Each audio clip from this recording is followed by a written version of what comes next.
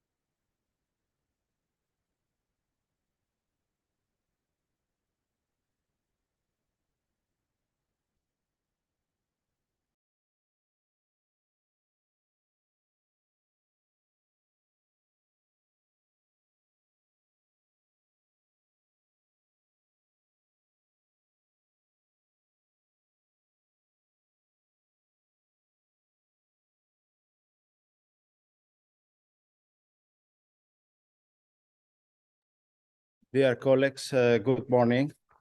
I welcome you to our third and final day of our conference, to the seventh session, which is devoted to artists, travelers, and migrations of icons and symbols. It's a very special, let's say,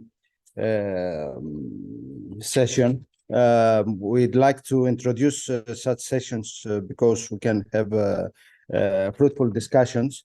And our first speaker is Dr. Katerina Rangu. Good morning, Dr. Rangu, which is a postdoc fellow at Philipps University of Marburg, Germany, in the Department of Christian Archaeology and Byzantine Art History. And the topic of her paper is on maritime route and exchange networks in the Eastern Mediterranean in the Middle and Late Byzantine period. Dr. Rangu, the floor is yours. The last paper by Dimitris Loupis will not be delivered, so we have some more time for our session. Thank you, and I hope that you can see me. I'm sorry. Yes, it's full screen. Fine. Great. One moment. Yeah, I apologize that I haven't been with you the last 2 days.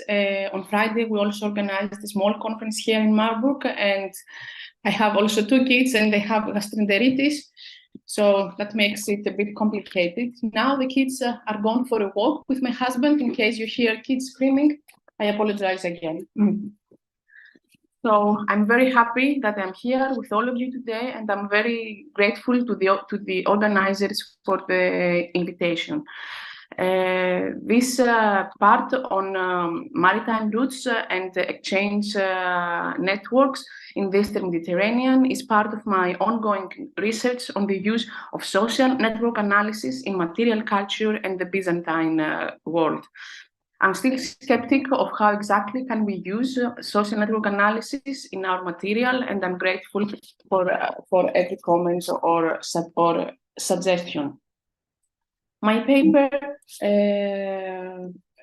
is focusing on the wider Eastern Mediterranean region and uses glazed tableware dating from the late 11th to the mid-14th centuries that has been found in various sites. Either these are urban centers, rural sites, markets, or town ports. Most of the sites can be seen as dots in a map, like the map that you see on the screen. And my aim is to try to connect and analyze these dots. In particular, the aim of this paper is to identify diffusion patterns before and after the dissolution of the Byzantine Empire in 1204 and its reinstitution in 1261. It has been suggested that the growing power of the Italian maritime states, such as Venice and Genoa, the appearance of the Crusader movement and its results, namely the capture of Constantinople and the foundation of various Crusader states, led to the reorganization of the exchange system of the Eastern Mediterranean. Here we see the territory of the Byzantine Empire in the 12th century, and here is what is happening in the Eastern Mediterranean with the foundation of the Crusader states. At the center of my research is the notion of connectivity. Connectivity here refers to the ways in which different archaeological sites, artifacts, cultures, or regions were linked. My assessment relies on data obtained from archaeological excavation and survey work, providing a detailed discussion of the ceramic finds from the urban centers, port towns, and the countryside. The decision to focus on glazed tableware stems from the availability of archaeological studies that allow the analysis of accumulated evidence from individual sites and surveys. I have tried to cover the bibliography regarding the find spots of the glazed tableware for the period in question.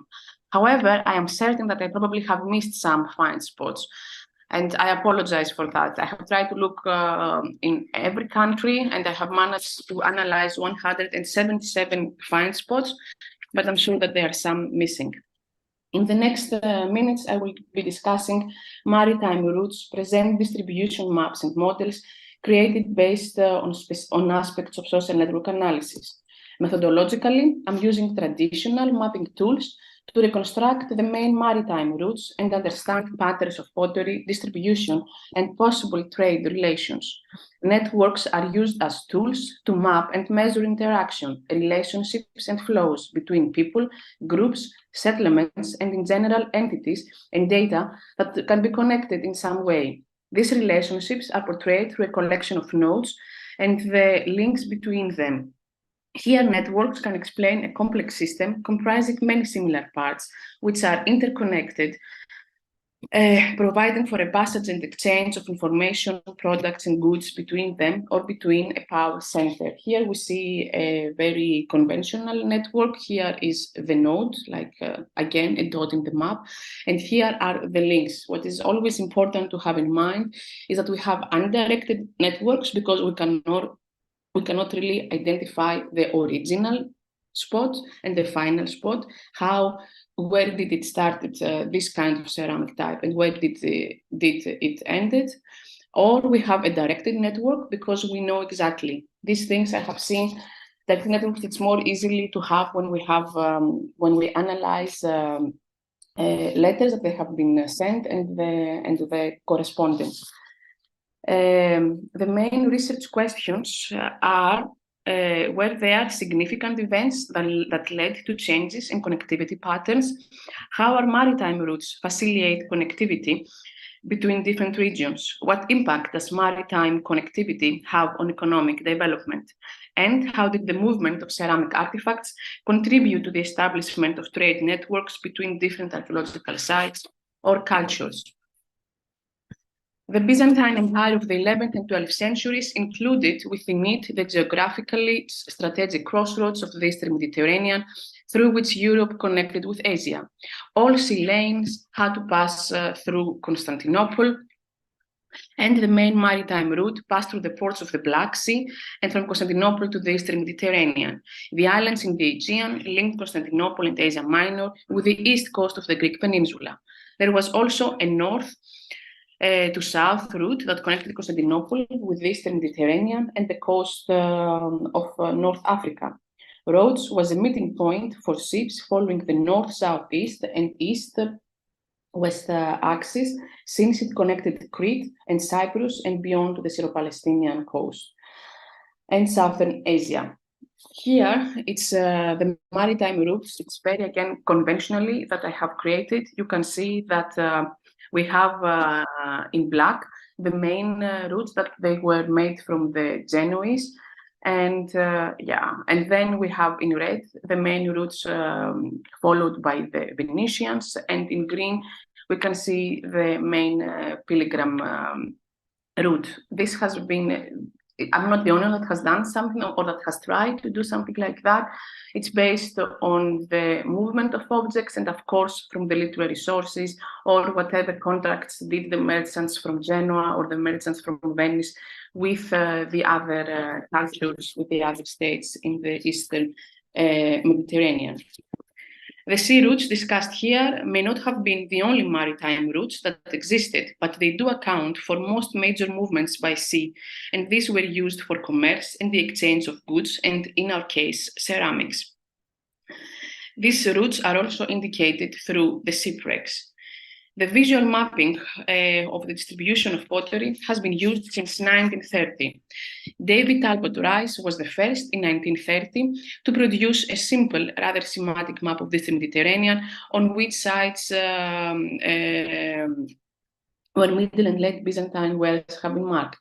Here we see a more standardized effort from Gunsenin, who wanted to show the distribution of the amphoras. And here I show you one more recent example from Veronique Francois on the glazed white wares and the polychrome painted wares in the 11th and 12th centuries.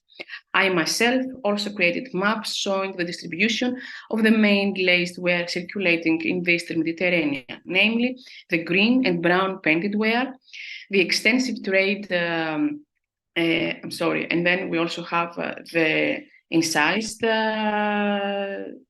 sgraffito. We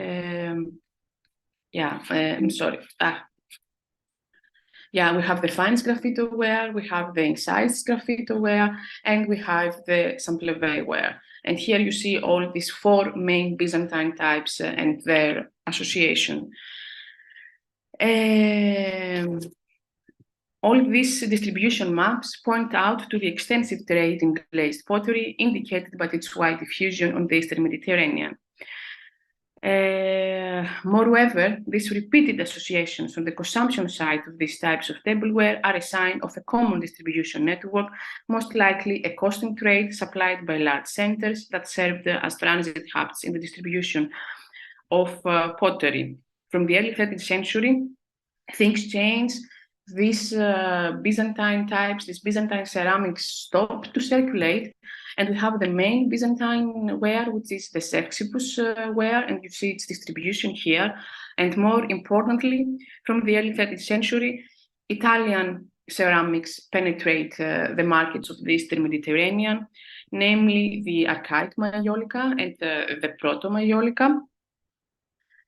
Which were products that I said were produced in Italy and distributed in the Eastern Mediterranean, but mainly in the regions under the Latin rule, as we can see from the map. The mid-13th century also marks the end of the Byzantine wares in Italy. Here you can also see the difference of the distribution where the Byzantine types were distributed. It's the incised sgraffito and the fine sgraffito, and what is happening with the Italian ceramics, what's their distribution and how it changes. Interestingly, contemporaneously with these new ceramic types, the Italian ceramic types in the Eastern Mediterranean, the growing dominant presence, we have also seen that the Byzantine imports in Italy cannot be found anymore. This is a research from D'Amico, and she has pointed out that we have Byzantine imports in Italy in the 10th and the 11th century. We have more in the 12th century. They started to be less in the 13th century, and from the mid-13th century onwards, we have no Byzantine wares in Italy. And we see this difference that there are no Byzantine wares in the West, but we do now have, from the mid-13th century, Italian wares in the Eastern Mediterranean.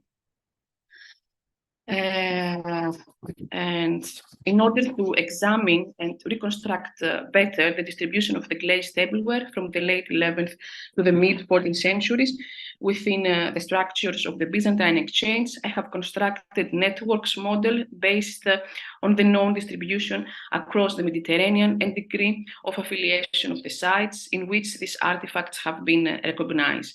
This network highlights the connectivity of the various sites. Here you can see a two-mode model of the distribution of the networks. And what I'm showing to you is I used similarities as the basis of this model, which means that all the sites are connected to each other if at least one type of ceramics can be found on them. So if we have at Corinth all 6 types of ceramics, or if we have only 4, what does it mean? And it's mostly based, maybe you have heard, on presence and absence. I cannot really say which market, which found spot was more important based on the quantitative material, because most of the sites, they have not published the exact numbers of ceramics. There are publications that say we have few Byzantine wares. Sometimes they don't even mention the types, or we have a lot. Some they give you percentages, some they just give you numbers, but the numbers doesn't say how many vessels have been found and so on. This is why it's very difficult to identify it. And it's also difficult to make a directed network. And this is why my network is undirected, because I don't know exactly the production spot. And I know that many have been arguing about Chalkis, and that's the major production center, which may be true, but we need more analysis to see, because there are definitely other regional networks, regional workshops. I know that we have one in Corinth based also on chemical analysis. Probably because we have wasters, we have also pottery workshops in Argos in the Peloponnese, in Sparta, as well as in Thessaloniki, and so on. This is why I cannot really say that all the Byzantine wares came from Chalkis. But what do we see here is that the most important sites seem to cluster together in the center. And there is no surprise that we see places such as Corinth here, Athens, Thessaloniki, Acre, or Baltsik in Bulgaria, Ephesus in Asia Minor, Constantinople, of course, and so on. But it's really surprising that we see that also Tyrnavos is also here, because this is a site that we don't hear a lot about what is happening. I'm sorry? We don't know a lot about what is happening with the ceramics there. There are fewer publications from Tyrnavos than the other side. We also have Sozopolis here, again in Bulgaria, in the center. We have sites such as Arta or Patra, that they are outside the main clustering. And we also have Pavia here, Palepaphos in Cyprus, and so on. And just again, Bologna here, which is again in the center, it's not in the center.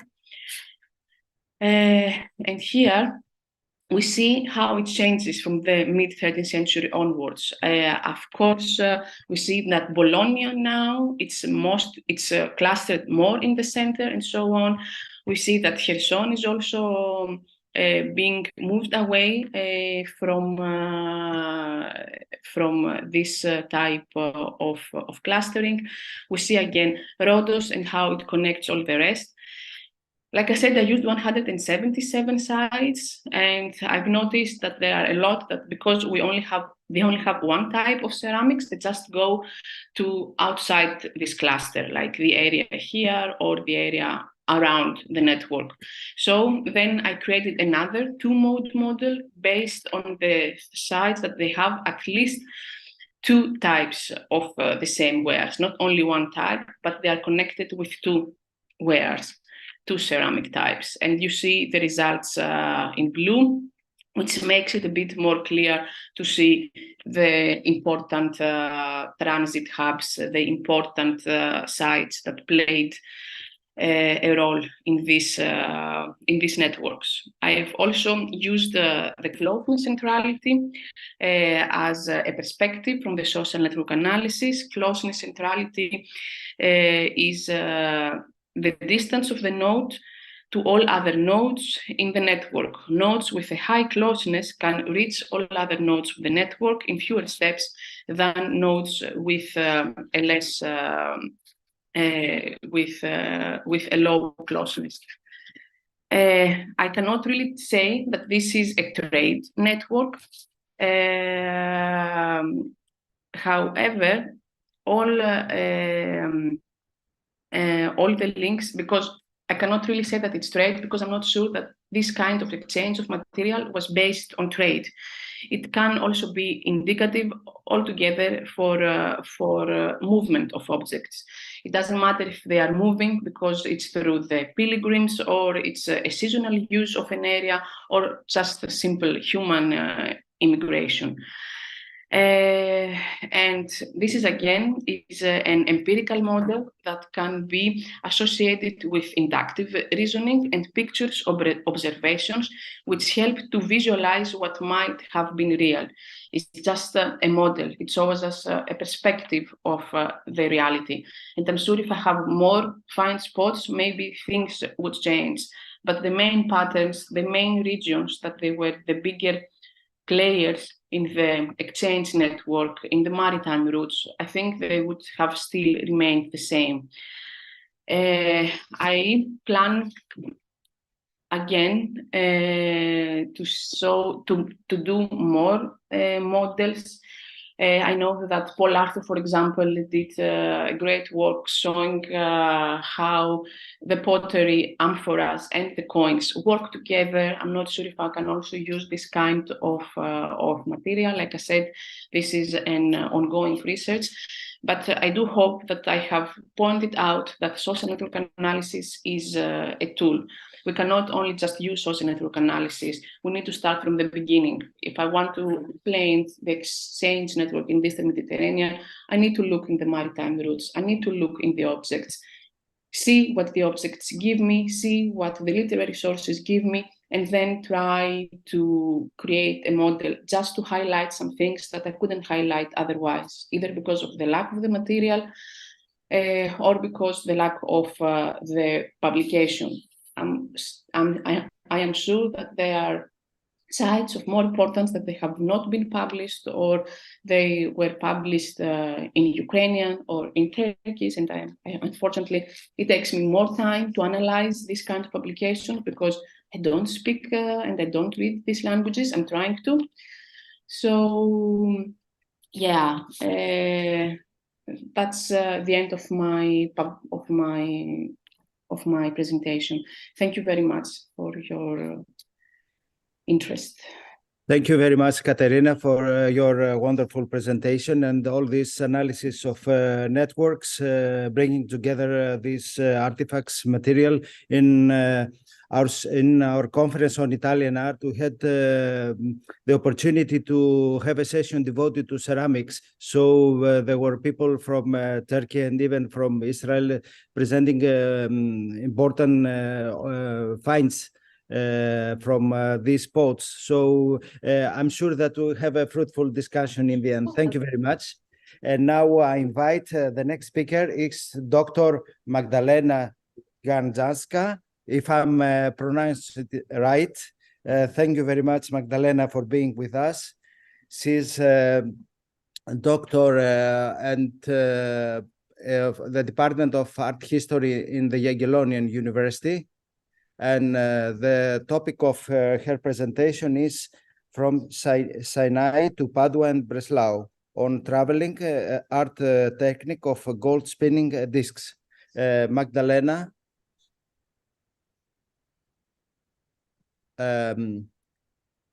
are you with us?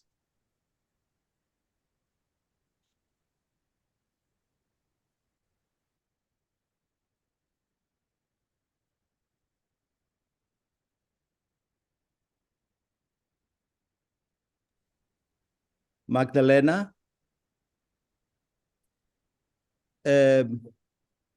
If she's not here, then we can move her paper. We'll do a small change. I invite Professor Oleg Ulyanov. His paper was not delivered because of technical problems, and Dr. Ulyanov is a doctor of historical sciences, a professor and academician of the Russian Academy of Arts and the Russian Academy of Natural History. And his paper is on the court ceremonial of the Byzantine emperor at the end of 14th century, according to the Russian envoy to Constantinople, and Mount Athos. Professor Ulyanov. Kalimera, dear Professor Andrudis. Excuse me once more for this weak connection on Friday on our third session. Even in news, it was information about technical problem in Russia due to the limit of technical equipment. Yes, Anastasia Zizova had the same problem. So Okay. a lecture afterwards. Okay. I would like to present my screen. Okay. Once more. Is it okay for? Yes, you want to make it full. Okay, I try. Now we can finally turn to the travels themselves. It's not, sorry, it's not full, but you can click on each slide on your left-hand side. You can click on each icon. We can see it. Oh, okay. Okay. Oh, icon. Oh, excuse me. Yes. What I do? Is it okay? Not? We can see, please. Okay, thank you. Russian pilgrim depictions of Constantinople have long been recognized as among the best sources for the ceremonies of Byzantine court. One of the earliest documented evidence of the diplomatic contacts with Byzantium is the protocol of the church embassy of Metropolitan Pimen to Constantinople at the end of the 14th century. Its author, monk Ignatius, was probably a native of Smolensk or the Smolensk land. It is known that his parents' names were Yuri and Maria, and that he took monastic vows at the Smolensk monastery of Severe. Contrary to the custom established in literature modern of calling Ignatius erediakon or diakon, he didn't have a rank, being, according to his own testimony, only a simple monk. You can see. From the work of Ignatius, it is known that in 1389-1393, he, accompanying Bishop Michael of Smolensk, who gave a blessing to compile a full description of their mission, took part in a trip to Constantinople as part of the official embassy of Metropolitan Piton, who sought to retain the Metropolitan throne. It is believed that around 96, Ignatius settled on Mount Athos, where he witnessed a strong earthquake. The last news about him, a message about a visit to Thessaloniki and the veneration of relics of great martyr Demetrius and Saint Theodore streaming, dates back to 1404-1405. Travel diary of the Metropolitan Embassy under the two various titles, The Journey of Ignatius Smolinin or the Second Pimenov's Traveling to Constantinople, has been preserved in no less than 24 copies of the 16th, 18th century, conveying two editions of the text. You can see one of it, an earlier brief one as part of digests, and a later full or chronicle one, which has been preserved in 3 versions, one of which was included in the Nikon Chronicles. The early edition contains over 10 significant abbreviations of the original text.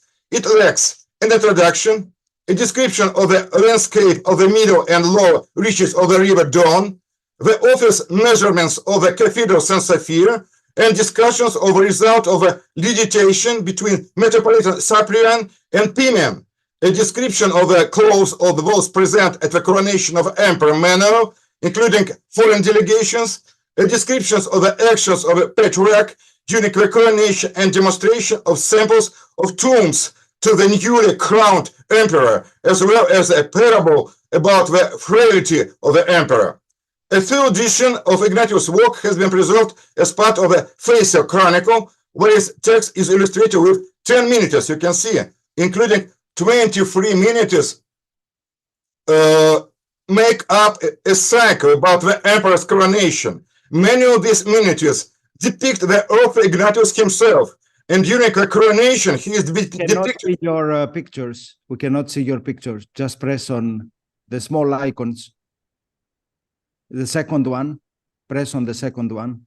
Click on it. Okay, I click. On your left, has an. You click on the first. Try to click on the second.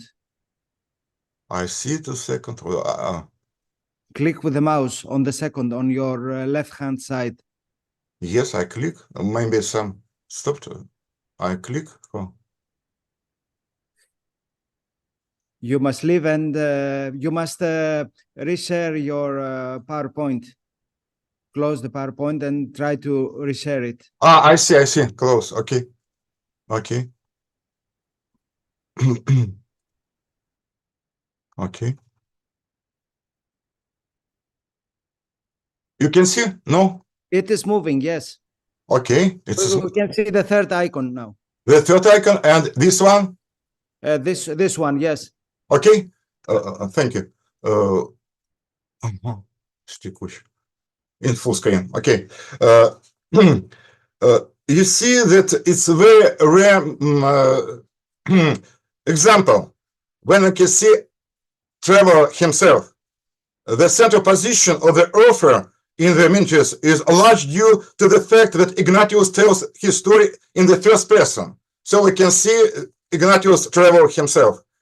Striking features of his journey of Ignatius Osmanis to Constantinople are the strict chronology, detailed geographical and climate indications, as well as apt eyewitness observations.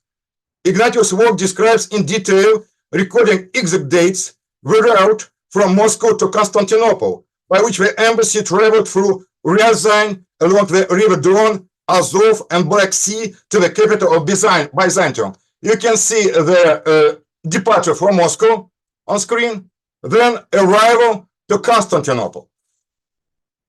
This detail of narrative makes Ignatius' work an invaluable sources of the history of not only Russian pilgrimage, but also medieval ties with Byzantium.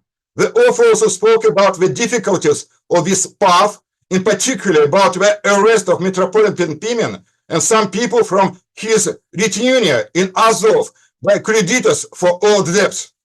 A significant place in narratives is occupied by the description of the landscape and weather conditions, which played a large role in the journey by sea. In Constantinople, Ignatius, according to his testimony, lived with Bishop Michael in the Pantocrator. You can see the meeting with this official embassy in Constantinople. You can recognize some features of landscape, and then Constantinople. Oh, excuse me. Pantocrator Monastery. I have also Pantocrator Monastery, where Ignatius lived with Bishop Michael, where the bishop was the owner of two fraternal shares at their fast, so-called. You can see that during the Latin Empire, the monastery of Pantocrator passed into the hands of the Venetian clergy, who placed the famous icon of Agigitor in the cathedral church.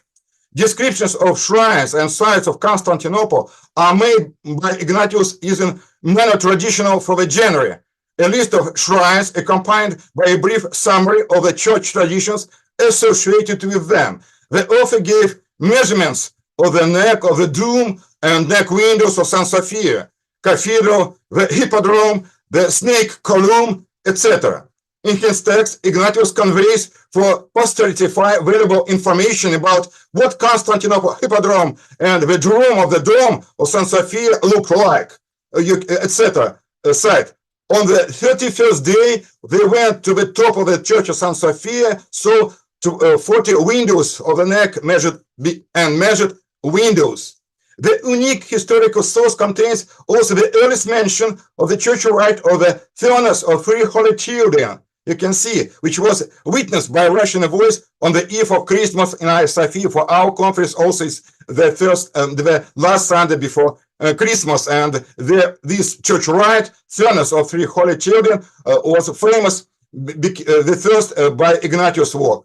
A significant part of the story about Constantinople is devoted to a characteristic the political situation in the capital of Byzantium. Ignatius described a struggle for the Byzantium of Rome within the Paleologic dynasty between Emperor John V and his son Meno II on the one hand, and John VII who was supported by the Turks. On the other hand, the accuracy of the description, observation, and awareness of the monk Ignatius of Smolensk in the various vicissitudes of dynastic and church politics make his description of this embassy a most valuable source of information about the dynastic political struggle in Constantinople in 1390 and 1391, especially about the emperor court in Constantinople in 1390, 1392, and when Manuel II Paleolog personally defeated his nephew John VII with help from the Republic of Venice and the Knight Hospital from the Rhodes.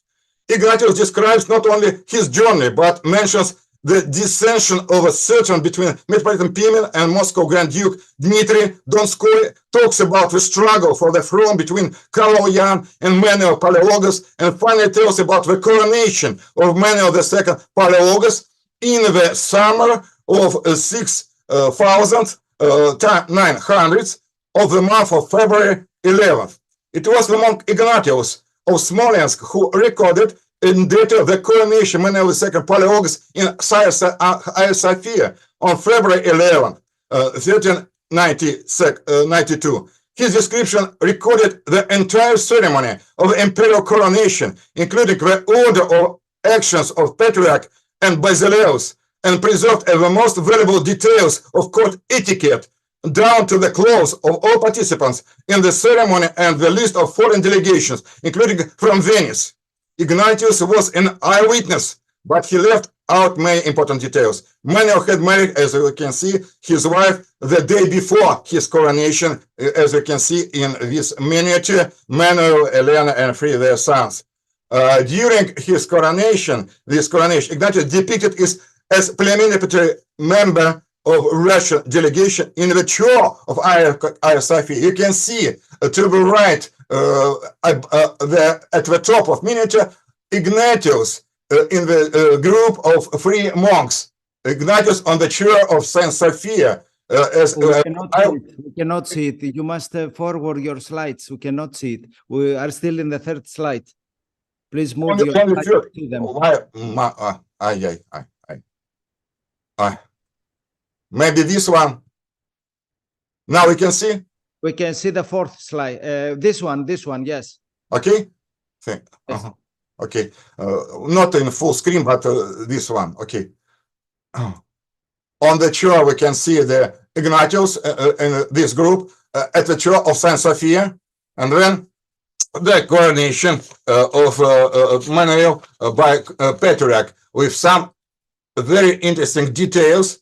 And we can see about these details in our written paper. You can see the very interesting features as ambo, the special detail for coronation, where all the important events where have the matter. You can see. And I can compare these details of coronation on Ambo in San Cafiero with these Russian sources as a chronicle of 16th century and another chronicle. You can see such details as communion by Patriarch of a new crowned emperor in altar of Saint Sophia. You can see, but not from all hand and real effects, but from the spoon by Patriarch. It's not. It's mistake. Also, in Ignatius, we can see the ceremony, the blessing of new crowned emperor by the right hands of John the Baptist. You can see Ignatius not see this ceremony which is included in emperor's coronation. Also we can see. And now the ceremony with when after ceremony a new emperor left the church and he was showered with staurata, a small silver coin with a cross, which all the people try to grab with their hands. And stauraton, you can see a coin by Manuel II on the reverse Manuel's bust. You can see on this example. And about the very important details as ambo, we can also have now the modern reconstruction. The ambo would in the center of Hagia Sophia before the Holy Gates. This reconstruction and the replica of this ambo we also have in Russia during the reign of Ivan III in cathedral. On the Moscow Cathedral, Severe Cathedral, you can see this ambo also, and the real example of this copy of this ambo from wooden ambo, which was kept in a very rare copy in Russian Museum in St. Petersburg. The real ambo from emperor coronation, and the first coronation by Russian Tsar Ivan IV.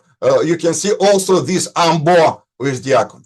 And now, for conclusion, we can say that Ignatius' story about the coronation of Emperor Manuel was rewritten in the form of independent article in the 6th, 18th century, including a part of the ranks of Tsar coronation until the time of Emperor Elizaveta Petrovna, on the content of which he had a significant impact.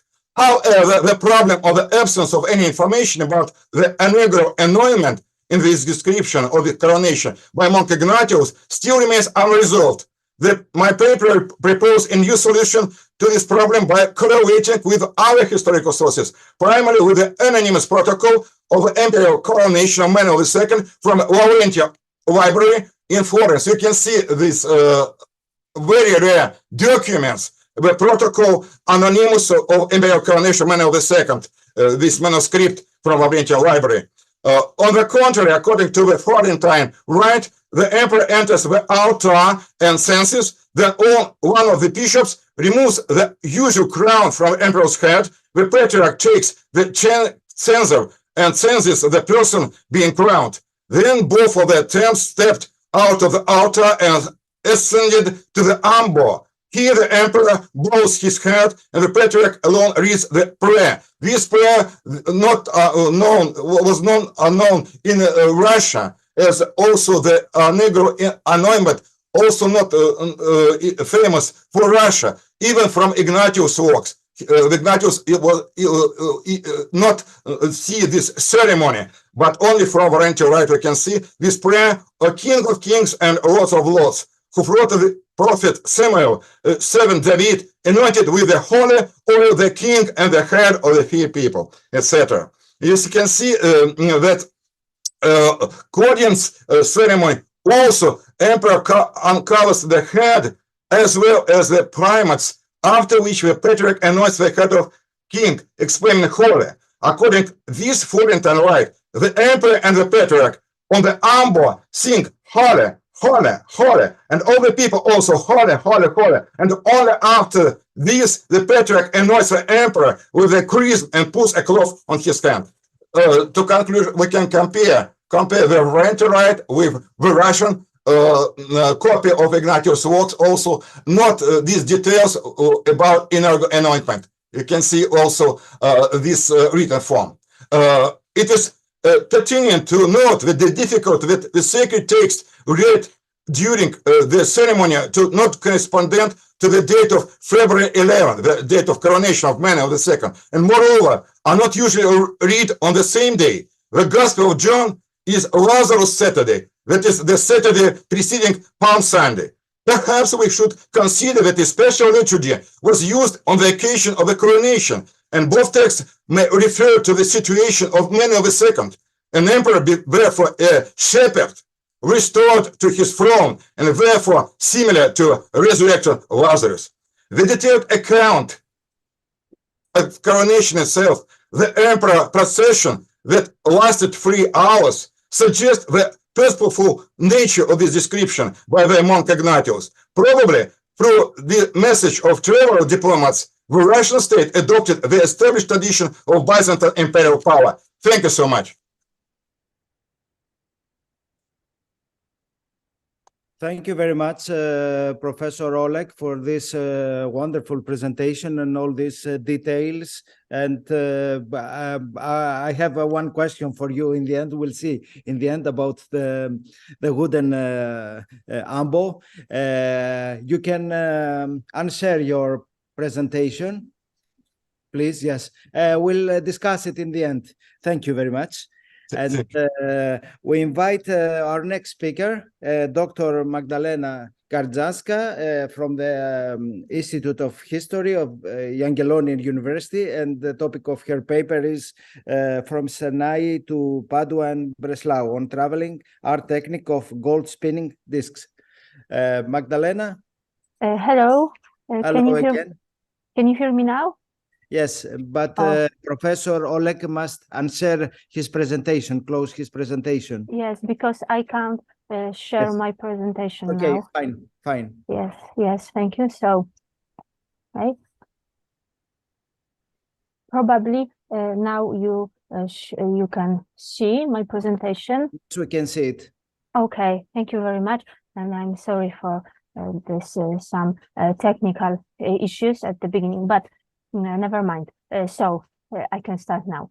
The so-called Breslau Psalter dates from around 1255 to 1267, and as researchers have recently shown, it was made in a Cistercian abbey of Lubiąż in Lower Silesia, and this manuscript was commissioned probably by the Duchess of Breslau, the mother or wife of Duke Henry the White, and his brother Ladislaus at the University of Padua, and studied here. He studied here, and probably he took some Italian artists with him when he returned north of the Alps to become Archbishop of Salzburg in 1265. So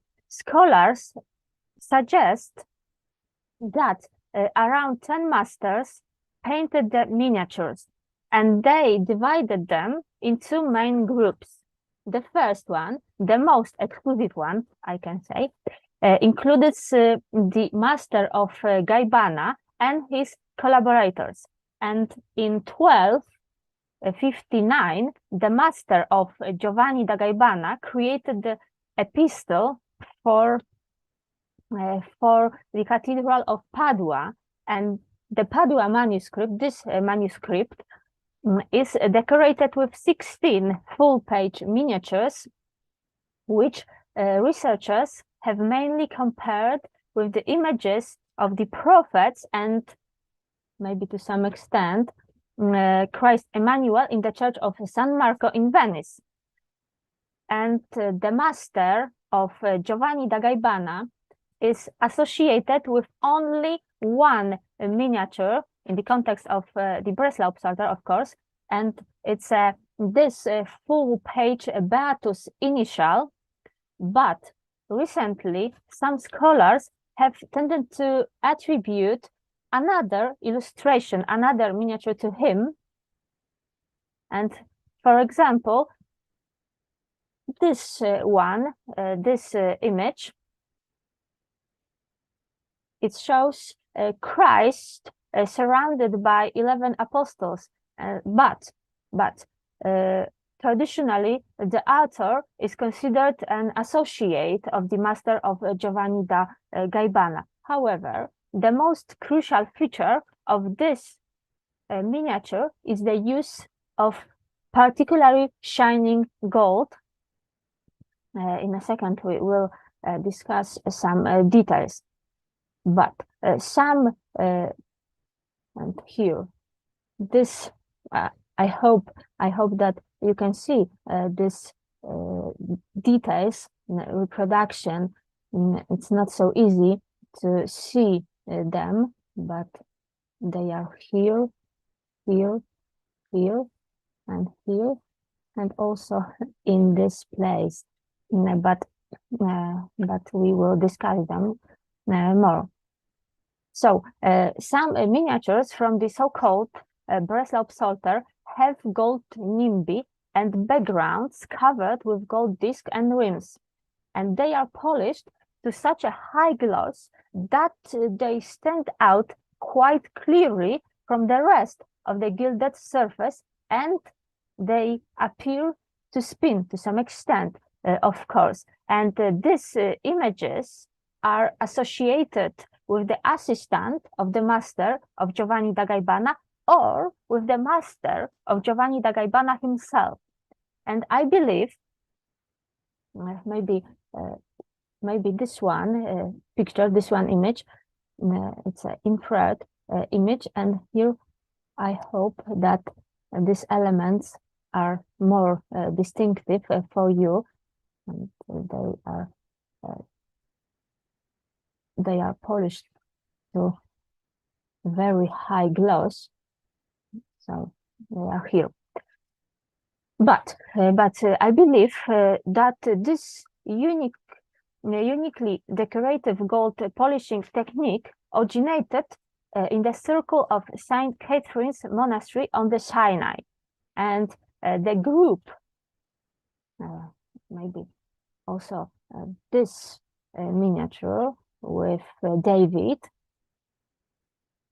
Here we have his nimbus, and here some decorative elements, this arches, this rims here, and also here, also infrared photo for you. So the group of panel paintings from Saint Catherine Monastery, they are interesting for me because they are distinguished by very characteristic, highly polished forms based on the shape of a circle, mainly. And these shapes, these forms, keep their clarity even against the gold background in which they are integrated.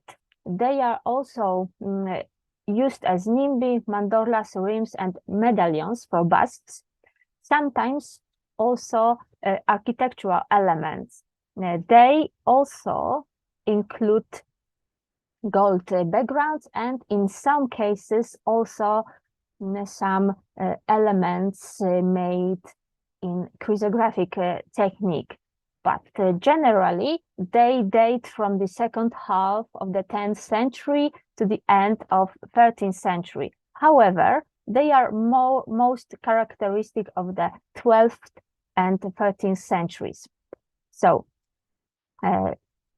this group, this paintings comprise a group of approximately 120 paintings of varying artistic quality, and these estimates are based on analyzing the artworks in Princeton University's electronic database of Sinai icons, because many of these images, many of these paintings, panel paintings, have not yet been published.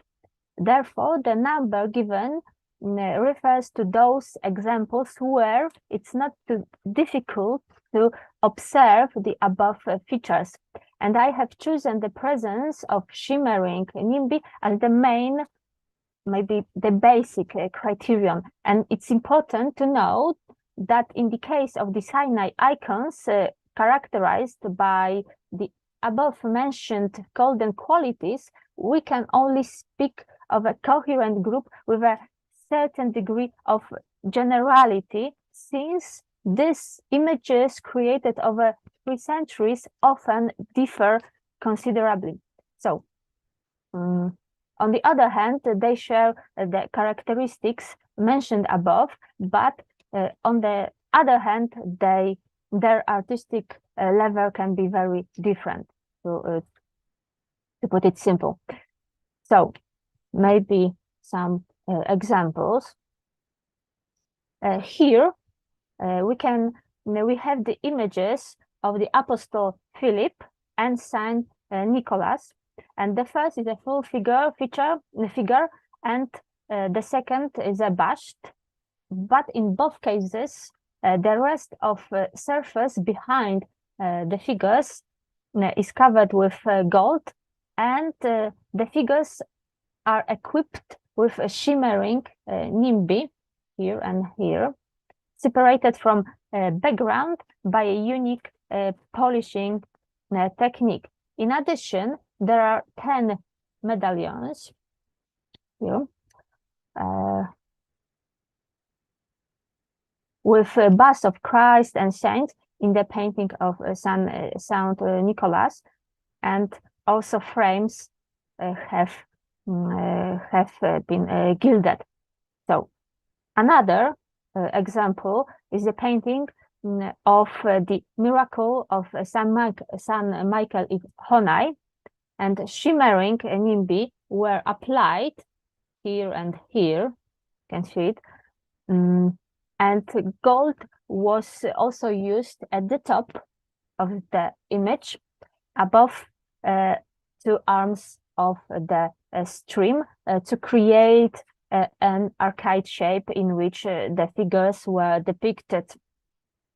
And the next example here, we can see that the whole scene of the ladder to heaven was composed against a uniform plain gold background, and against this plain unpatterned gold surface, polished nimbi, and here polished nimbi, and we have also a semicircle between the group of angels and Christ, and the edges of the part of heaven in the upper right corner here are clearly visible.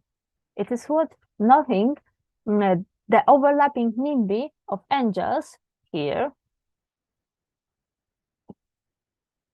which when polished reflect the light in slightly different ways. So they are very characteristic element. And another example, here we can see the Annunciation icon, usually or maybe recently dated around the beginning of the 13th century, and the whole scene is painted in gold tones.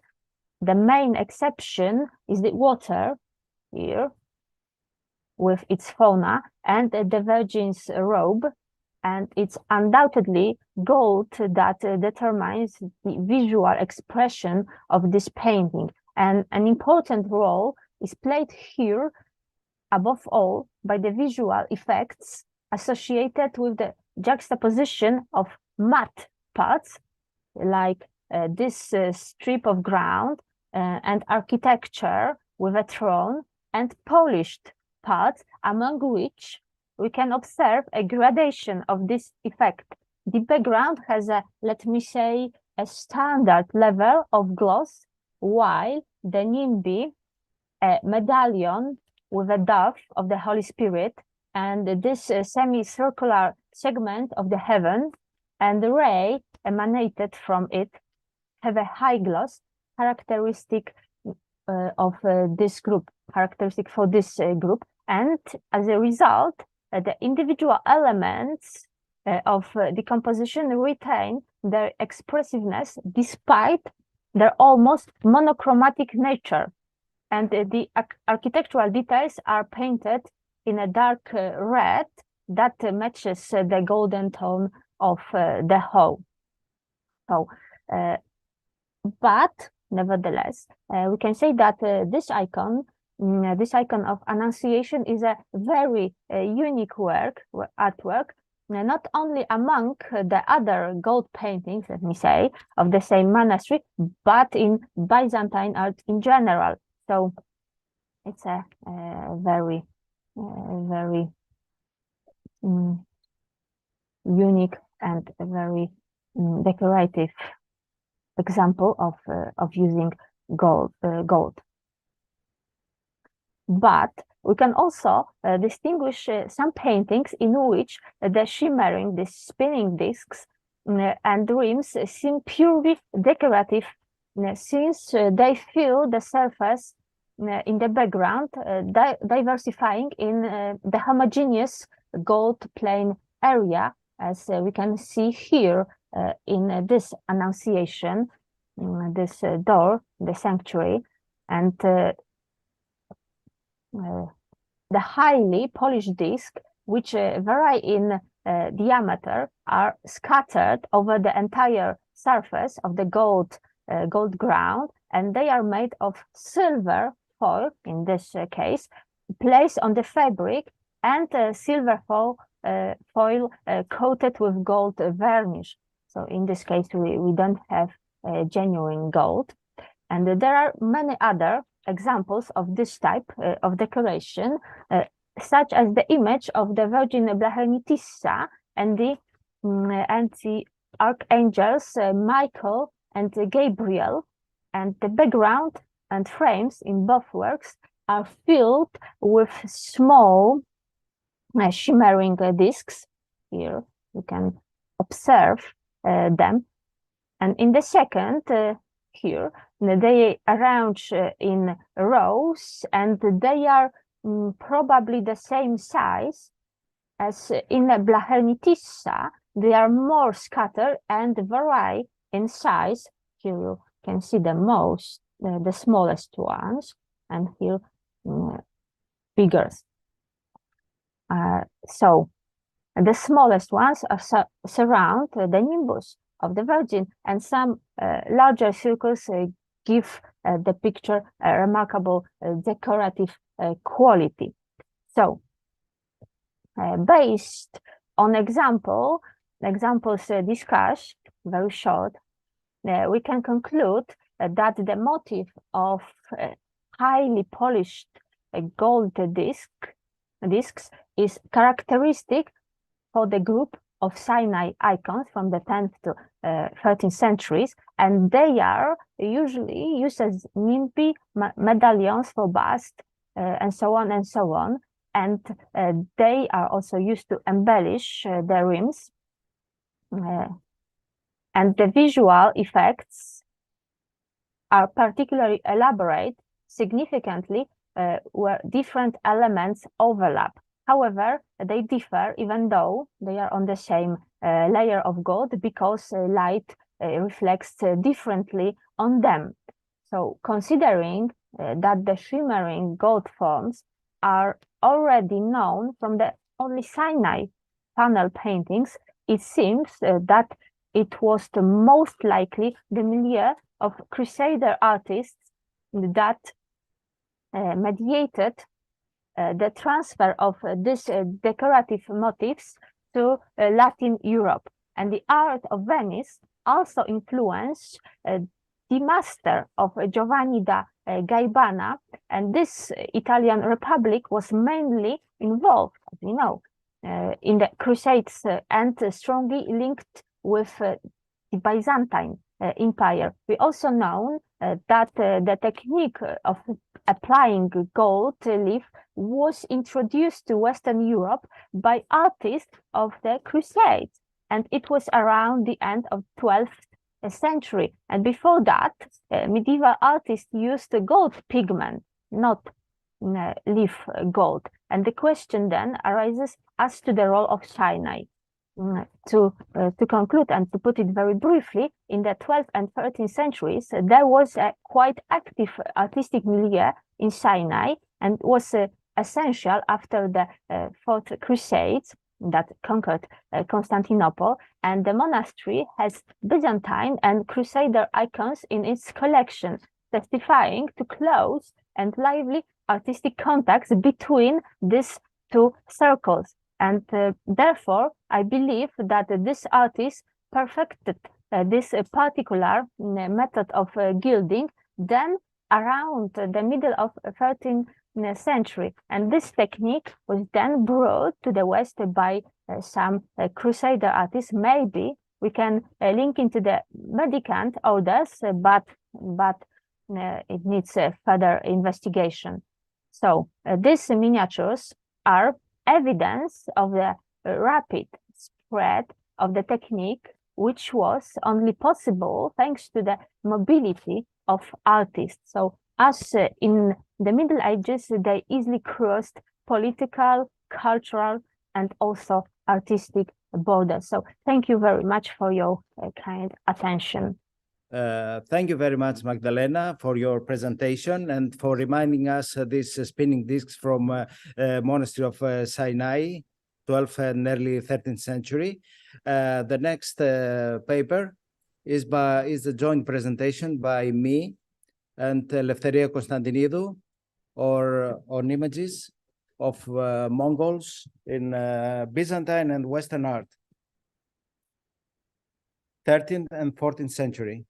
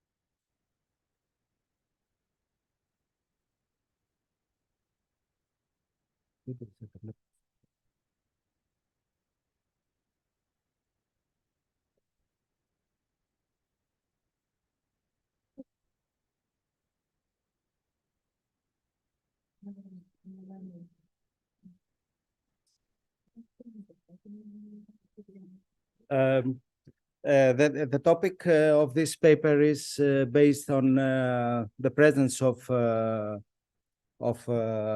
Mongols in iconography. So we all know the Mongol raids and of 13th century of Genghis Khan and his successors, and the making of Eurasia, the Mongol Eurasia, Pax Mongolica, and how East was unified to West, and new conditions were created until the mid of 14th century, when this state was divided and was split in various khanates. So Mongol presence in the Middle East, in Black Sea, and is related to Silk routes, which were passing from Trebizond, as we saw the last period in the last previous day. And here is from 13th century. We have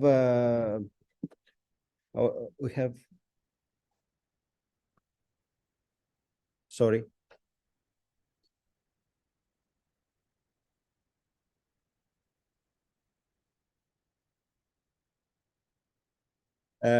Thank you. And we have the accounts of many travelers, Marco Polo, Guillaume de Rubruck, and Giovanni Carpine, and various merchants who traveled to the east to the court of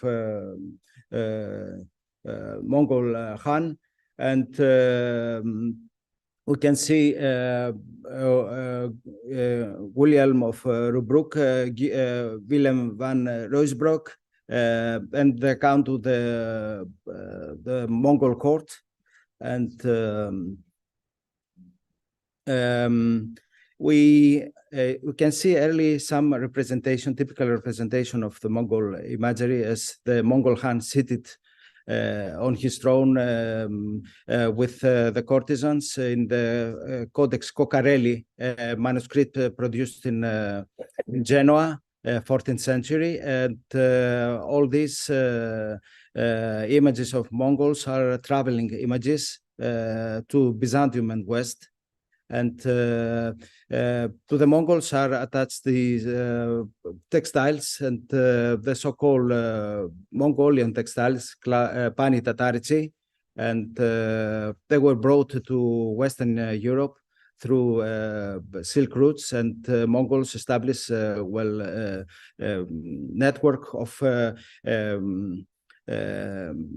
centers of production of these silks. We can find them not only in church treasures and as we can see in princess courts, but also in iconography. So Pax Mongolica was a key point to the transmission of all these Oriental modes and to the West. As you can see in the tomb of medieval ruler of Verona, Grande della Scala, silks were found, and among them there were Tatar silks, and they were used for his vestments. And thus the Pani Tatarici represent an example of pre-modern cultural and artistic interaction between various Eurasian societies that, thanks to the Mongols, found a universal style. We can see this Pani Tatarici, like in this fresco of Pope Boniface VIII at 300 Jubilee, with a Tartar cloth in front of him. You can see this cloth. And later on, these textiles, which were very heavy because they were metal wires that were used for their fabrication, were imitated by Italian workshops, especially the workshop of Lucca, imitate straight model of Mongols, and they export them to the East and West. As it concerns Byzantium, you know that we have Maria of the Mongols, which was married to the Mongol Khan, and we had the establishment of good relations between Byzantium and the Mongol court. And as it concerned the art, the first appearance of Mongols depicted in frescoes is in the illustration of the Heavenly Ladder of John Climacus. The Catholic monastery of Vatopedi, Mount Athos, dates to 1320. And in this banquet, which demons try to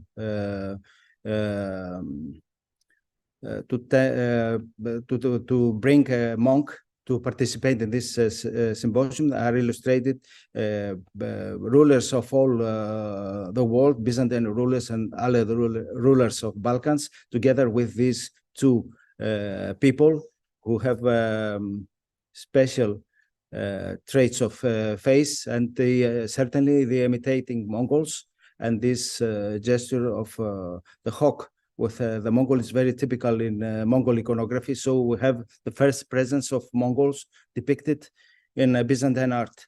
And certainly Vatopedi, there are other things, other artifacts which were brought from the East, as this Celandon cup, Chinese cup of 13th, 14th century, together with this newly found disc that I was entrusted to study. It's I discovered that it is a Mamluk disc of 14th, 15th century that it was discovered. So artifacts were traveling as people did in the past. The second appearance of not a Mongol but of Mongolian costume is that in the fresco of the despot Ioannis Liveros, who was a Greek general of Serbian King Stefan Dusan. In this dedicatory fresco in his Catholicon of the monastery of Lesnovo, close to Skopje. And we have a wonderful article by Tatiana Vuleta, which shows that this costume with this special detail, it's a kaftan, with this cloud collar motif, which is of Chinese origin, reached to West and Byzantium, and it's illustrated in this portrait, but it is his portrait while he was Sebastocrator of the court of Dusan. And if we can see the details are not Mongolian, are typically Byzantine. It's these signs, the cross in bars and other signs which are of Byzantine origin, fitted and we in this Western type costume. And one particular detail is that the despot is representing with these two side I cannot know the term sided beard, which is very typical of Mongolian. He is represented as a Mongolian lord, but he was not Mongolian, known by the sources that he was Greek of origin. And Tatiana Vuleta presented these two examples of kaftan of Mongolian origin. We don't know how this type of cloth reached Byzantium, and Jovan Oliver, John Oliver, Ioannis Liveros, and in the next portrait, in the same Catholic order, in which he is depicted as despot, this title was given to him by Byzantine emperor. He's wearing the typical costume of despot, but he's still carrying this shape of cloud collar, as you can see in the details. It's very particular, this representation of this costume is very unique, this costume for Byzantine despot. The next account of Mongolian presence is this cap that I found in the monastery of Vatopedi in the chapel of Agia Nargiri. That I was entrusted. I didn't find this. It was I had the permission to study this, and this cap is of it's Piyala. It's a typical golden hoard ball. We have three unique balls of this type. The two are from the monastery of Latadon in Thessaloniki, constructed around 1370s, and the one is from the monastery of Vatopedi, is from the chapel of Agia Nargi, which was built by a Serbian despot of Ceres, Jovan Uglis, who was killed in the Battle of Chernomian in Evros in 1371 against the Turks. So these balls were found together with the with ceramics of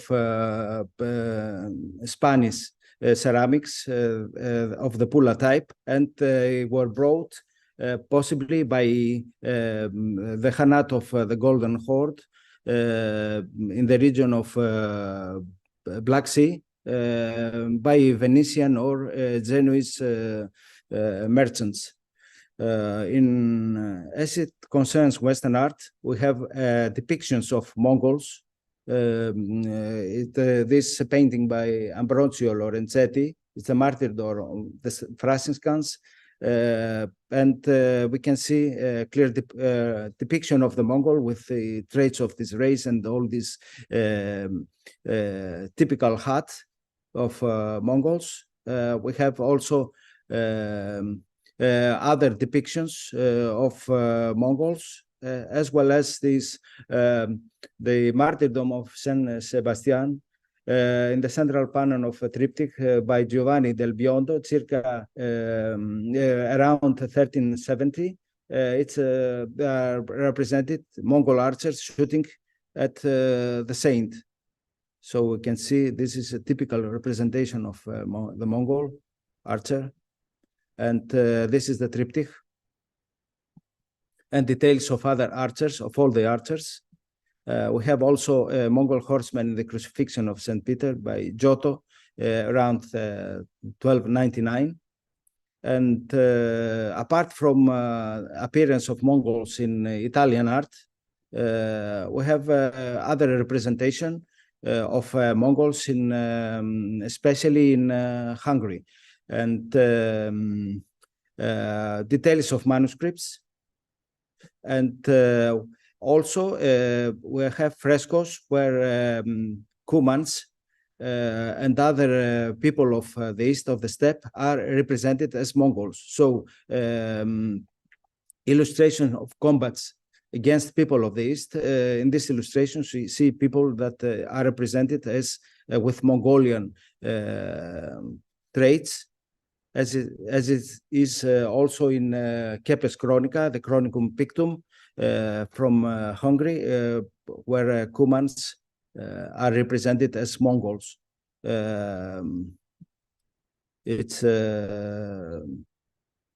And we can see also some other details. The first arrival of the Hungarians, who had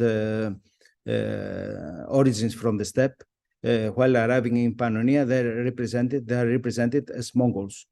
So we have an iconography, let's say Mongolian iconography, but not only for Mongols, but also for the peoples of the steppe. And all this until the end of 14th century. After the beginning of 15th century, don't have such representations. They do not exist anymore. And I'm living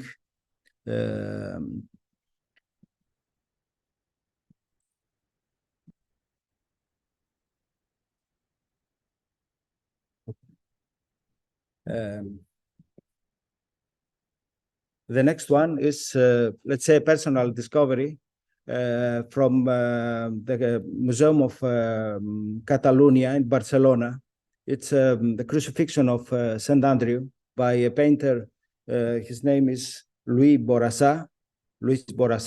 And this painting dates from the end of 14th century. In this particular detail, I found this man who is represented as a Mongolian. He has this Mongolian casque. It's very unique, this, and it's a detail that I discussed with the curators, and it was not even noticed by the curators of the museum. And what we can see in this detail is, apart from the traits of the race of the Mongol warrior, we have the appearance of this tamga. Tamga is a symbol of Mongol origin, figuring in coins and other specimens of art, Mongolian art. And it represents, it's very similar to the emblem of modern Ukraine, this. And this is typical, and to my knowledge, it represents a Mongolian soldier participating in the crucifixion, and it's very unique, this. And while asking the background of Louis Borassá, they told me that Louis Borassá had a servant, a slave, an old slave, which was bought by the market of Crete, and he was very familiar with him. He loved him very much. His name was Tartaro, and possibly the depiction of such this iconography possibly is related to his servant Tartaro. So to conclude, the topic of the representation of Mongols is it's very unique in Byzantium, and Western is very unique. And it is due to the expansion of the state of Mongols, the Pax Mongolica, and all this safe network which was created after the Mongol conquests. So it is a phenomenon that lasted to the end of 13th and during all 14th century, and left his trace in Western art. So images of Mongols, apart from the accounts of evil men which were brought by the travelers to the east, and about mythical creatures and wild beasts and mythical beasts and people who didn't have heads and so on. But the iconography, even religious iconography, didn't manage to use these images for their purpose. Thank you very much for your attention.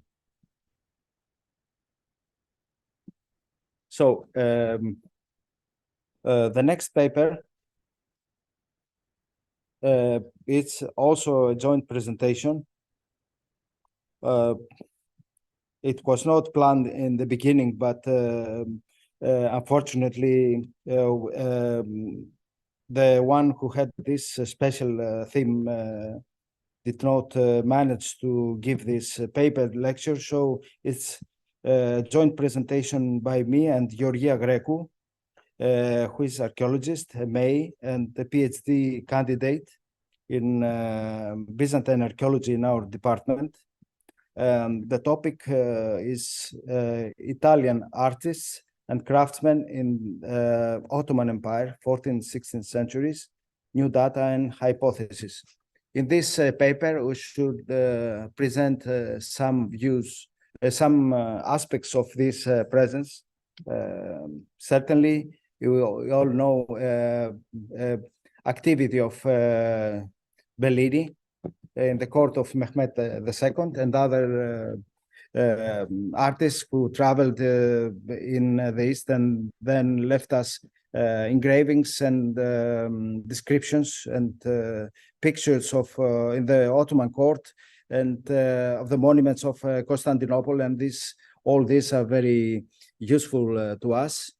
As we saw before, with the establishment of networks and the establishment of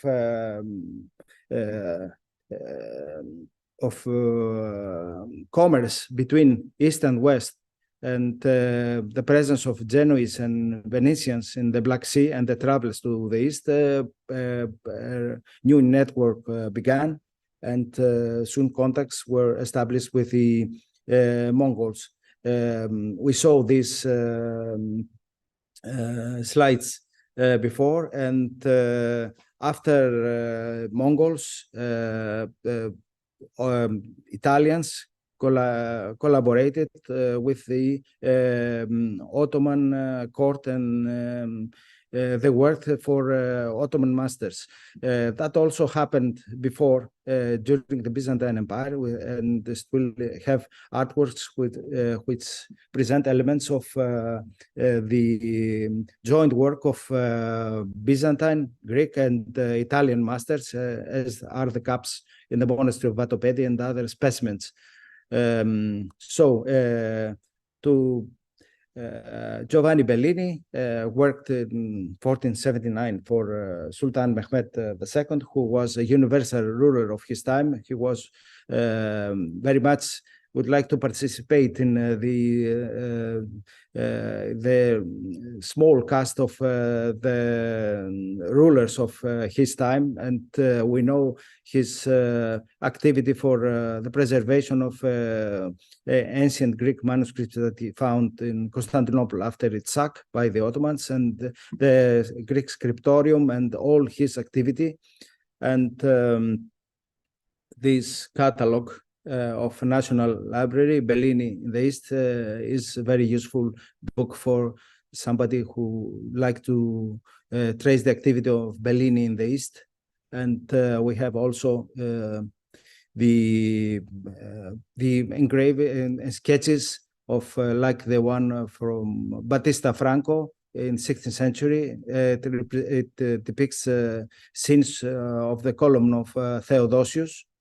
And we have many the activity in general of these Italian artists is well known. What is not well known is the activity of other craftsmen who should look to the sources. I found many mentions of Italians in the sources, but we don't have time to present all this. And we would insist on two monuments that to our opinion, they present Italian influences. The one is before the activity of Bellini. in 14th and beginning of 15th century. It's the mosque madrasa of Sultan Murad I, so-called Khudavendigar, the ruler of the world, at Tekirye, 6 kilometers outside Bursa. It's a unique monument. And we know that Ottoman architecture, early Ottoman architecture, developed as with this typical, let's say, architectural style of the region of Bithynia, which combined elements of Ottoman architecture and Byzantine architecture, and many Greek masons were involved in the construction of these monuments. We have important monuments there, and some which bear similarities with the Byzantine architecture. The city of Bursa, the Acropolis and the palace, which was situated there, and as we saw yesterday with the discussion that we had with Luca Orlandi, there was a mention of an old palace, the new palace in the Acropolis of Bursa, Prusa. And this, it was an account that was mentioning a palace which had a Western type fountain and some other elements, which was in state of abandon. And what we know is that the old monastery was converted to a tomb for sultans, and soon Bursa expanded, and the typical architecture of Bursa, the style, is the Mosque of Orhan. First, around in the 3030s, the first mosque built in Bursa, which combines elements which are not, let's say, clearly Ottoman.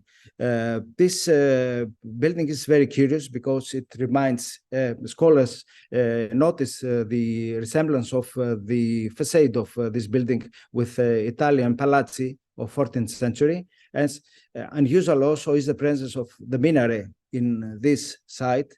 And as far as it concerns its plan, it's unique. It's a hybrid creation which combines the mosque and the madrasa in the upper roof, and it has this type of, let's say, dome, which is not exactly a dome, but apart from the resemblance with the two lobed arches here in the facade, we have also other elements, as well as its unusual shape as a building, which reminds up to a certain extent a church in the east, and all this, the presence of these arches in the roof, close to the cornice of the roof, and also this type of windows, which in which marbles are used, as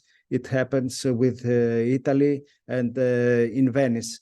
These arches are called in Genoese architecture archeti pensili, and their presence, it's very unusual, and it's noticed only in this building and also to the next old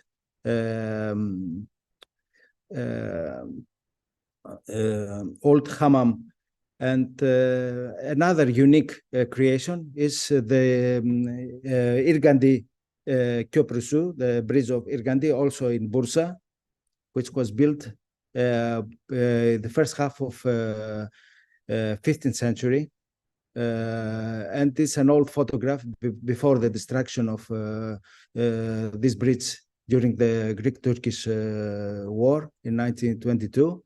And this bridge reminds us of Western types, like the ones in Italy.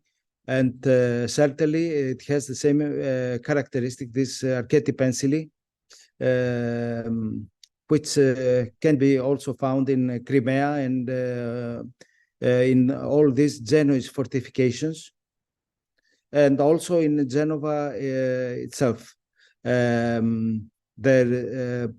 This is the typical archeti pencil, and some variations of this type and their presence. And to our opinion, the presence of this type of and as well as its unusual place, and the presence of these two rows, superposed rows of archeti pensili, it's a typical of these Genoese fortifications and also of Genoese monuments found in Genoa. I cannot mention them. There are 10 or 15 towers and other buildings which bear this special type of decoration. And to our opinion, this is a unique building. It's a hybrid building, and we cannot exclude the presence of an Italian architect. There were many Genoese established in Bursa because of the great role of Bursa as a major post for silk trade. The other monument, which is unusual, is the so-called Bayezid Mosque in the Dimotikon, the Metoka in Greek Thrace, and it's very unusual monument. It was the name is attributed. Bayezid is Bayezid first Gilderim, who died in captivity after the Battle of Ankara, and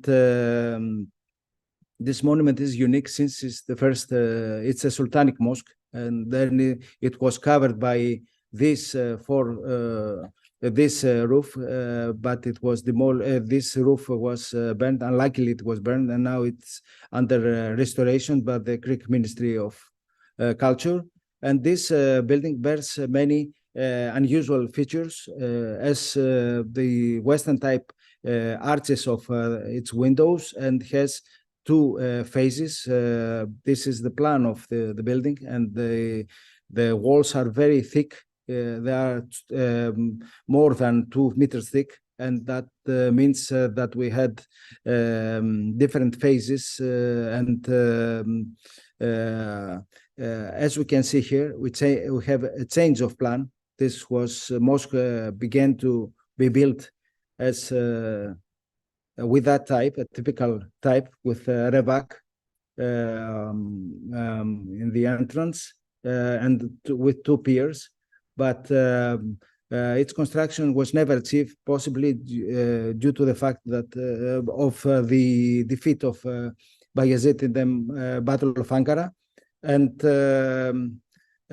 soon after the establishment of Mehmet Çelebi, after the civil war, Ottoman civil war, the mosque was achieved, and then we had this very strange roof. We had this very strange roof which was recorded. Luckily, it was recorded, and it presents, as I discussed with Dr. Tsakanika, who is responsible. She's an expert on wood. There are many techniques, Western and Oriental techniques mixed with this special construction. As far as it concerns, it's the dedicated inscriptions, and the decoration has a special decoration, and the inscription are mentioning Mehmet Çelebi, and the mosque is not called Mehmet Mosque, but it's called Bayezid Mosque. And also this type of inscription is very unusual for Ottoman architecture, as well as the arches of the voussoirs of his arches. Some of them have Western origin, like these ones. They resemble Italian prototypes, and this one of Florence. So they are very unique and beautiful. And this present. Sorry. Please mute your microphone. Please close your microphones. Thank you very much. And also this, the application, the so-called golden rule, we had some days ago, we presented some Western elements of this mosque in a conference dedicated to Italian art in the East. And the interior, we had this this cloisonné brickwork system, but it's not regular.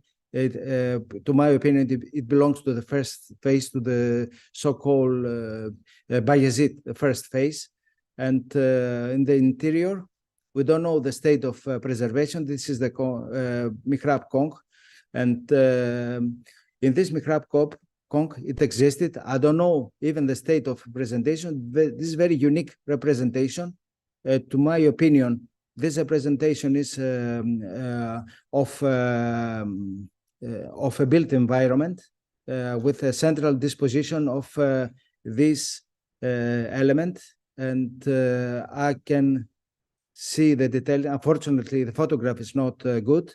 And I search and I discuss all these elements with scholars, with experts on Renaissance art. And they told me that it has many, many elements common with Renaissance paintings. These, we should not confuse the presence of this guirlande with this is added later on. To my opinion, we have a presence of this background, and these columns are also very huge. It's not Baroque decoration. It's a decoration of an earlier period, and we should possibly attribute it to the phase of reconstruction and redecoration, decoration of the mosque by Sultan Mehmed I. And possibly after the restoration and the preservation of the fresco, if anything remained of the fresco, possibly we could study further this unique representation. And I have some more examples. I hope that you will not be tired. I strongly believe that the construction of these towers around circular towers within Ottoman fortresses like the one Rumeli Hisar and even the White Tower of Thessaloniki, in which existed, it's an Ottoman tower. I strongly believe that it dates to the period of Mehmed II and not to the period of Suleiman. And the argument that this inscription published by Kiel on the exact date of the construction of the White Tower was added to the tower, the entrance, and replaced the older inscription that should have existed there as a damnatio memoriae, possibly of Mehmed II, as because this Barbican, the irregular Barbican, was added later in the time of Suleiman the First.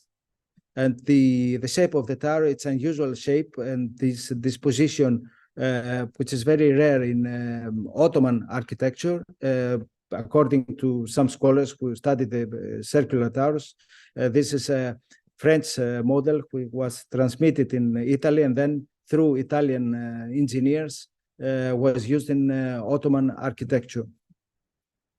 And here we have some other features, special features, like these corbels, which are very Western in type, and these use the string. It's called cordone. It's very much in use by Italian craftsmen. So the presence of Italian craftsmen, artists in the Ottoman Empire, I believe that it is greater that we already know, apart from the specimens of art and iconography. And we should also investigate archives and see the forms that were used by Ottomans in Ottoman architecture, which are very unusual to typical Ottoman architecture. So for a certain period until the beginning of 16th century, Italian architects, we believe that they were involved in many activities of the Ottoman court. Thank you very much for your attention. And now I hope that we did not exceed too much our time, and that we have our discussion. I think we are just right on time. So for the first paper of Katerina Rangu, Dr. Rangu, on maritime route and exchange networks in the Eastern Mediterranean in the Middle and Late Byzantine period. Are there any questions, please?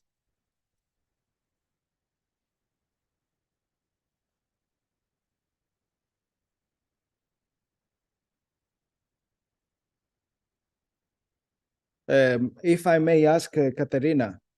Yes. Yes, thank you very much for your paper. It was very fruitful, and I have a strong collaboration with Anastasia Yangaki, who is trying to establish such networks with Italian, with Spanish ceramics of so-called Pula type and Bazzini. You know her work, of course. Yes. If I may ask, are you planning to collaborate with other people that are doing networks like Johannes Preiser Kappeler?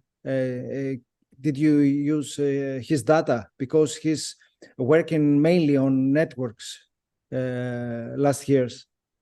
Yeah, thank you for your question. Yes, I know the work of Anastasia Yagaki, of course, and I know that she has also collaborated with Johannes, and they have done some networks for Crete, as far as I have seen for the publication.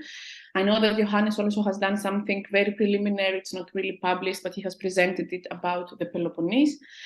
And I have been in touch with him mostly because of the kind of softwares that he uses it and how we can use networks.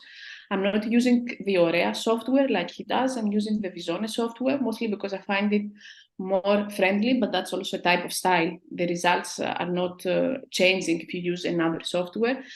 I am in collaboration with him in a way that I ask him to check my work, but we don't really have a collaboration like he has with Anastasia and so on. But we know each other and we complement our work, if I can say something like that. And just want to add that I know that, of course, I have missed fine spots and so on. And I know that if I only look the Black Sea, or only if I look the Asia Minor, only if I look the Peloponnese, some things might change. And this is why I want to add more models. And for the Peloponnese, for example, I have also done networks based on the castles, on the topology of the castle, making nearest neighbor networks. And I have compared what this big network of the Eastern Mediterranean say to us with what is saying to us the small network about the Peloponnese. I also have it with me, the network of the Peloponnese, if you want to see it and compare it as well. I just didn't go a lot into it because of the time. But yeah, networks, like I said, it's a tool, and I know the people that work on it, and we are in touch. And yeah, let's see if there is a kind of collaboration that we can do together. But we are still on the talks about it. You're not so many, and your work is very important. You need to construct networks, and then people should enter and participate in these networks, because each one is trying to combine elements from one side with the other part and so on. And it's very difficult to compare, especially if you don't know the data. So if you try to construct maritime networks and these networks in the mainland, so possibly it will be very useful. This. Yes, I totally agree. And I also have to add that, for example, for Boeotia in Greece or Troas in Turkey, for Boeotia, I know that Athanasios Vionis and other people are also have done like surveys with John Wintliff and Fontini Convilli, with Alex Knudel. So we know exactly, it's not like only, I have put only Boeotia, but they know exactly in which village in Boeotia we have these things and not, and so on. Or in Troas, it's the same with Beate Bolento-Farslan. She's also the professor in my department here. And I have been working with Thanasis and Beate in order to do a small network in this microregion of Boeotia, the microregion of Troas, which is also in the countryside, in order to see what can it gives us. Because right now just put Boeotia, but it's not only one point, one dot Boeotia, it's many, many dots. So let's see what the results will be. I'm also interested. Yes, thank you. And we have another question by Jean-Michel Sour. Yes, it's for this paper. It's for this paper. Yes. Raku. Yeah, it was. I just have an idea. Maybe because you talk about Bologna as a center, maybe the University of Bologna will be interested to collaborate with you. I mean, the Byzantinologists and archaeologists who are there. Oh, that would be great. I can explore because I live in Bologna, so I can explore the idea. Great. And, No, it would be really interesting. Yes, we can definitely do something. Yeah, I can send you an email, or you can send me an email, and we can move forward. And another idea that come out because you were talking about I can't pronounce his name with doing so much network with electronic. I was thinking, why not to use AI? In fact, will it be an interesting point with a cooperation of department of the I mean, informatics, I mean, bureautics and computer in your university to build up AI help or... Yeah, it's an idea. I have it on my mind, but yeah, we need to see with the... You have so many data, it seems to be very complicated. Yeah. But data can be, I mean, masterized by AI easily for them. I mean, I don't know. It's an idea. I need to explore it more because it's something new, and I need to speak with the IT. But why not? The other thing that I thought is, like I said, that I don't know the exact percentage of the ceramic spots, but we can maybe use the agent-based modeling, and then we can play around, because of course we know Corinth has been excavated for hundreds of years, so we have a lot of data. But what if we mess with the data? But that needs to be a theoretical model, not an empirical model. And we need to do it with agent-based modeling, which is like a step before AI. So let's see if we combine all this kind of data, all this kind of ITs, what it will give us. But I will need some time to figure out AI or agent-based modeling. Yeah, but thank you. Yeah. No, just an idea. Thank you. Thank you. Is there any question for Katerina Rangu, Dr. Rangu? If not, we'll proceed to the paper of Professor Ulyanov on Ignatius of Smolyanin and all this very interesting report. Yes? Yeah, I ask in the chat if where this manuscript come from exactly. What is the manuscript? You show some of the pictures where it comes from and how it's linked, because you were in your presentation, it was supposed to be linked with Mount Athos, so I wanted to know. Yes, you have an answer in our chat with the number of manuscripts, not only from Russian libraries, but also in Florence. You can see the exact number of these very rare manuscripts. The exact number in literature we can find wrong numbers, and only in chat you can see the real number of this manuscript, especially in Laurentian Library in Florence. You can see about Mount Athos we can concern only as for the life, the biography of Ignatius of Smolensk, as just after he was eyewitness during coronation of Menelik II, he departed from Constantinople, and it is supposed that he settled on Mount Athos. You can see, and in his travels, also we can find some description of Mount Athos, especially earthquake. But in this manuscript that you mentioned, yes, in his manuscript of journey also concern Thessaloniki and Mount Athos, but this theme out of my my paper. Okay. Thank you so much for the precision. Thanks. Thank you.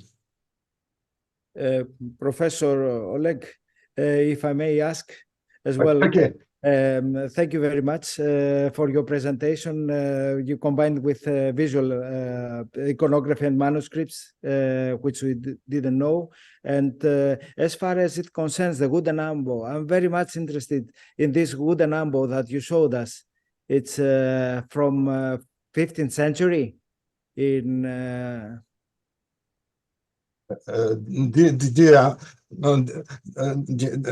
dear professor, you can see, yes, it's a very rare example of a wooden ambo, which is a copy of such one from Saint Sophia. But we haven't any ambo from Saint Sophia reserved. Only this one in Russian State Museum in St. Petersburg.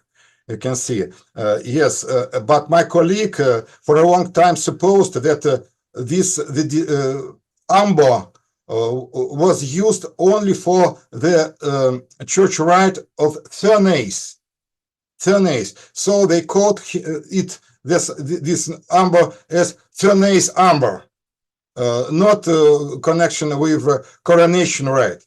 You can see only in museum explication in a Russian museum, one can see this the so-called Thernace ambo, Thernace for the right of free saint children, and only by the detailed study, especially in the emperor rite, from also from the journey of Ignatius, we can see that this ambo was used only for coronation, and especially it's very important for the reign of Ivan III.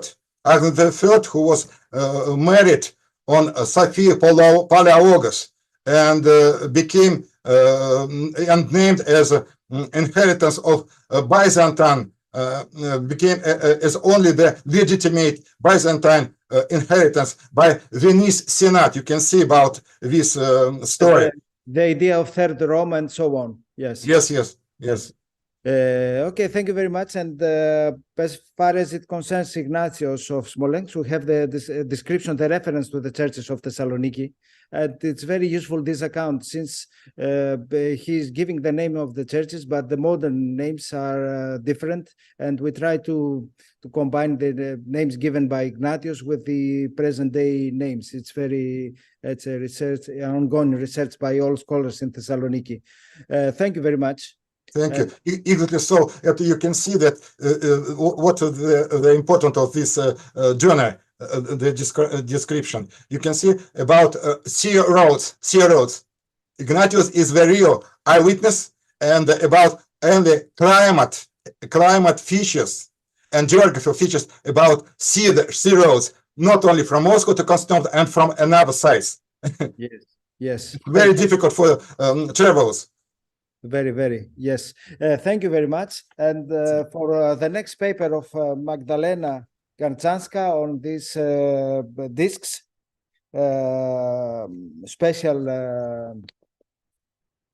this special type of discs. Yes. Are there any questions?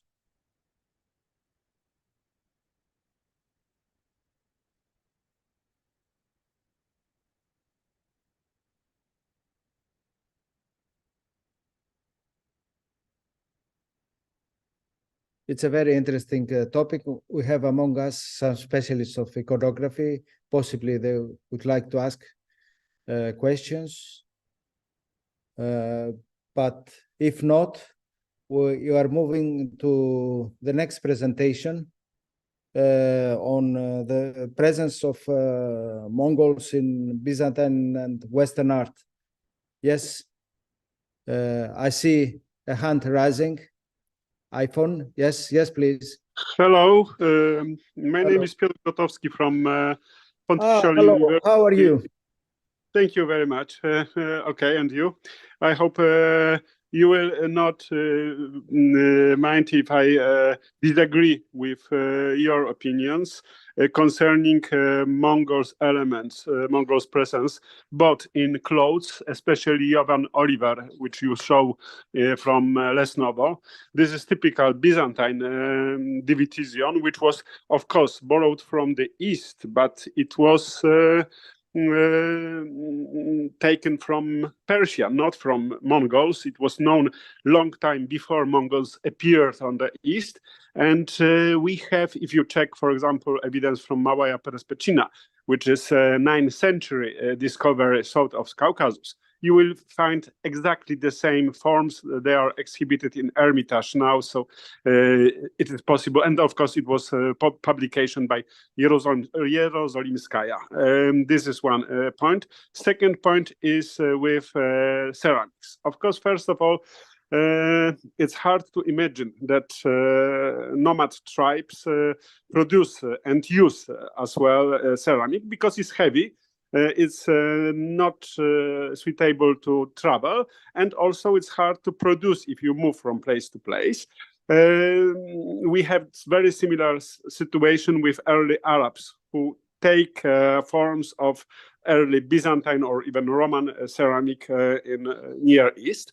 And if we take particularly chalices from Athos, from Vatopedi, by chance I was a member of the team which discovered them in the year 2000. It was in January, I think, if I remember well. And they have no Mongol or even Eastern Oriental ornaments or decoration. Their purpose was tightly Christian because they were produced probably after Catalonian attack on Athos, so it's beginning of 14th century, and after robbed goods from the monasteries, there was no liturgical vessels for services. So in very early stage they were used. Then when they were replaced, they were buried on the South Alps, if I remember well. So if something looks Oriental, doesn't mean that it is necessary Mongol. We have much more rich tradition of Oriental objects. And the last point is connected with this helmet with visors and generally with Mongols depictions. Artists often didn't have idea how they looked like. And example from Silesian life of Saint Hedwig is good example where they marked some elements they suppose that they are Eastern, but they were not. And the last example you show with helmet with visor is typical Western, and also this axe or long pole or even halberd is Western, and such visors appeared only in Western helmets. There was no such examples known to us from excavation in Asian steppes. Thank you very much. Thank you very much for your remarks, but I should answer to your remarks. If I might, I disagree with you. It's not personal, it's a question of research. As far as it concerns division, yes, you're right, but I didn't speak about division. I spoke about the cloud collar motif. I'm not insisting on division because the typical... I'm sorry, you showed division and you showed and you compared it with something you called Mongolian robe.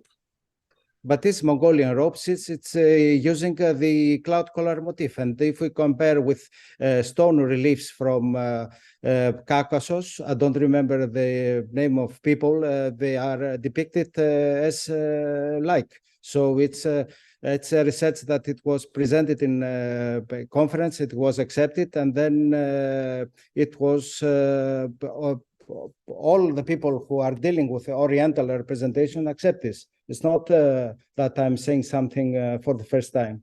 So as far as it concerns the cap, Piyala, this Piyala is totally Mongol Piyala.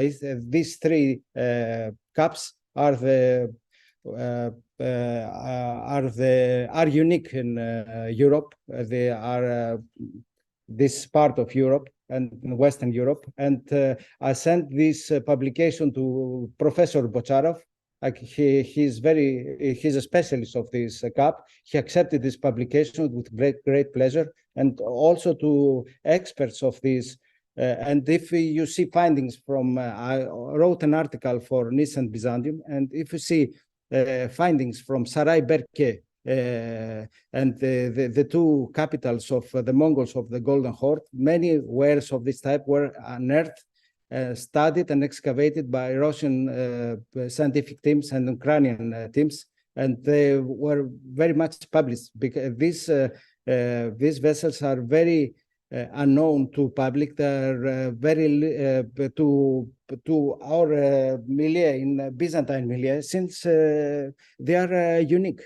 So unique is also the disc of Mamluk origin, that it was found in Vatopedi, in the roof of the Catholicon, and they trusted me to study and found the inscription. It's a typical inscription of, let's say, not Quranic inscription, but this artifact will be presented by Professor Ariana Dotone in our conference on inscription on Mount Athos. So there is ongoing research, and as far as it concerns the findings of the well of Vatopedi, they were published by Papangelos. They have nothing to do with these ceramics, and the ceramics of the monastery of Latadon, they were published by Ellen Philon in her article, Thessaloniki, Andalusia, and the Golden Horde. And it's very detailed and very good article. And my research was based on the article of Ellen Philon. If this article did not exist, and the presence of Mongolian ceramics together with Spanish Islamic is attested in both churches, and also in Vatopedi, in the near the apse of Vatopedi, there is a relief that resembles very much to a relief that is in Heptapyrion Thessaloniki. So up to a certain extent, there is a relation between Catholicon of Latadon and this chapel of Vatopedi. So that's what I believe. Possibly I'm wrong, but I need to disagree with your, it's not personal. We agree, possibly that we disagree. Nothing personal. I can agree with Professor Androudis about especially Vatopedi, Fiao, as we can find such Mongolian expert in Moscow during they find during our excavations in Moscow Cathedral, and this the same moment that Moscow can be transfer point from east, from Mongolian to Byzantine with pilgrims. You can see not only after Catalan invasion to Mount Athos, also Russian pilgrims, Russian monks can use and can give this Mongolian ceramic to Mount Athos. So are there any questions for this presentation?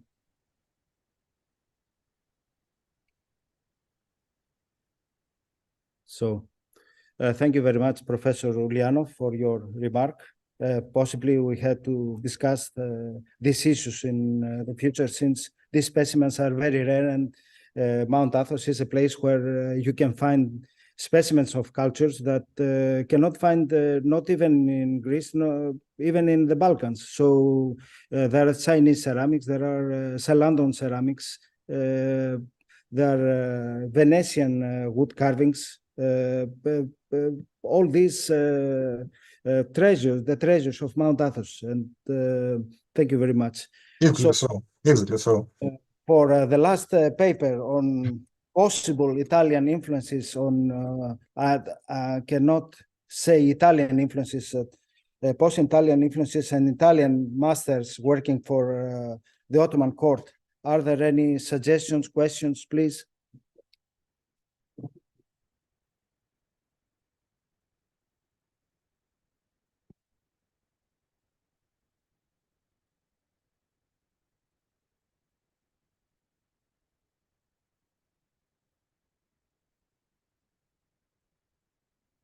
So if not any, then we should conclude this session.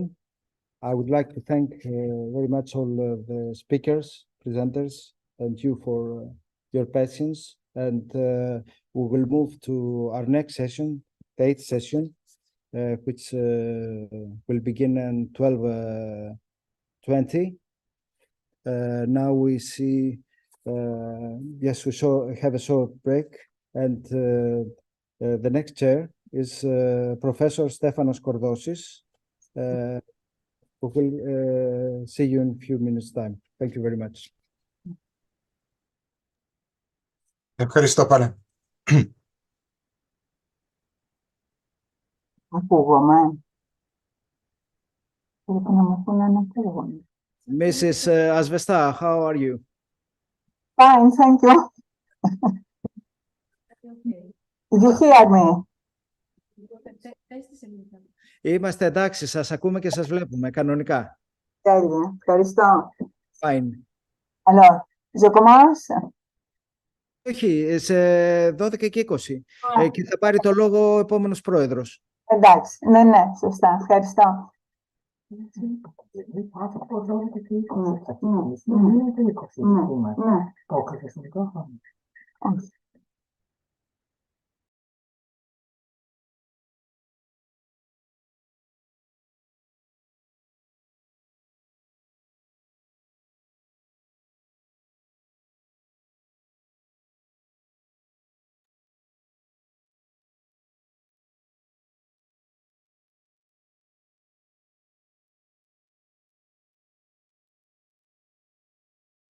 Professor Sur, we will begin in 10 minutes.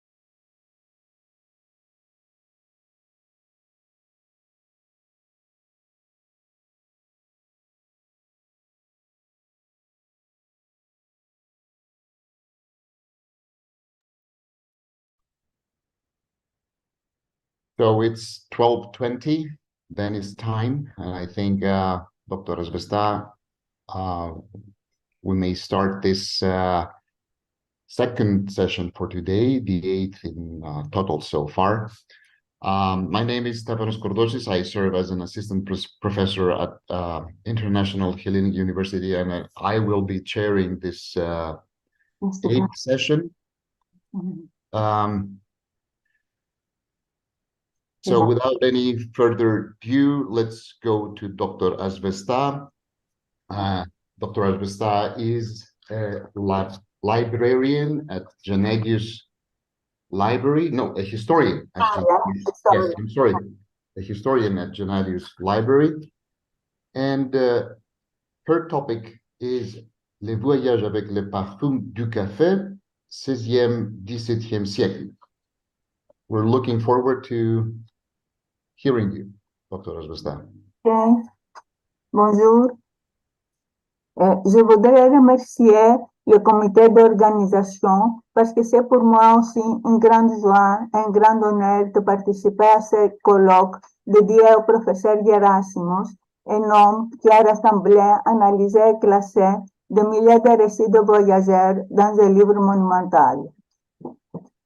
Un livre qui nous permet d'appuyer des éléments sur le toponyme, les vestiges, les monuments et les lieux où se tiennent des activités liées à la production, au commerce, aux institutions, à la religion et à la vie quotidienne. Si le café en tant que breuvage et le café en tant qu'espace public, une activité habituelle quotidienne, ont fait leur apparition dans les régions de l'Empire ottoman au XVIe siècle, je ne trouvais qu'une seule entrée du mot café dans l'index thématique de Gerasimos, et ceci sur le café du Caire. Cette carence d'information se fait l'écho des aventures et des interdictions qui ont connu le café dans le courant du XVIIe siècle, aventures et interdictions pour des raisons religieuses et politiques qui ont maintenu le café fermé pendant quelques laps de temps au XVIe siècle. Le Caire est la première grande étape dans le voyage du café qui venait du Yémen. Avant de commencer à voyager avec le café et à visiter le café, nous allons citer les sources dont nous disposons chez les voyageurs. Les premiers récits de voyage sont une source importante d'information. Ils nous donnent des impressions sur les bienfaits intellectuels, psychologiques et autres du café. Impressions que les voyageurs mettent en avant lorsqu'ils décrivent les habitudes quotidiennes et alimentaires des Orientaux. Pour eux, Européens de l'Ouest, qui avaient comme objectif d'entrer en contact avec le monde et le cosmopolitisme de l'Orient, d'appréhender ce qui est différent, curieux et notable, l'usage et la diffusion du café et l'ouverture de premier café à l'aube du XVIIe siècle leur en donnèrent l'occasion. Les hommes de l'Orient firent connaître le café à voyageurs, et une tasse de café leur servait de prétexte lors de leur visite pour faire connaissance et discuter, même si c'était par l'entremise d'un interprète. Tantôt les voyageurs célèbrent le café, tantôt ils sont surpris par son goût, essayant de s'habituer eux-mêmes, mais aussi de familiariser leurs compatriotes avec un produit inconnu ou venant juste d'arriver chez eux. En rapportant leurs propres observations et leurs souvenirs, ils constituent une source importante de renseignements sur le sujet et nous familiarisent aussi avec les origines de ce produit en vogue qui allait avoir un retentissement important dans la vie privée et la vie publique. Après avoir connu des parcours agités, franchissant des océans ou déambulant dans le désert, le café va inonder et conquérir le marché et le groupe humain, générant des habitudes de tous les jours. À partir de la seconde moitié du XVIIe siècle, d'autres facteurs favorisent l'introduction et la diffusion du café en Occident, en même temps que s'ouvre le premier café. Le café cessent d'être des sujets inconnus en Occident, et les voyageurs n'en battent plus comme quelque chose d'insolite. À titre indicatif, je donnerai quelques exemples sur les propriétés du café et la spécificité du café à travers les récits des voyageurs. Le matériel, je l'ai puisé dans le programme de textes de voyageurs de la bibliothèque Genadios, programme auquel j'ai travaillé pendant de nombreuses années.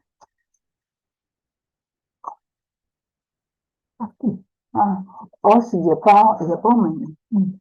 Le voyageur français Antoine Galland, 1646-1715, collectionneur orientaliste, nous apprend puisant son information à deux manuscrits arabes du 15e et 16e siècle que l'usage et l'habitude du café étaient connus au Yémen, où le café était cultivé, depuis le 15e siècle, et que du Yémen, il arrive en Égypte, alors sous domination ottomane, au 16e siècle.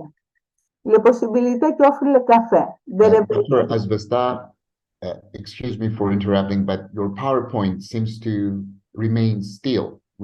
I only see the first slide. Δεν προχώρησε. Okay, thank you. Merci. Όχι το προηγούμενο. Bon, moi je continue quand même. Les possibilités qu'offre Let's see the first slide. It hasn't changed. το πρώτο slide. Ούτε τώρα. Τώρα? No. It's the first slide still. It must be frozen or something. Could you please close the window and reopen it? Πρέπει να χτυπάει. Με συγχωρείτε, προσπαθούμε να το αλλάξουμε, αλλά έχουμε κάνει share, αλλά δεν το βλέπετε. Βλέπουμε μόνο το πρώτο slide. Το αλλάζουμε, αλλά δεν το βλέπετε. Όχι.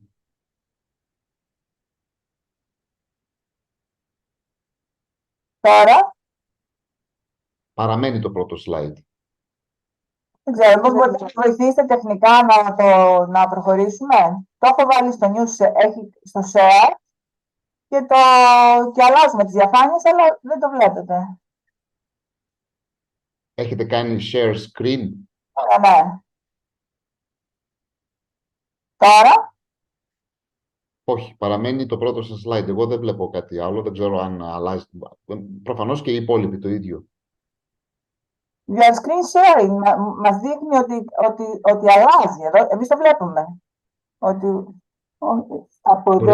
Μπορείτε να σταματήσετε να κάνετε share screen και να ξανακάνετε. Okay. Εγώ όμως πρέπει να συνεχίσω όχι. Κλείστε τελείως και ξανανοίξτε και μετά κάντε share. Να κλείσουμε την σύνδεση. Κλείστε αυτό που έχετε κάνει share. Okay. Βγείτε τελείως, ανοίξτε το, κάντε το full screen και μετά κάντε το share.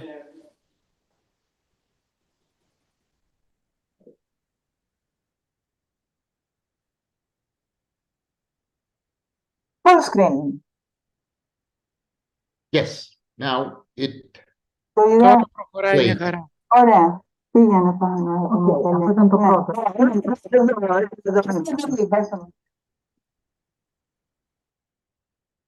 Alors, je continue.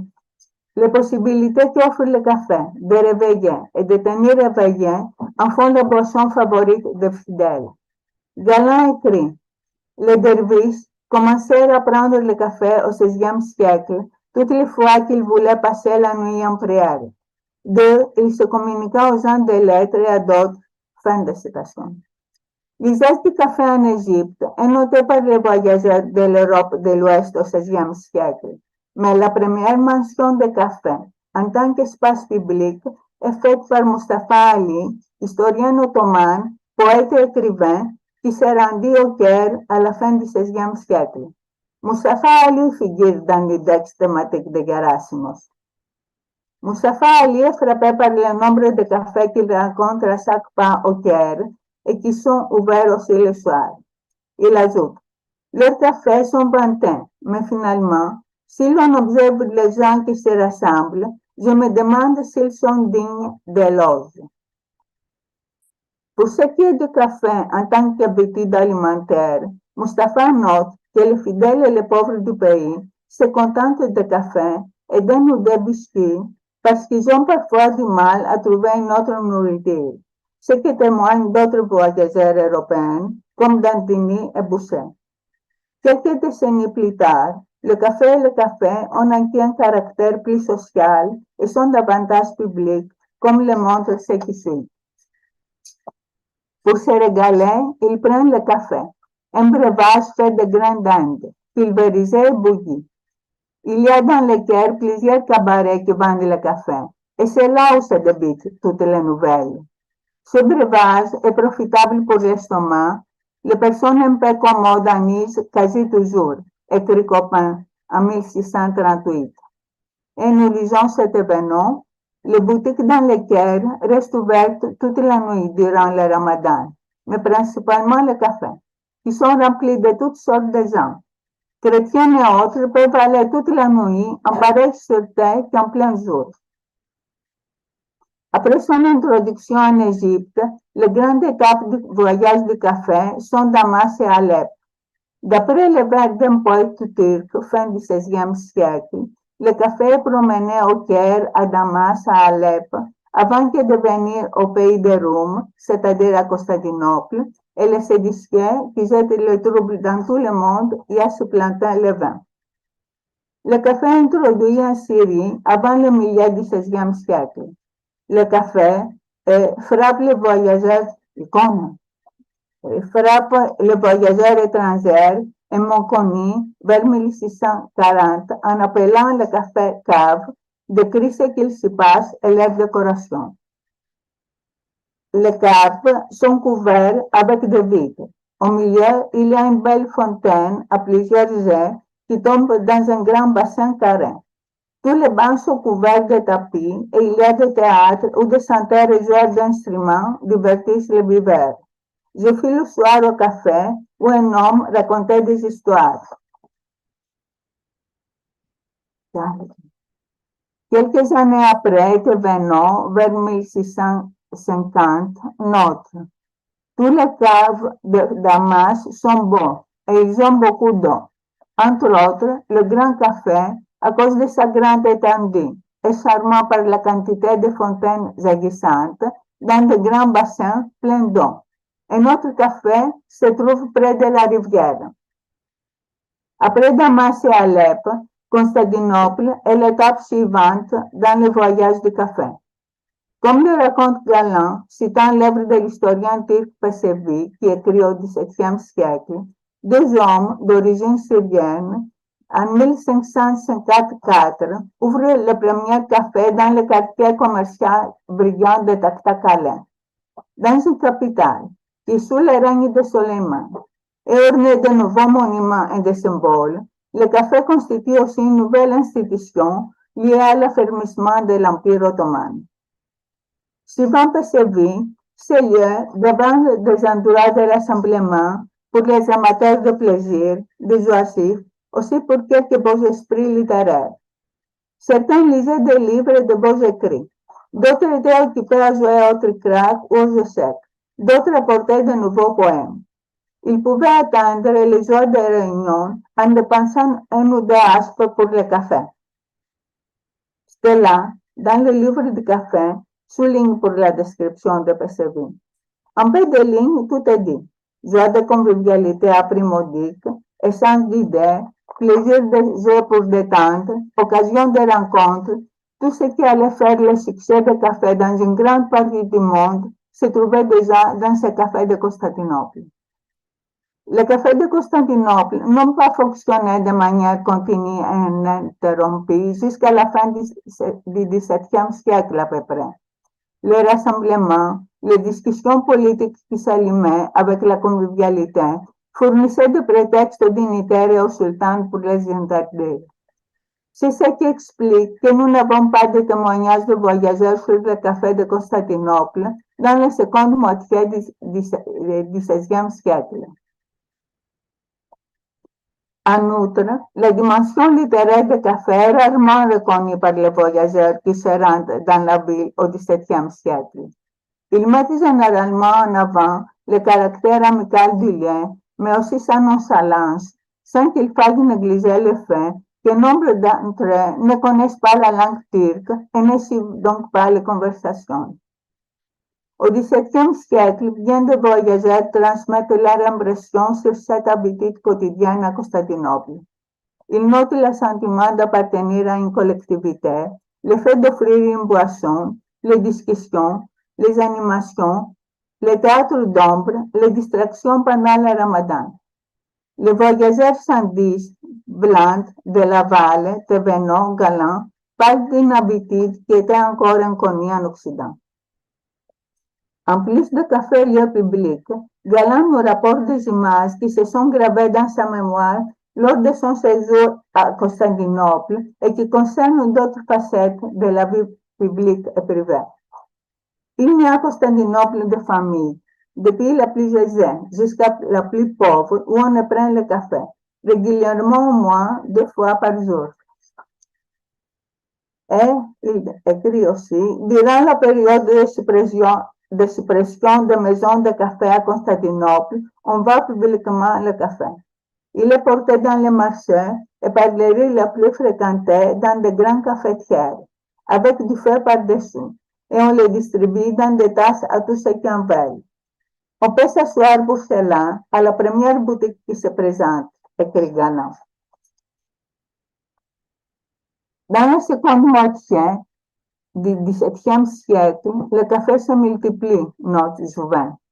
Il y a dans toutes les villes de Turquie des lieux où on va boire le café. Les guerres y vont pour se divertir. Il y a guerres environnés de joueurs de toutes sortes d'instruments qui font une symphonie agréable. Quant à la diffusion du café, nous lisons ces bourses. Les caravanes qui passent le désert ne peuvent pas boire de l'eau, et les Turcs se servent du café, qui commence d'être en usage à quelques villes d'Europe. De l'Arabie, on les transporte par toute l'Asie et presque par tous les lieux où il y a des musulmans. Ils se servent de cette boisson au lieu du vin. Elle a la propriété de fortifier l'estomac et de faciliter la digestion, et on le boit le plus chaud qu'on peut. La même chose pour les qualités bienfaisantes du café, nous lisons ce Jouvin. Il prend le café tout chaud et à plusieurs reprises, comme pour donner à cette boisson le temps à faire son effet, qui est selon leur pensée de fortifier l'estomac et de donner la santé. Pour les commandes, après le repas, on apporte le café. La bonté est de le prendre dans une petite tasse de porcelaine si chaud qu'elle ne puisse pas de même tenir dans les doigts. Mais la beauté est de voir les grimaces et de tortillements de gueule qu'on est obligé de faire en le prenant à cause qu'il n'a point d'effet s'il ne brille. Tandis que Cotobicus commente le goût amer du café. Un régiment pour ses qualités, sa diffusion, citons un pèlerin, rosé. C'est une herbe qui court aux Indes orientales. On la porte en Égypte, Terre Sainte et partout dans l'Empire du Turc, à cause de ses excellentes propriétés. L'herbe dissipe toutes les vapeurs, chasse la mélancolie, éveille les esprits, rend les sens subtils et vigilants. Bref, elle rend l'homme fort et robuste, et il est après capable de passer la nuit en veille et étude. La cérémonie du café était habituelle dans les cercles diplomatiques de Constantinople et dans d'autres régions de l'Empire ottoman. Des détails sur le protocole et caractère rituel de la manière de servir le café, des exemples de transferts culturels nous sont livrés par deux voyageurs diplomates et orientalistes français, Galland et Laurent Darvier, et par d'autres diplomates aussi. Quand cessent les aventures et les interdictions du café et des cafés, avec les divergences d'opinion qu'ils suscitent sur le plan idéologique et politique, naissent des problèmes d'ordre économique et commercial. C'est le cas à l'époque, vers 1670, où le café se répand en Occident et où s'ouvrent des cafés, de même lorsqu'il recommence à fonctionner à Constantinople et que la demande et la consommation augmentent. À partir du moment où sont signées les capitulations, 1673, entre la France et la Suprême Porte, il est difficile d'exporter du café en France, et le pays d'Égypte demande souvent des taxes excessives pour exporter du café. Bien que ces mesures ne soient pas toujours appliquées, elles contribuent à ce que les Européens de l'Ouest se tournent vers d'autres voies d'approvisionnement, vers leurs colonies, où ils introduisent la culture du café.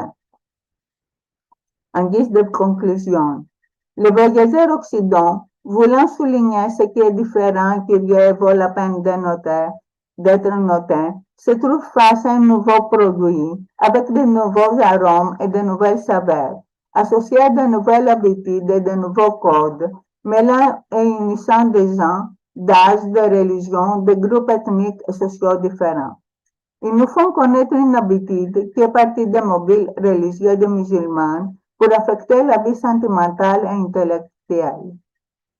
Comme nous le savons, par les effets de ces propriétés, lucidité, éveil, concentration et convivialité, le café conduisait à l'ouverture des cafés, des lieux propices au dialogue et aux conversations, des lieux d'accueil où fermentent et se diffusent idées et informations.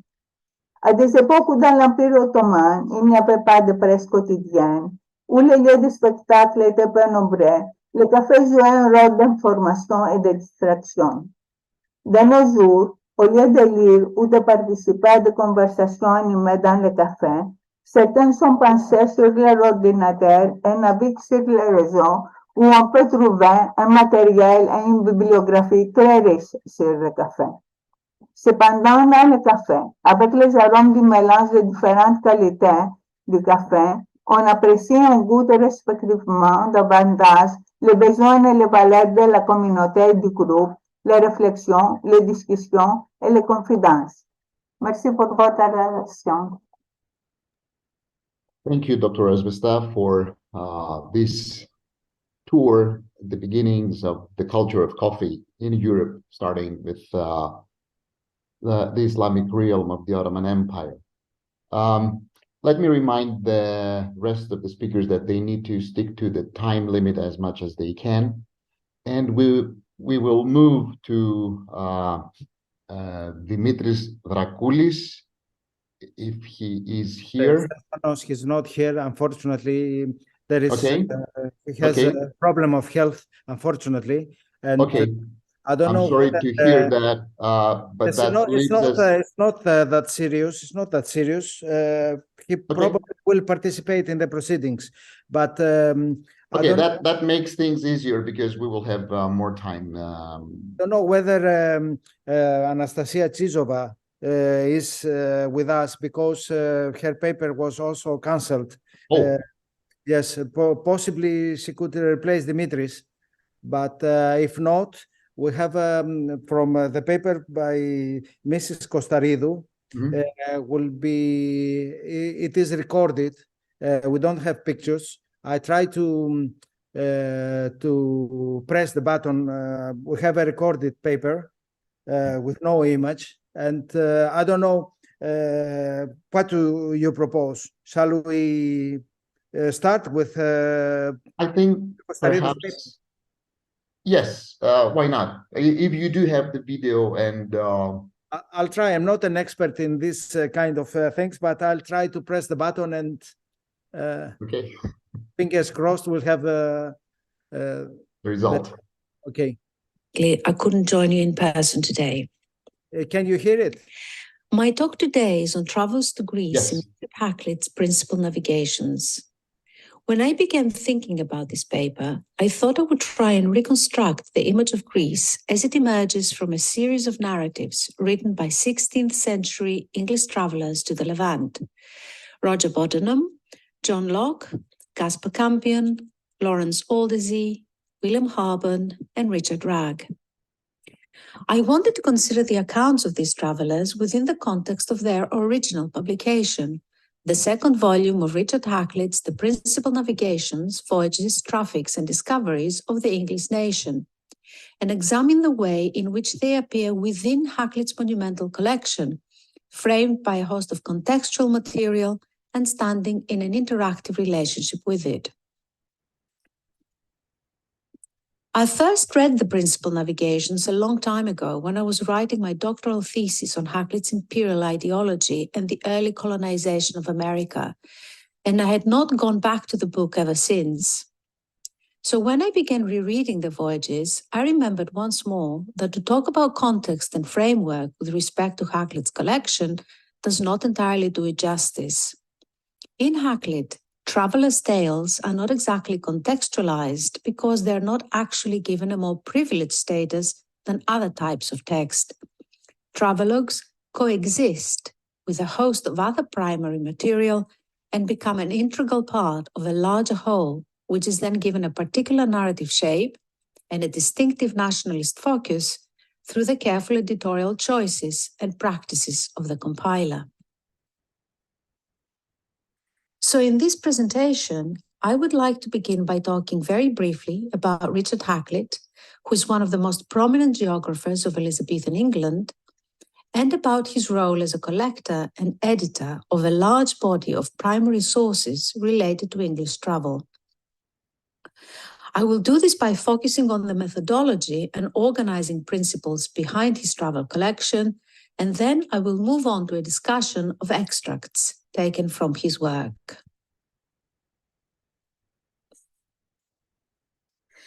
Born in 1553, Richard Hakluyt began his studies as a Queen's Scholar at Westminster School in London. While he was still a young student, he was introduced to the study of maps, chorography, and geography by his elder cousin and namesake, Richard Hakluyt, lawyer at Middle Temple. He went on to receive a scholarship from the Skinner's Company to study theology at Christ Church, Oxford. He divided his student years between Oxford and London, where he pursued his interest in cartography and geography, and where he became part of a wide but very closely connected circle of merchants, intellectuals, diplomats, courtiers, and adventurers who were all involved in the project of Elizabethan nationalism and nascent imperialism. An ardent proponent of the English colonization of America, Hakluyt produced a series of smaller but significant publications before embarking on what turned out to be his magnum opus, the two editions of the Principal Navigations. The first came out in one volume in 1589, and the second, much enlarged version, in 3 volumes in 1598 to 1600. Hakluyt's intention in the Principal Navigations was, and I quote, to incorporate into one body the torn and scattered limbs of our ancient and late navigations by sea, our voyages by land, and traffics of merchandise by both. In order to achieve this goal, Hakluyt brought together original narratives of travel, discovery, and exploration, extracts from historical and antiquarian publications, private and official letters, ship's logbooks, diplomatic passports and safe conducts. He commissioned reports and he transcribed oral accounts by returning seamen. He researched merchants and royal archives, and he gained permission to publish materials from both. Hakluyt organized his sources according to a bifold structure. First, he divided the then known world into three large geographical areas. Confining himself to travels by the English and always taking the British Isles as the point of departure, he covered the voyages to the north and northeast in the first volume, those to the southeast and southwest in the second, and finally, travels to the west and the unexplored continent of America in the third. The travels to Greece appear in the first part of the second volume in the section that deals with English travel to the Levant. The material in each volume was then organized into a strict chronological sequence, beginning with the earliest instance of a voyage that Hakluyt could locate and ending with travels that took place literally a few weeks before his book went to press. The voyages to Greece, for example, begin with an extract from a historical publication, Camden's Britannia, which is called A Testimony that the Britons were in Italy and Greece before the coming of Christ, and end in the mid-1590s with the travels of Richard Ragg. Hakluyt's structure creates an effect of continuity at precedent, offering a reassuring correspondence between past and present, which points to an open ending, looking forwards to the future. Each item in the collection was presented within a body of paratextual material, headings that summarize the content, titles that draw attention to aspects of the text Hakluyt wanted to highlight, dates that allow the reader to follow the chronological unfolding of events, and marginal notes, which trace a traveler's route or offer a commentary on the accompanying text.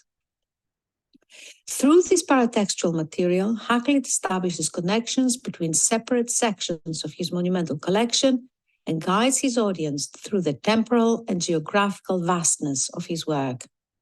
Finally, he also includes clear and concise catalogues at the beginning of each volume, indices which allowed the readers to approach the collection from different vantage points, whether chronological, geographical, or pertaining to genre.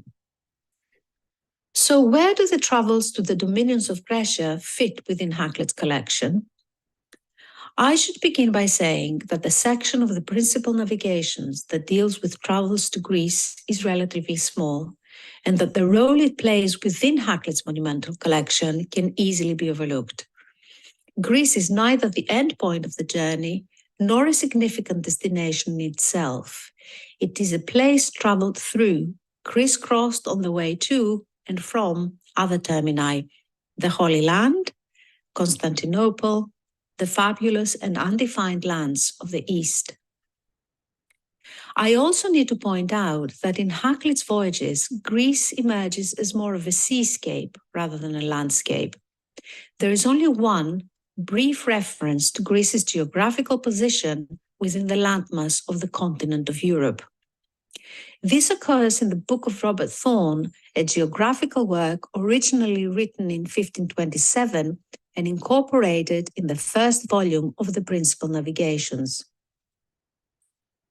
Describing the area from west to east, Thorne writes, and I quote here, "Then follows in one piece all of Italy, which land has an arm of the sea, with a gulf, which is called Mare Adriaticum. And in the bottom of this gulf is the city of Venice. And on the other part of this gulf is Slavonia, and the next Graecia, then the Straits of Constantinople, and then the sea called Euxinus, which is within the said straits. And coming out of the said straits followeth Tertia Major." Venice and Constantinople, city names that stand for mighty empires. These are the two poles between which Greece is located, or more properly subsumed, as it is subjected and controlled by both. Here is how the writer of William Harbon's ambassadorial voyage to Constantinople describes the approach to the Greek dominions in 1578. On the 24th, we put into a port called Porto de Conte in an island called Cephalonia. It is an out island in the dominions of Graecia, and now at this present governed by the Signory of Venice, as the rest of Graecia is under the Turk, for the most part. We notice here the author's qualifying statements, at this present and for the most part. He is fully aware that while his ship is sailing along fortified islands and strong castles built along the coast, it is also sailing through an ever-shifting borderland, oscillating between the Signory of Venice and the Great Turk. This is how another traveller, John Locke, describes the voyage between the island of Zante and the coast of the Morea on his way to the island of Corfu. The 10th in the morning, we had sight of Modon, which was built by the Venetians, but as some say, it was taken from them by force of the Turk, while others say by composition. In like case, Coron and Napoli de Romania, which is also in the Morea. The 12th day in the morning, we doubled between Castle Tornese and the island of Zante. This castle is on the firm land under the Turk. The 17th, we had sight of Cavo de Santa Maria in Albania on our right hand and Corfu on the left.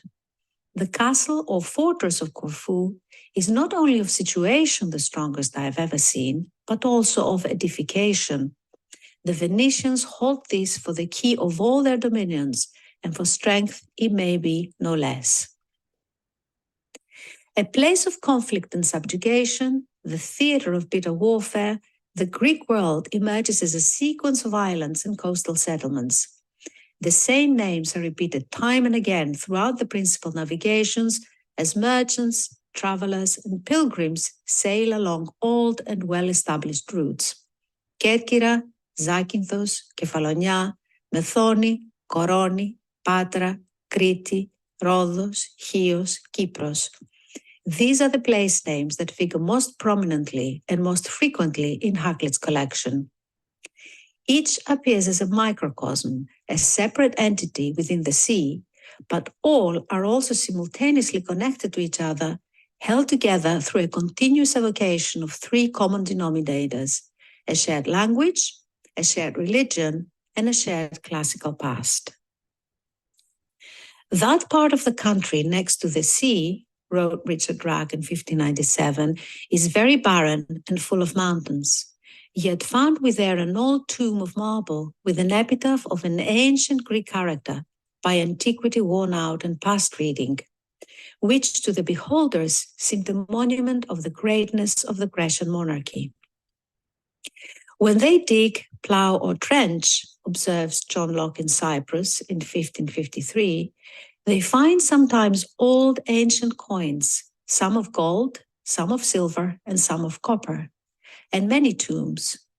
To this day, there is no year when they find not, digging underground, either coins, caves, and antiquities, as we walking did see many. This land of fortifications and antiquities is also a land of fruitful vineyards, peaceful orchards, and extensive olive groves, a land which yields products the like of which, as one writer puts it, have never been seen in Britain before.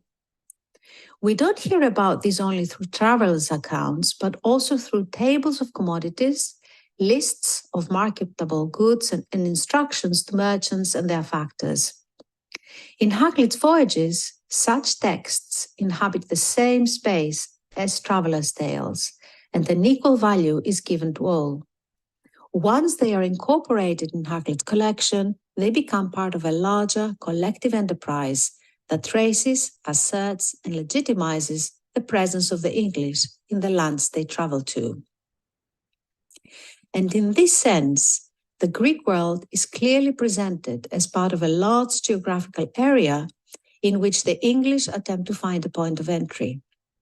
They want to establish trading and diplomatic posts, to appoint agents, factors, and consuls, and to have a bigger share in the exotic riches of the East.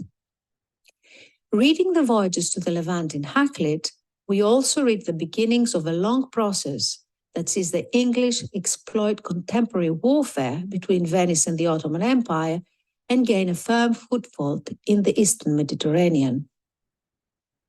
In some areas, like Izmir and Istanbul, this entails the establishment of long-standing and fruitful diplomatic and trade relations. In others, like the Ionian Islands, it is a process that eventually leads to their incorporation in the British Empire, with the establishment of a British protectorate, which is effectively governed like a colony. But in any case, we are reading about the work of a group of merchants, diplomats, and adventurers, which in Hakluyt's telling becomes the work of the whole nation.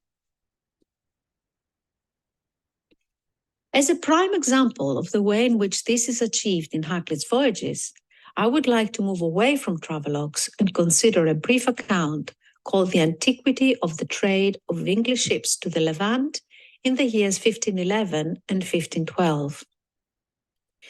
It is written by Hakluyt himself, and it is based on his own archival research in the records of London merchants. In the space of just 20 lines of text, Hakluyt not only manages to present us with an incredible amount of information, but also, and much more significantly, manages to shift the emphasis from the individual to the collective, to give the animate and the inanimate equal value, and to amalgamate a series of facts into a coherent worldview. Here, it is not the individual travelers that open up and drive the action, but the tall ships of London, which are seen majestically setting out from the docks to encompass the whole of the Eastern Mediterranean basin. The Christopher Campion, the Mary George, the Mary Grace, the Trinity Fitzwilliams, and the Matthew of London. These are vessels that have been chartered by factors like William Gresham and financed by wealthy merchants like William Locke. We read their names time and again when we read the voyages to the Levant, as we trace their routes to and from Sicily, Crete, Chios, Cyprus, Tripolis, and Beirut, as they shuttle back and forth, laden with curses and cottons on the way out, and with silks, muscadels, malmsey, and sweet oils on the way back. They become characters in the action, entities whose passing is recorded in the same breath and sometimes with greater emotion than the death of men.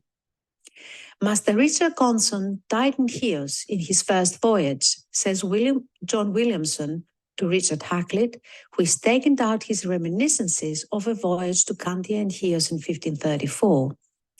As for his ship, the Holy Cross, Williamson continues, with great danger she returned home, but she was so shaken in this voyage and so weakened that she was laid up in the dock and never made a voyage after.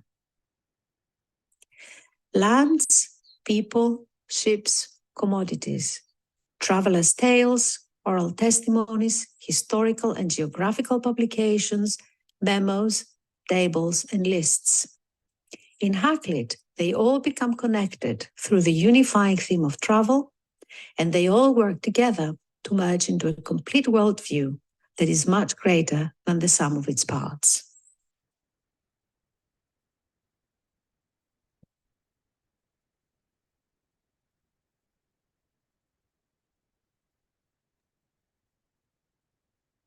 So I suppose that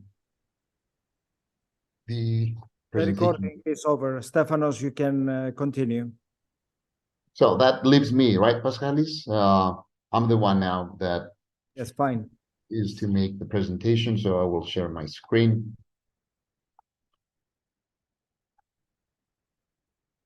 Go to the first slide here.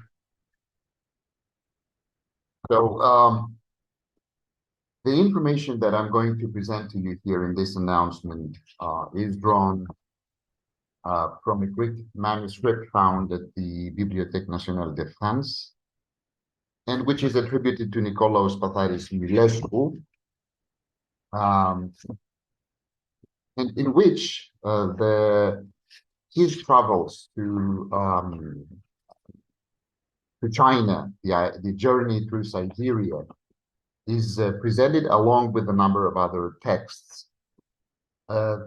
The announcement focuses on those texts that give us information about trade routes into Safavid Iran, reaching as far as the port of Hormuz, or from Bandar Abbas, and to India, but we will not look at those routes to India. This manuscript with the code in the Bibliothèque Nationale de France, Supplément Grec 1042, I will, for the sake of simplicity, I will call it Greek manuscript 1042, was in possession of one of the most known, I guess all of them know him, historians, Orientalists, and Hellenists that France has produced, and is a direct copy of another manuscript held in Athens at the National Library under the code of MIPIT 172. Preliminary research on the manuscript in France, which is a copy of the Greek one, has shown that besides its first section, which was known, and it is the Greek translation from the Russian of Nikolaos Spatharis Milescu, traveled to China when he was sent there in 1675 by Tsar Alexei Mikhailovich as the Muscovite ambassador to Emperor Kansi. The rest of the texts are also texts that come from Muscovite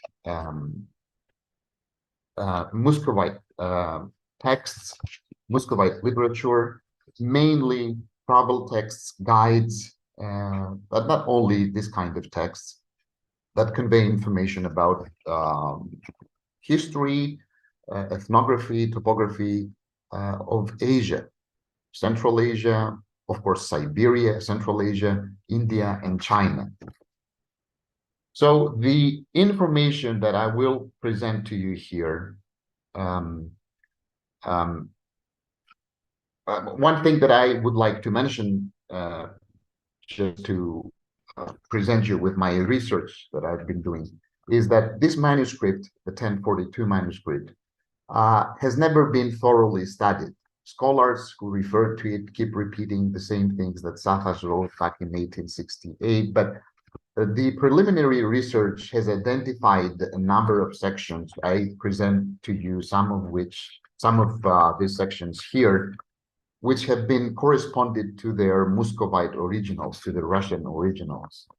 I will deal with the fourth section, which is called in the manuscript the description of the Caspian Sea. It extends from page 229 to 236 of the manuscript. And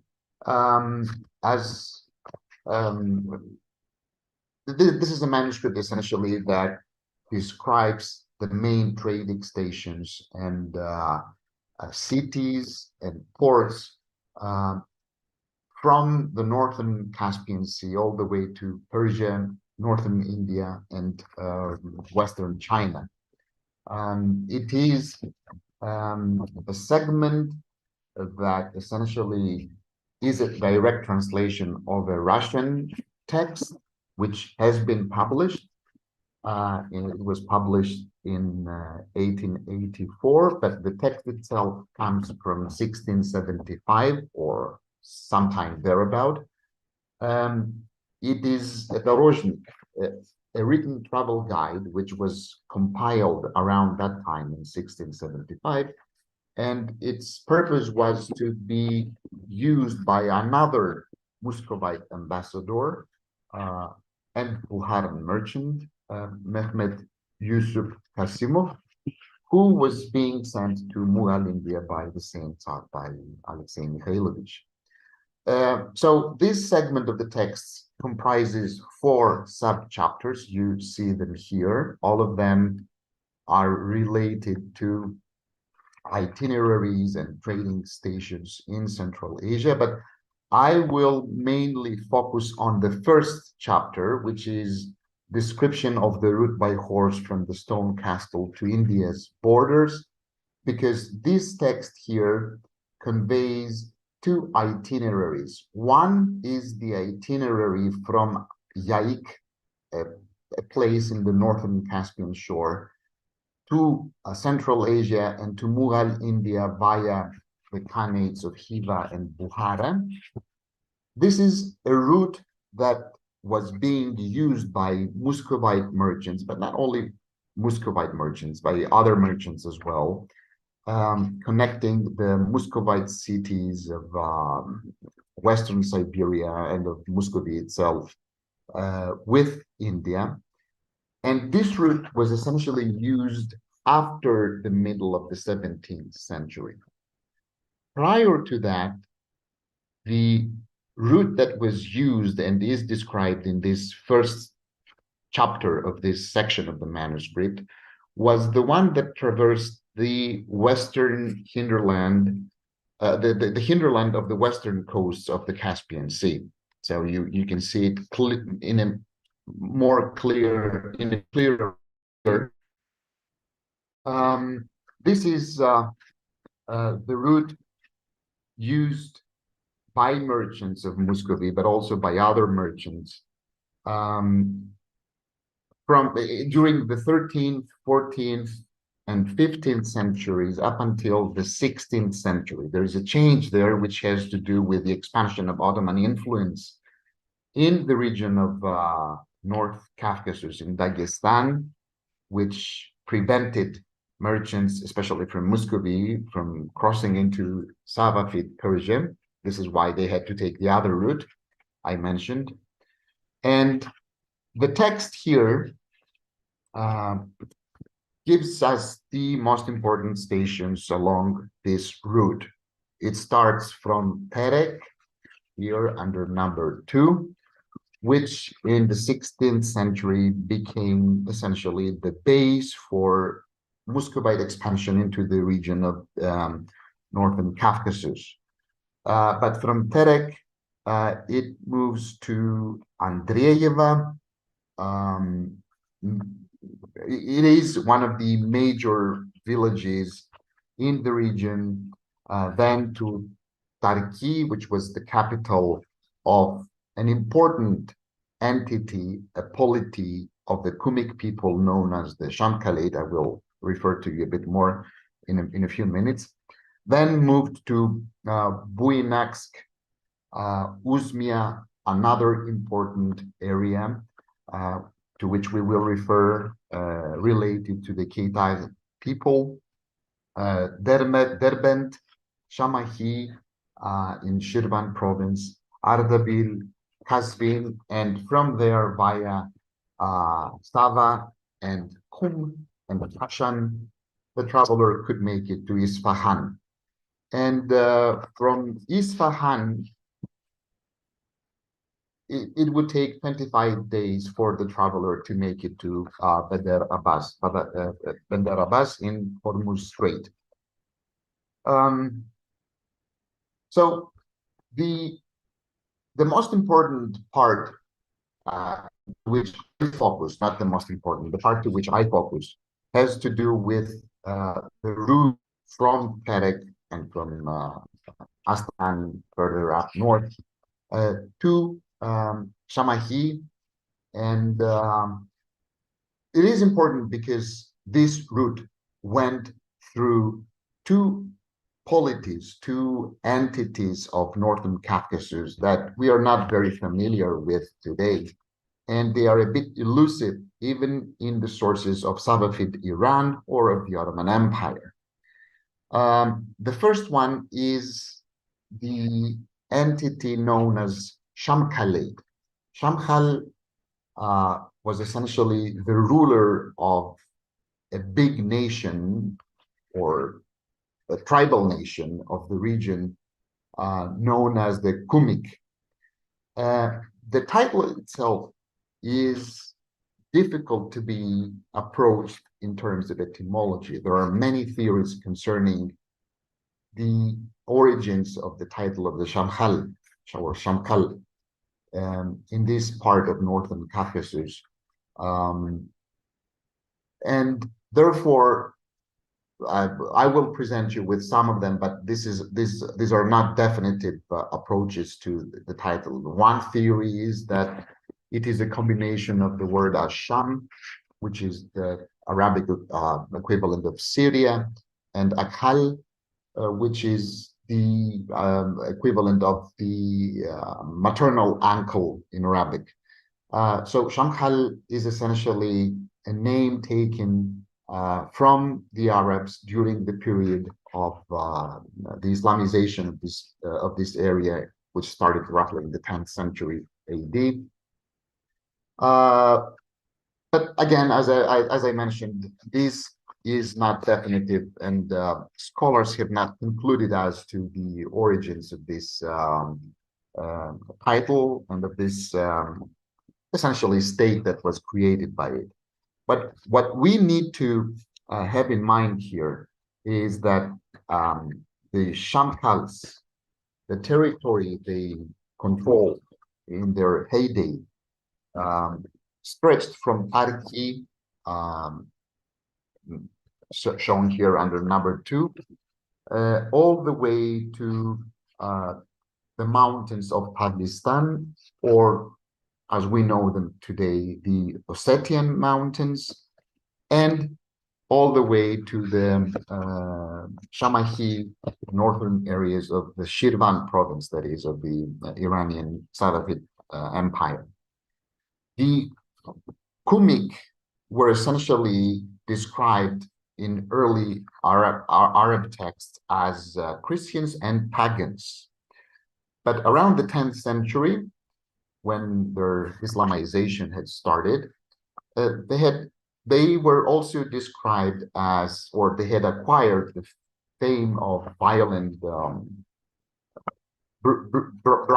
brigands, that is, marauders.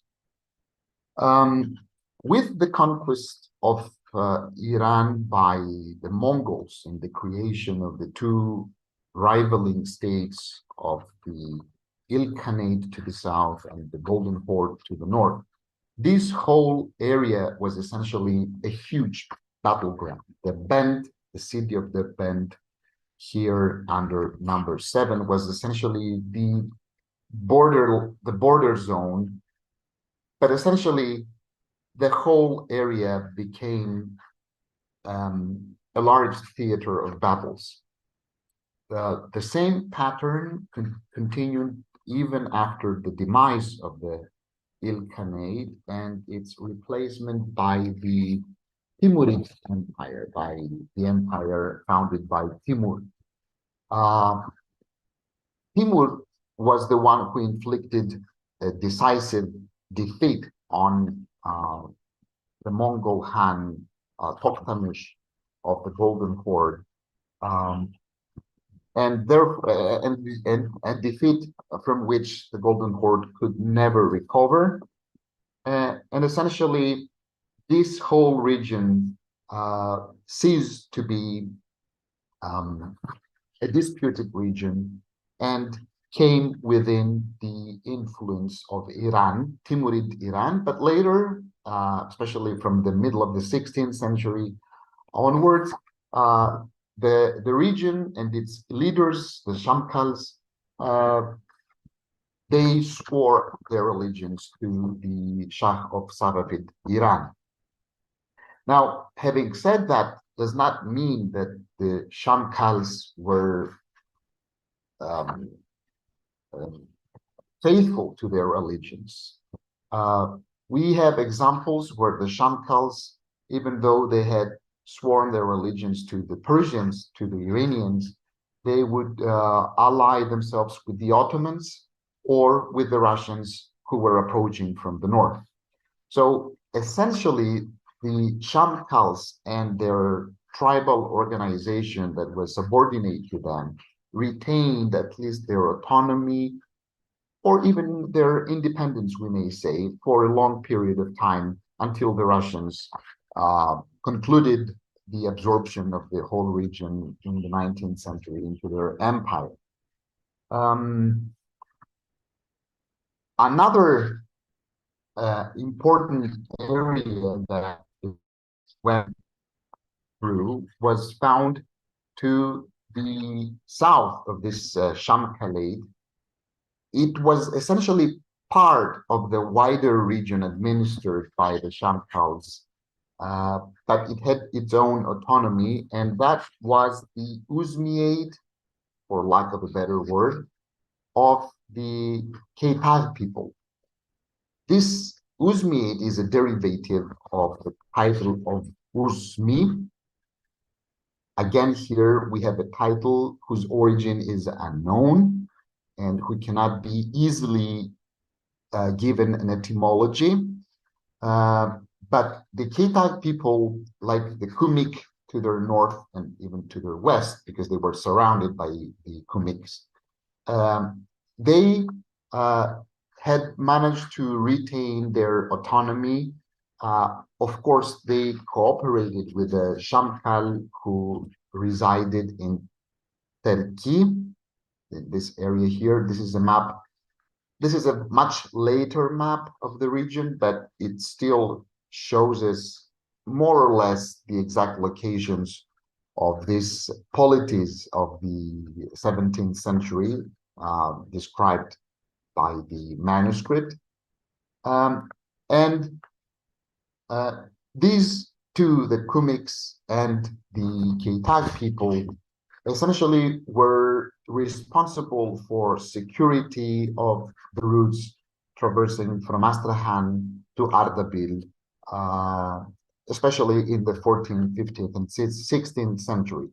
As I said, things changed when the Ottomans expanded their influence in the region. They endowed local rulers, such as the Samkhal, with their own titles, like the Vali, communication on the north-south axis was interrupted for at least the merchants coming from Muscovy.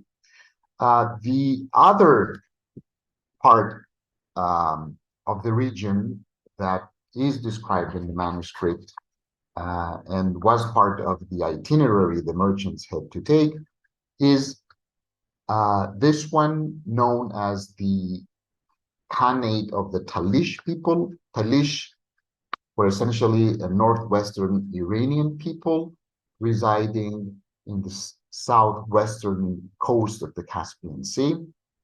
And we can see from the third chapter of the text, called the Description of the Caspian Sea, where the main ports of the Caspian Sea are described.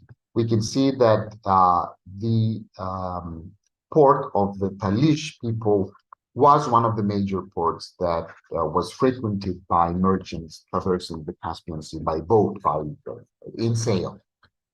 I don't want to spend too much time on historical details about the Kumyks, the Ketag people, and the Talish people and their political organizations, because you will be able to read it, those of you who are interested, to read it in the printed form when it comes out.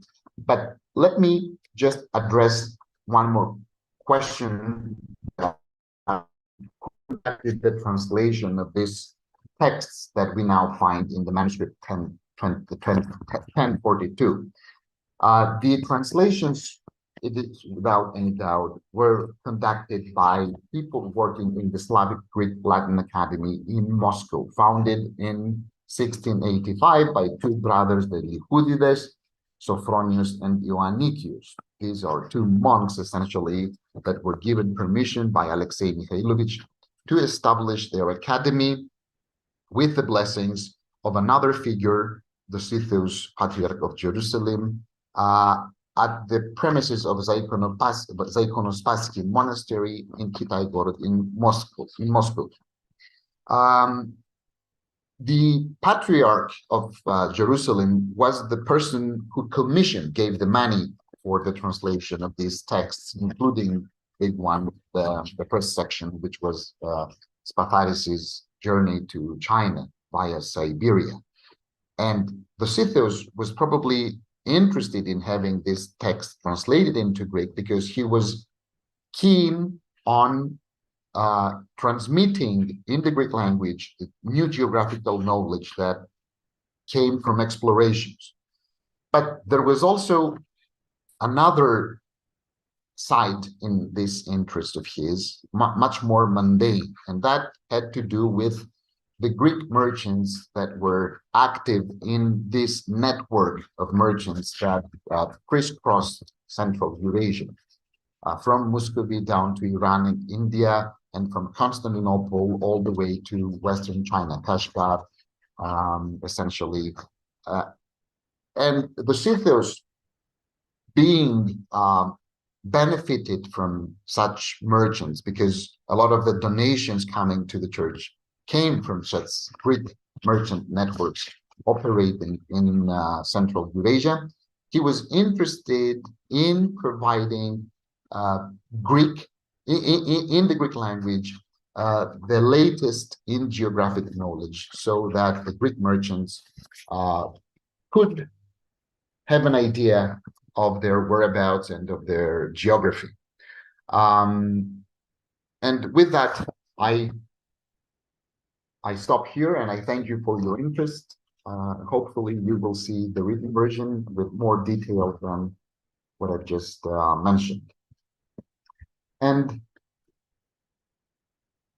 I think we can move to questions, if that's okay. We will start with Dr. Asvesta's announcement and her presentation of various aspects of the beginnings of the culture of coffee, if I'm getting it correctly. Are there any questions on your part?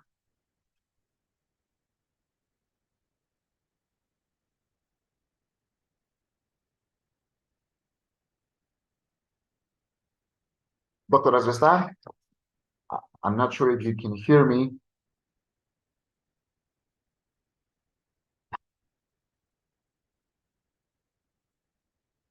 No?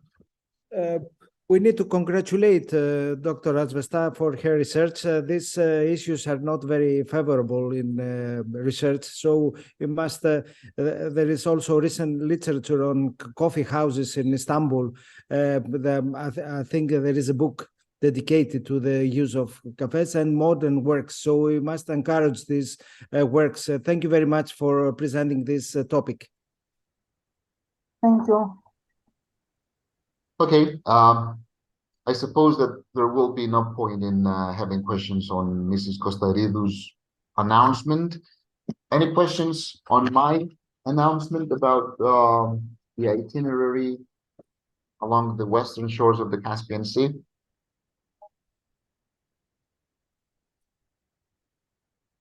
I don't see any either here. So, Pascali, I think perhaps we could conclude this session. Are there any questions for the speakers? No, this is what I'm saying, that I've asked if there are questions for my announcement. There is no point in having questions for Mrs. Kostaridou's announcement, right? So we have also an expert of traveling and pilgrimage among us, Dr. Max Ritter. I saw his icon. So he's very much, probably he could make a comment on these, the papers that he followed. I don't know, Max, are you with us?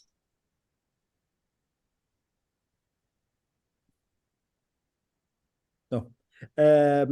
If not, I would like also to congratulate you on your research on Persia. And now it seems that we establish a network of collaboration with some people from Iran.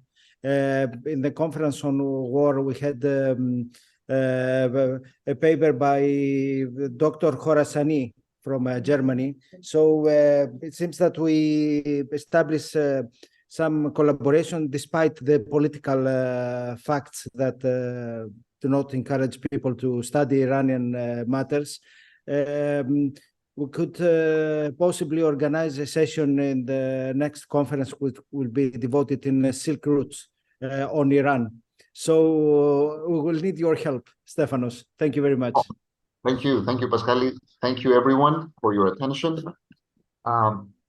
We conclude the session, and we take a long break for lunch, according to the program. We meet back at 5 o'clock Venice time later today. Thank you. Thank you very much, Stefanos, for being the chair. Thank you so much.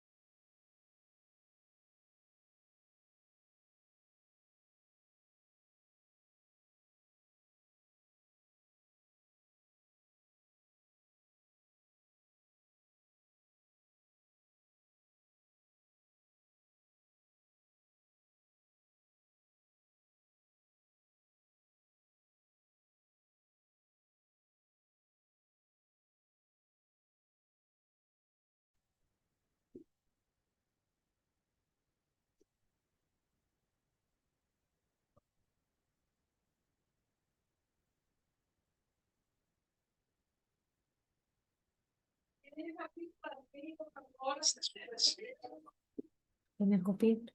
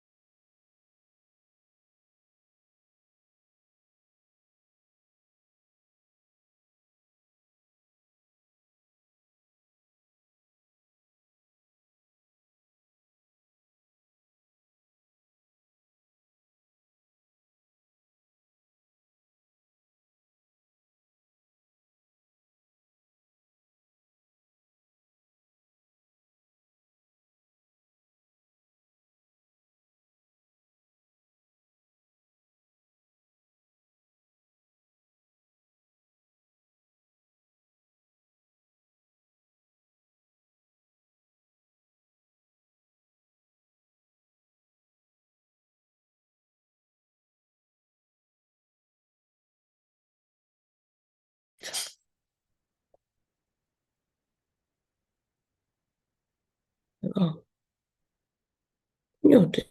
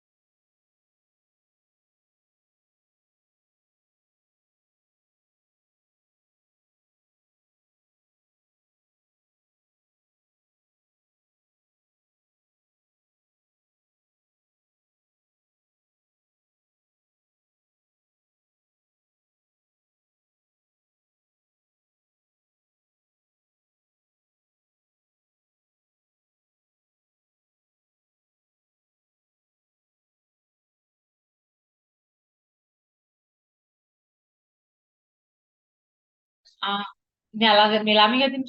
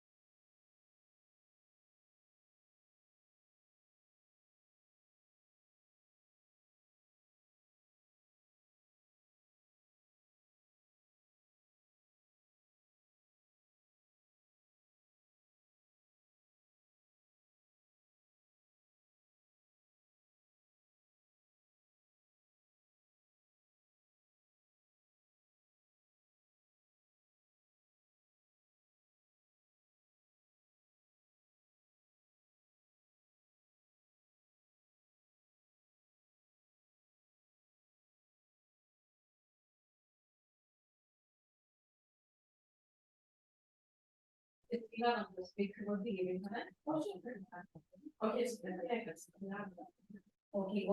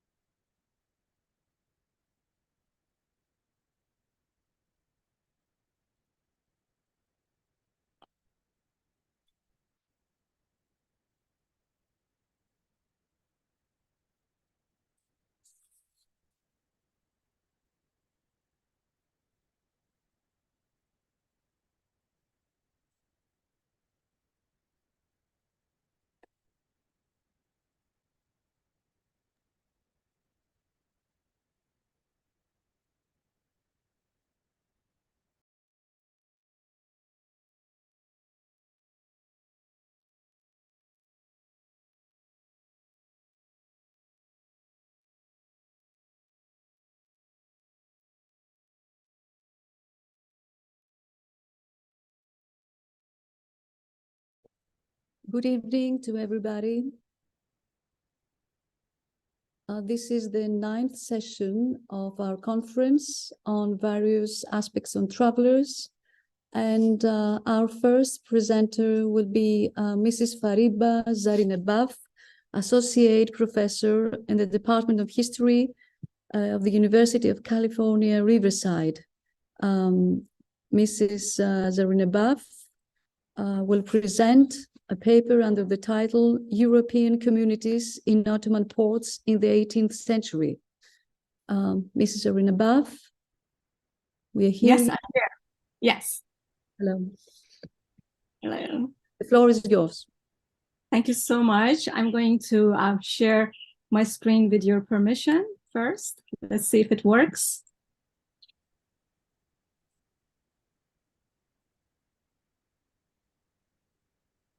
Okay, great. Let me enlarge on it and I'll get started. Wonderful. Thank you so much. Good morning from Chicago. I know it's the last panel of the last day and you're all very tired. I really appreciate for those of you who have decided to stick around and hear my paper and our last panel. I'm sorry that I missed some of the papers because of the time difference. You know, it's late at night, you know, while it is, you know, regular day over there. Okay, I wanted to first thank the organizers for inviting me to this important conference in the memory of Professor Gerasimos. The topic of this presentation was in part inspired by his work on Antoine Galland that he published in 1994 in the Encyclopedia of Istanbul. It was a one-page entry, but it had very important information. Ottoman ports like Galata were sites of diplomatic, commercial, and cultural encounters between French and Ottoman communities in the early modern period.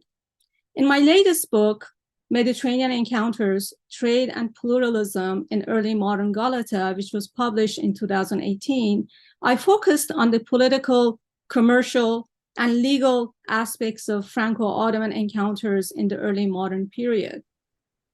In this paper, I will argue that Europe's perception and knowledge of the Ottoman world was formed first through direct interactions between diplomats and Ottoman subjects in ports like Galata. I will focus on the role of the French embassy and embassy figures like Antoine Galland in cultural exchange and in the production of knowledge about the Ottoman Empire through the Translation Bureau and the collection of manuscripts on religion, literature, history, geography, and languages. In addition, the diaries, embassy accounts, as well as travelogues of French ambassadors, dragomans, traders, artists, and missionaries provided knowledge about Ottoman government, culture, religions, commerce, as well as laws. Interest in the Ottoman Empire had peaked in the 17th and 18th centuries, in part due to expansion in commercial relations. I have already shown in my last book that the nature of Ottoman-French encounters dependent on the political and diplomatic relationship with the Porte, the signing of Ahnames since the early 16th century. The pivotal point of this relationship was the signing of the Ahnameh of 1536 that was composed of 17 articles, while that of the 1740 that I have studied in detail in my last book contained 85 articles. So clearly, commercial and diplomatic relations with France had expanded considerably. The Ottoman Empire recognized France as a sovereign nation, part of Darul Ahd, or abode of peace, granting the Christian Padishah the special status of the most favored nation among the friendly rulers of Europe. France had a large diplomatic corps in Pera. In 18th century, it was composed of 200 persons. It included the ambassador who came from an aristocratic family, a team of dragomans, as well as language students, or légion de langue, scribes, physicians, cooks, and cleaners. Moreover, the nation was composed of traders who represented the Levant Company and the Chamber of Commerce in Marseille, ship captains, sailors, artisans, artists, and Catholic missionaries. The ambassador and consuls, as well as their dragomans, were sometimes involved in trade and money lending, which involved Ottoman subjects and could lead to lawsuits through Ottoman courts. The dragoman played a key role as interpreter on all negotiations with the court, representing the nation before the authorities in the proceedings of the Imperial Council and in the Islamic courts. The dragomans came from French as well as leading Levantine families like the Fontaine and the Fornetis, and served the embassy until the French Revolution. The embassy also had a court of law, a chapel, and a prison. Minister Colbert played an important role in organizing and expanding the Levant trade by making Marseille the center of this trade. One of the innovations of Minister Colbert was the establishment of a language school for the training of interpreters or dragomans in 1670.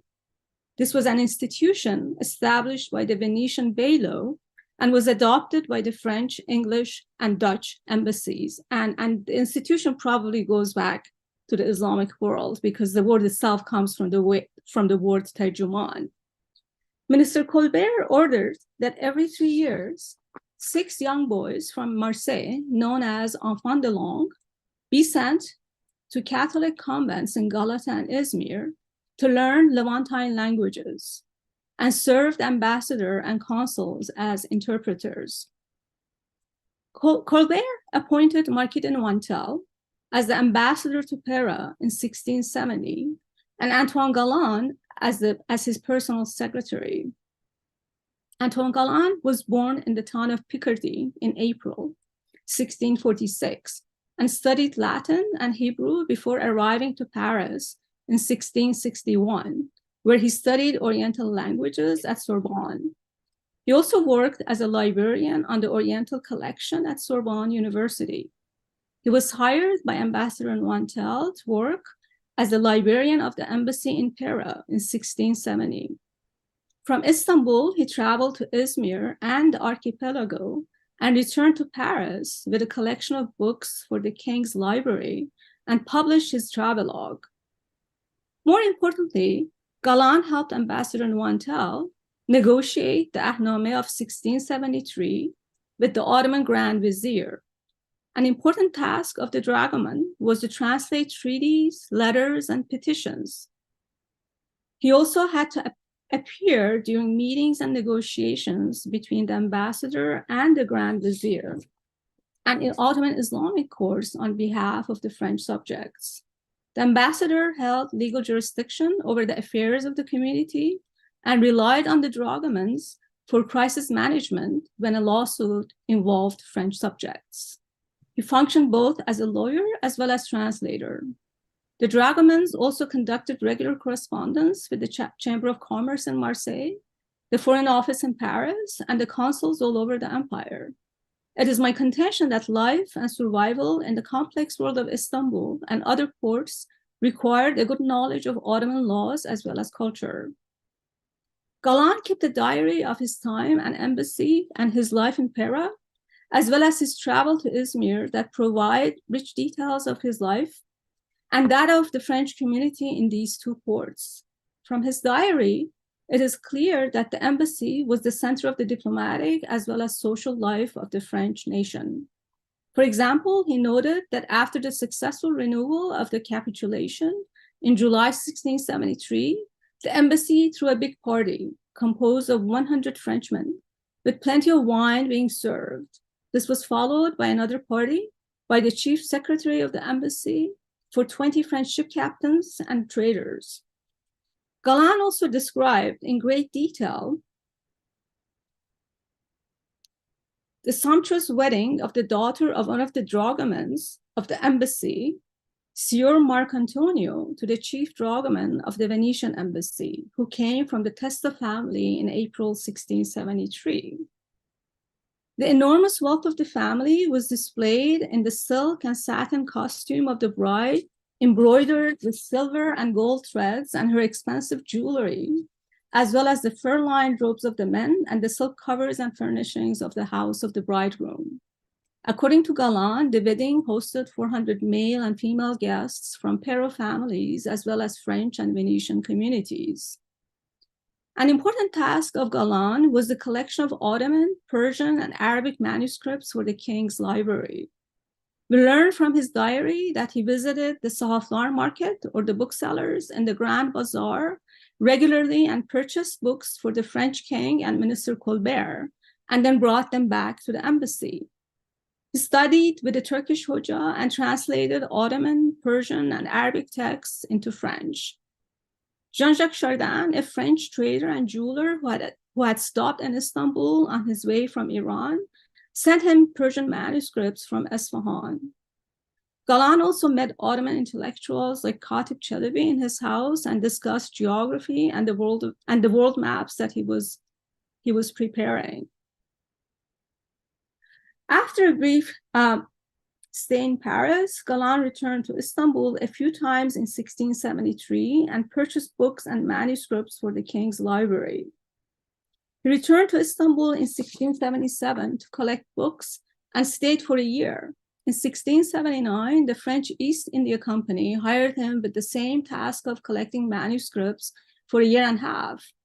His third trip to the Ottoman Empire and India was as the collector of antiques for the king for 9 years. He returned to Paris in 1688 and worked as the librarian for the king under Thévenot in Paris in 1715. It appears that French curiosity about the Ottoman Empire and Safavid Persia had peaked in the 17th and 18th centuries due to growing diplomatic and commercial contacts.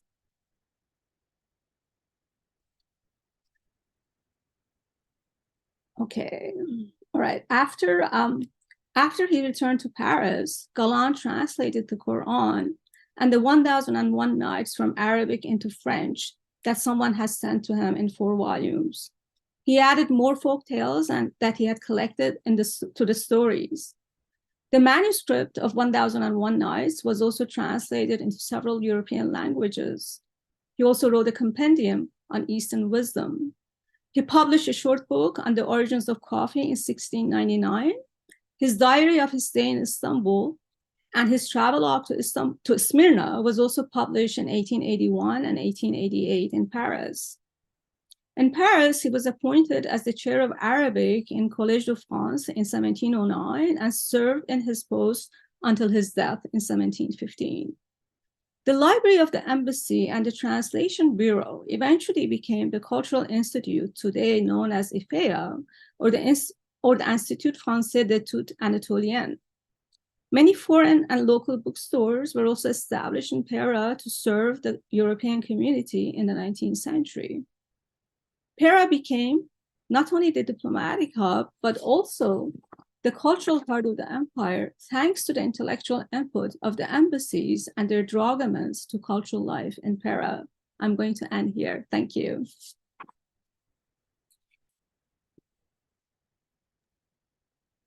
Thank you, Mrs. Rinebaf, for this enchanting presentation and the paintings, marvelous paintings. Thank you very much. We see that some presentations are connecting because Alikia Asvesta talked about the coffee and Galland in the morning. So now it was from a different aspect, this journey and the search of Galland in Constantinople, in Istanbul. We proceed to our next presenter, Stefanos Paliobeis, that he's a doctor archaeologist in the Ministry of Culture and the Foray of Underwater Antiquities. Kalispera. Hello. Hello, Alice. Kalispera. Mr. Paliobeis will talk about the travel reports about the Holy Mount Athos from the 15th to the 17th century, I read, he is going to speak in German, so I'm reading the title in German. Reiseberichte über den Heiligen Berg Athos vom 15. Punkt bis zum 17. Punkt Jahrhundert. Genau. Okay. The floor is yours. Thank you. Good evening allerseits. Zur Abwechslung mal ein Vortrag auf Deutsch.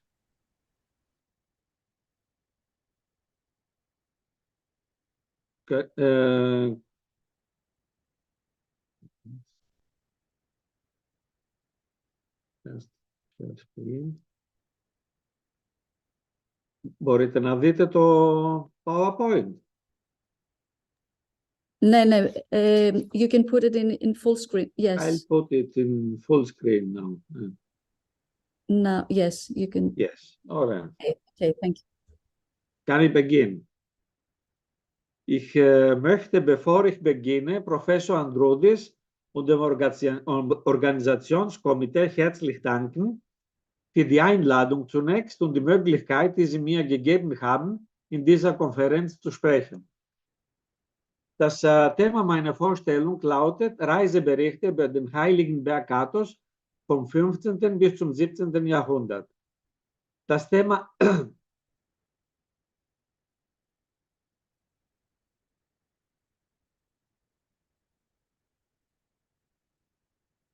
Hier sind wir. Ne? That's the first slide. Das Thema Reiseliteratur über den Heiligen Berg Athos hat die Forschung bis heute öfters beschäftigt.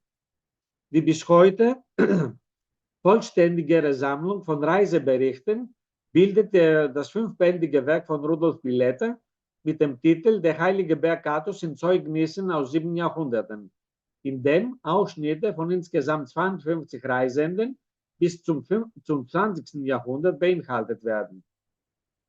Von diesen gehören der frühen Phase vom 14. bis zum 17. Jahrhundert insgesamt nur 13 Reisende, während in der Studie von Gothoni mit dem Titel Tales in Truth, Pilgrimage on Mount Athos, nur 9 von ihnen vorgestellt werden. Unsere Forschung hat bis heute die Existenz von mehr als 40 Personen, die sich mit dem Athos beschäftigten. Es sind Reisende und Kartografen, die dieser frühen Zeit angehören, zum Ergebnis.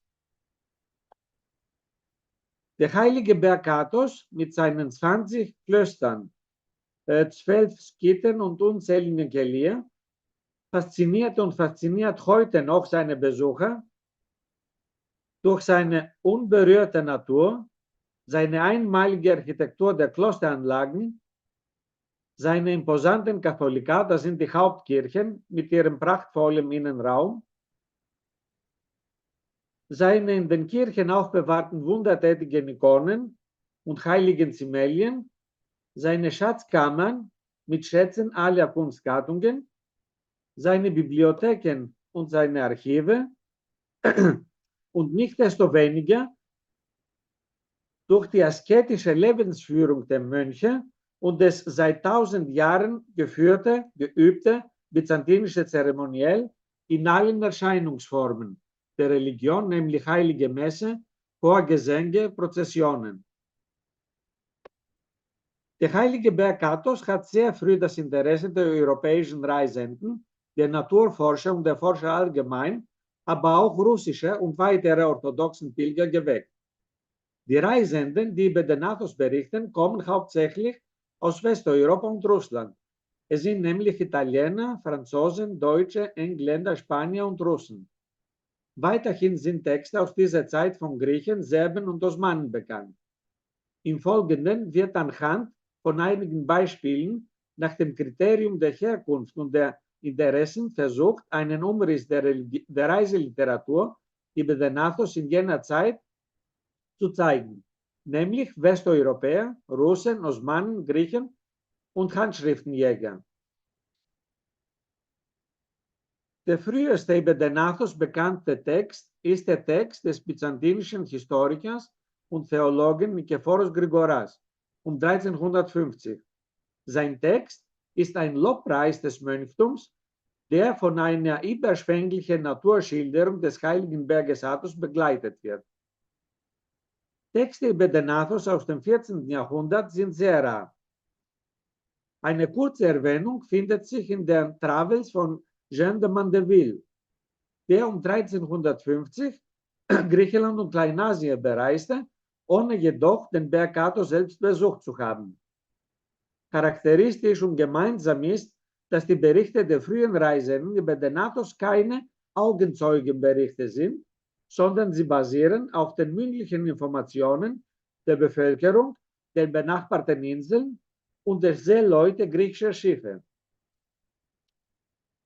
Zu den frühesten Texten gehören unter anderem die von Rui González de Clavijo, Giovanni Maria Angiolello, Pedro Tafuo, Cristoforo Buondelmonti und Kyriako d'Ancona, wie auch von russischen Pilgern wie Ignati von Smolensk oder auch von Mönchen wie Zosimas oder Isaias von Helandari. Der spanische Diplomat und Gesandte Rui González de Clavijo hielt sich bei der 1403 unternommenen Gesandtschaft nach Samarkand auf der Reise zum Hellespont im Hafen von Denevdos auf, von wo aus der Berg Athos Monte Santo zu sehen war.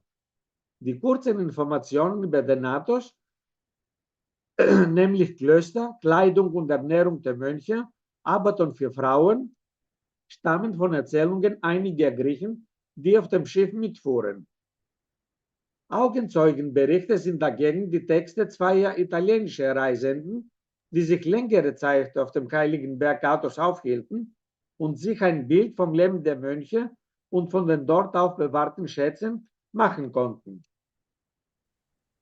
Cristoforo Buondelmonti ist für mehrere Jahre durch die Ägäis gereist und hat 1420 das erste Isolarium mit dem Titel Liber Insularum Archipelagi angefertigt, welches Karten sämtlicher Inseln mit Texten zu ihrer Geschichte und Geografie beinhaltet. Die Karte zeigt die Halbinsel des Athos mit einer schematischen Darstellung von insgesamt 4 Klöstern. In seinem Kapitel über den Athos, den er 1450 besuchte, erzählt er anfänglich über seine antike Geschichte, besonderes aber über das asketische Leben der Mönche und den täglichen Ablauf ihres Lebens. Das Isolarium von Buondelmonti war das Vorbild der späteren Isolarier von Sonetti, Bordone, Boschini und Piacenza aus dem 15. bis 17. Jahrhundert. Kyriako d'Ancona besuchte den Athos im Jahr 1444, und zwar die Klöster Vatopediu, Pantokratoros, Iviron, Philotheo, Karakal und Begis des Lavras. Sein Interesse galt hauptsächlich den Klosterbibliotheken und ihren Handschriften. Kyriako ist der erste Reisende aus dem Westen, der die wissenschaftliche Bedeutung der atonitischen Klosterbibliotheken erkannt hat. Beim Besuch in Vatopedi, am Meer gelegen und mit hohen Mauern und Türmen befestigt, war er beeindruckt vom Katholikon, der Hauptkirche des Klosters, das vor 450 Jahren errichtet war, nämlich Ende des 10. Jahrhunderts, das er wie folgt beschreibt. Ich zitiere: Die Kirche ist geschmückt mit einer hohen Kuppel, mit Vorhallen und mit Wänden aus glänzendem Marmor und mit Porphyrsteinen sowie mit Steinen unterschiedlicher Farbe, mit Säulen und mit einem wundervollen Bodenbelag. Die Zahl der frühen Reisenden des 15. und 16. Jahrhunderts war sehr klein. Sie nahm jedoch im 17. Jahrhundert deutlich zu. Der wichtigste Beitrag über den Athos stammt vom französischen Arzt und Botaniker Pierre Bellon de Man, der großen Reisephysiognomie des 16. Jahrhunderts. Bellon hat für 15 Jahre mehrere Reisen in Griechenland, unter anderem in Griechenland, Kleinasien, Palästina und Ägypten unternommen, um hauptsächlich botanologische, zoologische und geologische Forschungen durchzuführen, hat jedoch allerdings außerdem seine Beobachtungen über alle Bereiche des öffentlichen und privaten Lebens, des religiösen und wirtschaftlichen Lebens der griechischen Gemeinden aufgezeichnet. Seine Beschreibung des Athos und der dort anzutreffenden Merkwürdigkeiten in seinem Werk Observations das 1553 erschienen ist, wurde zumindest teilweise von mehreren nachfolgenden Reisenden übernommen. Er reiste auf den Athos 1546 und besuchte die meisten Klöster. Er war sogar auf dem Gipfel des Athos. In seiner Beschreibung sind Informationen Besonderes über die Natur, die Pflanzen und die Tiere, die Zahl der Klöster und ihrer Bewohner, aber auch über deren täglichen Beschäftigungen und ihre Ernährungsgewohnheiten mit Meeresfrüchten und Gemüse aufgezeichnet. Bellon hat eine Reihe von Pflanzen aufgezeichnet. Die heute bekannte Pflanzenarten auf dem Athos sind 1423, eine sehr große Zahl für einen so kleinen Raum. Der älteste bekannte Text auf Deutsch stammt aus der zweiten Hälfte des 16. Jahrhunderts. Es handelt sich um Ausschnitte des Tagesbuches des lutheranischen Theologen Stephan Gerlach des Älteren. Seine Angaben beschränken sich auf die Zahl der Klöster und die Zahl der Mönche auf dem Athos, die 6000 betragen haben soll. Zu den späteren Texten gehören die Beschreibung des Athos des Erzbischofs von Savos, Joseph Georgirenes, im Jahr 1677 in englischer Sprache, später auch in deutscher Übersetzung publizierten Buch über Samos, Nikaia und Patmos, sowie auch der Bericht über den Athos des ersten englischen Reisenden John Covell. John Covell, der große Reisende des Orients, später Rektor des Christ College von Cambridge, besuchte auf der Rückreise von Konstantinopel nach London den Athos im Jahre 1677, wo er eine Woche lang geblieben ist. Sein Bericht beginnt mit der Beschreibung seiner Ankunft im Kloster Megisti Lavra und der herzlichen Aufnahme dort. Es folgt die Beschreibung des Klosters. Der Bericht schließt mit der Beschreibung der Klöster Iviron, Vatopedie und Helandariou.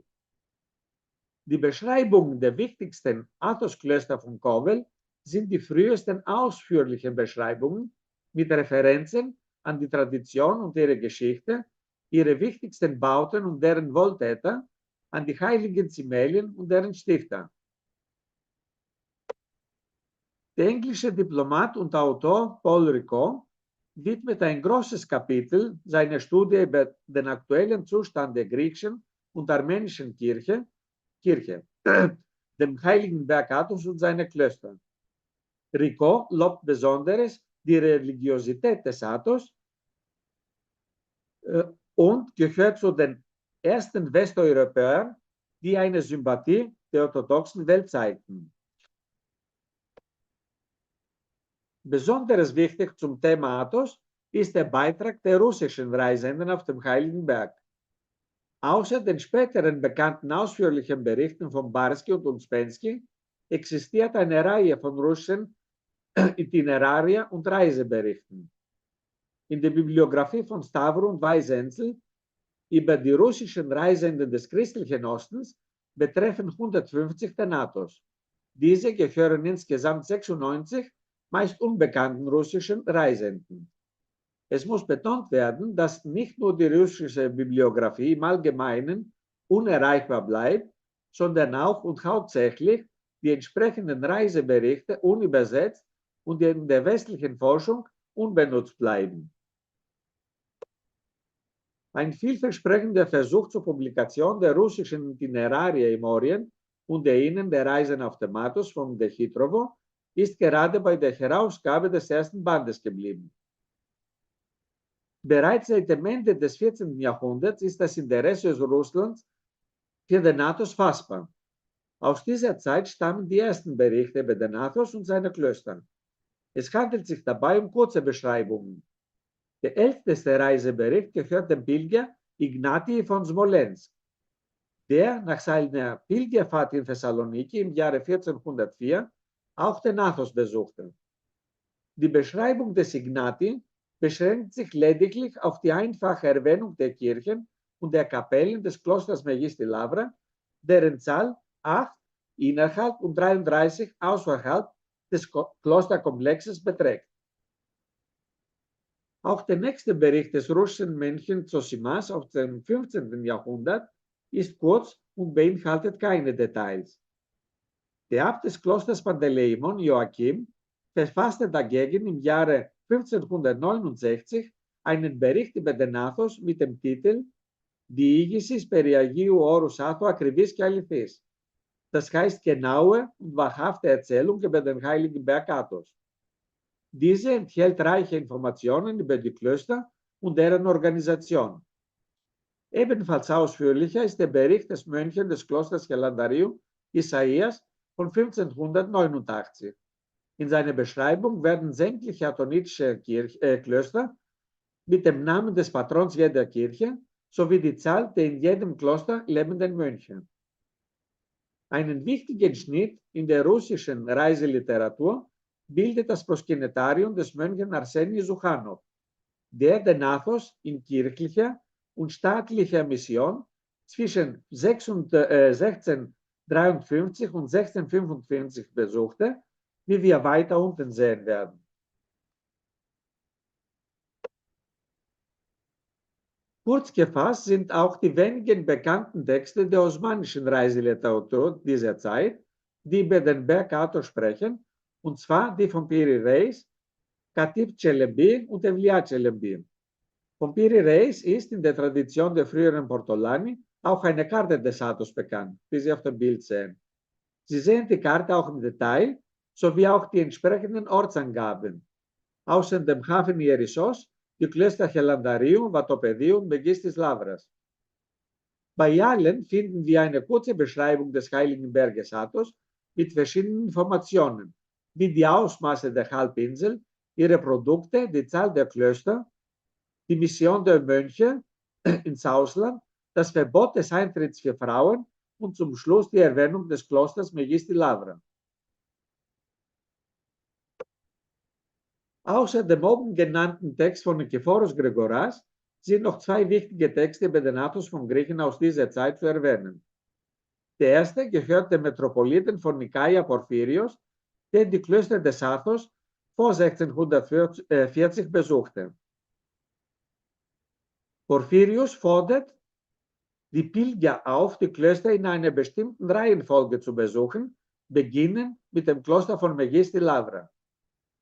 Der nächste Text gehört einer Sondergruppe innerhalb der Reiseliteratur über den Athos, den Proskenetarier, die während der Türkenherrschaft große Verbreitung hatten. Es handelt sich dabei um kurz gefasste, aber sehr informative Aufzeichnungen, eine Art Pilgerreiseführer, in dem nicht nur die mit dem Pilgerort zusammenhängenden Traditionen aufgezeichnet werden, sondern auch seine sehenswürdigen Bauten und die heiligen Zimelien. Den Ausgangspunkt der Reihe bildet die Publikation des Proskenetariums von Ioannis Komnenos. Der Philosophenarzt und späterer Abt des Klosters Nagov in Bukarest besuchte den Athos 1698. Sein Proskenetarium wurde 1701 publiziert und erfuhr in der folgenden Zeit mehrere Auflagen, nicht nur auf Griechisch, sondern auch in lateinischer, russischer und rumänischer Übersetzung, sogar in Karamanlidika. Das Proskenetarium des Komnenos beinhaltet eine sorgfältige Beschreibung der Klöster und war für 200 Jahre unbestrittener und unersetzbarer Informationsführer für die Pilger des Athos. Von den Beschreibungen der 20 Klöster die ausführlichste ist die des Klosters Vatopedium. Komnenos legt die Geschichte und die Tradition des Klosters dar und beschreibt mit wertvollen Details seine Bauten und entwähnt die dort aufbewahrten heiligen Zimelien und Kultgeräte.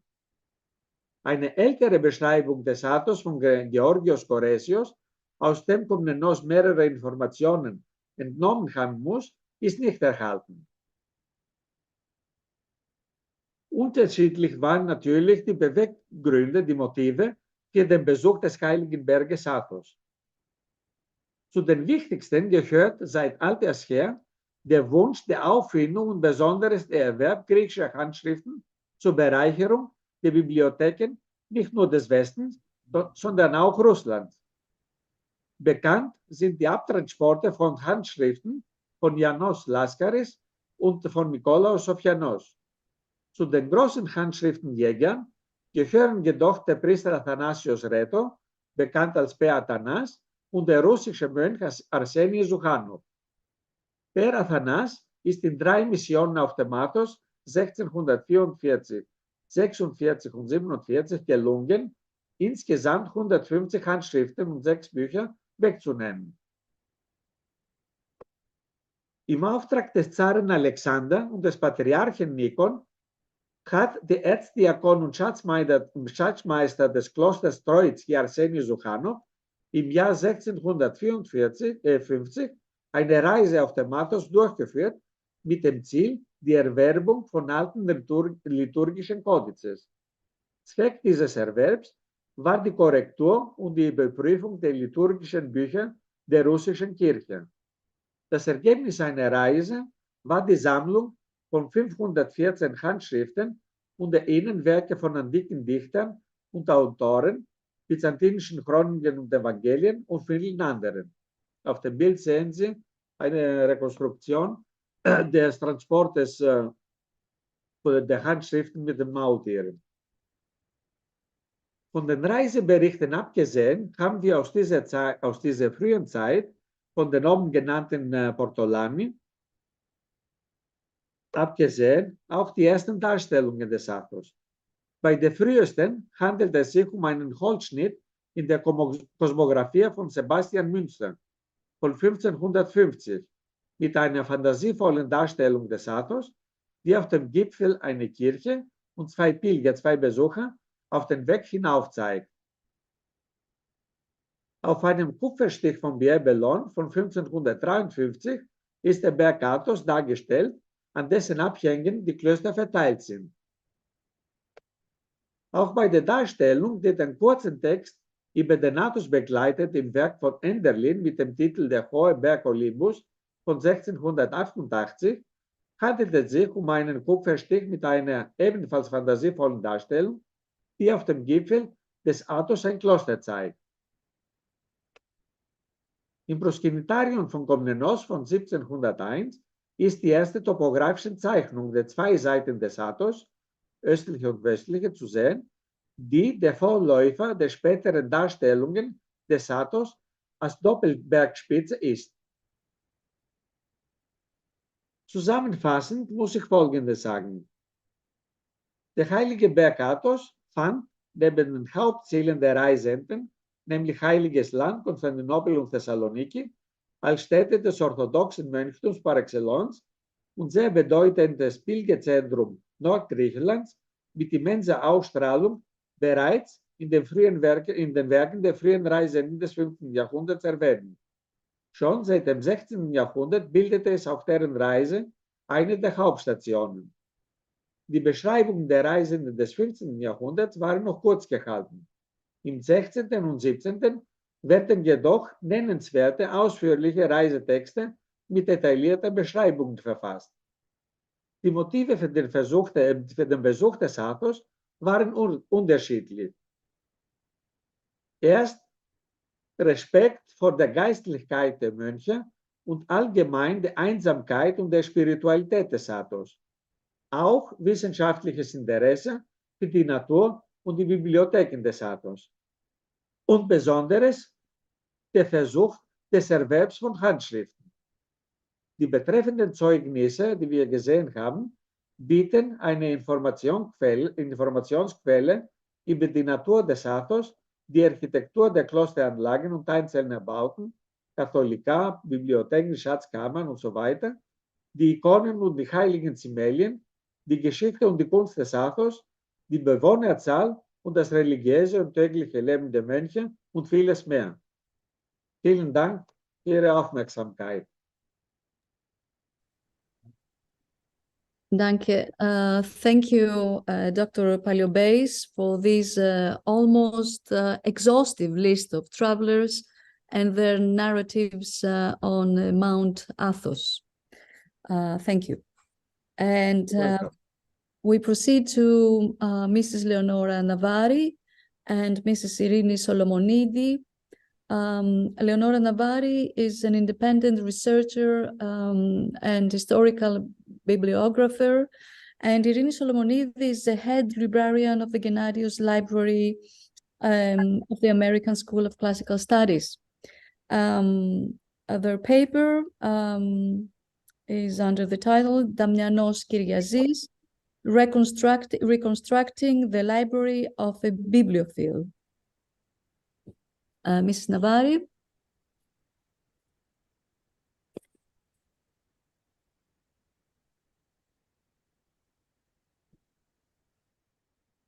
Hello, Mrs. Solomonidi. Oh, yes. Can you hear me? Yes, yes, clearly, yes.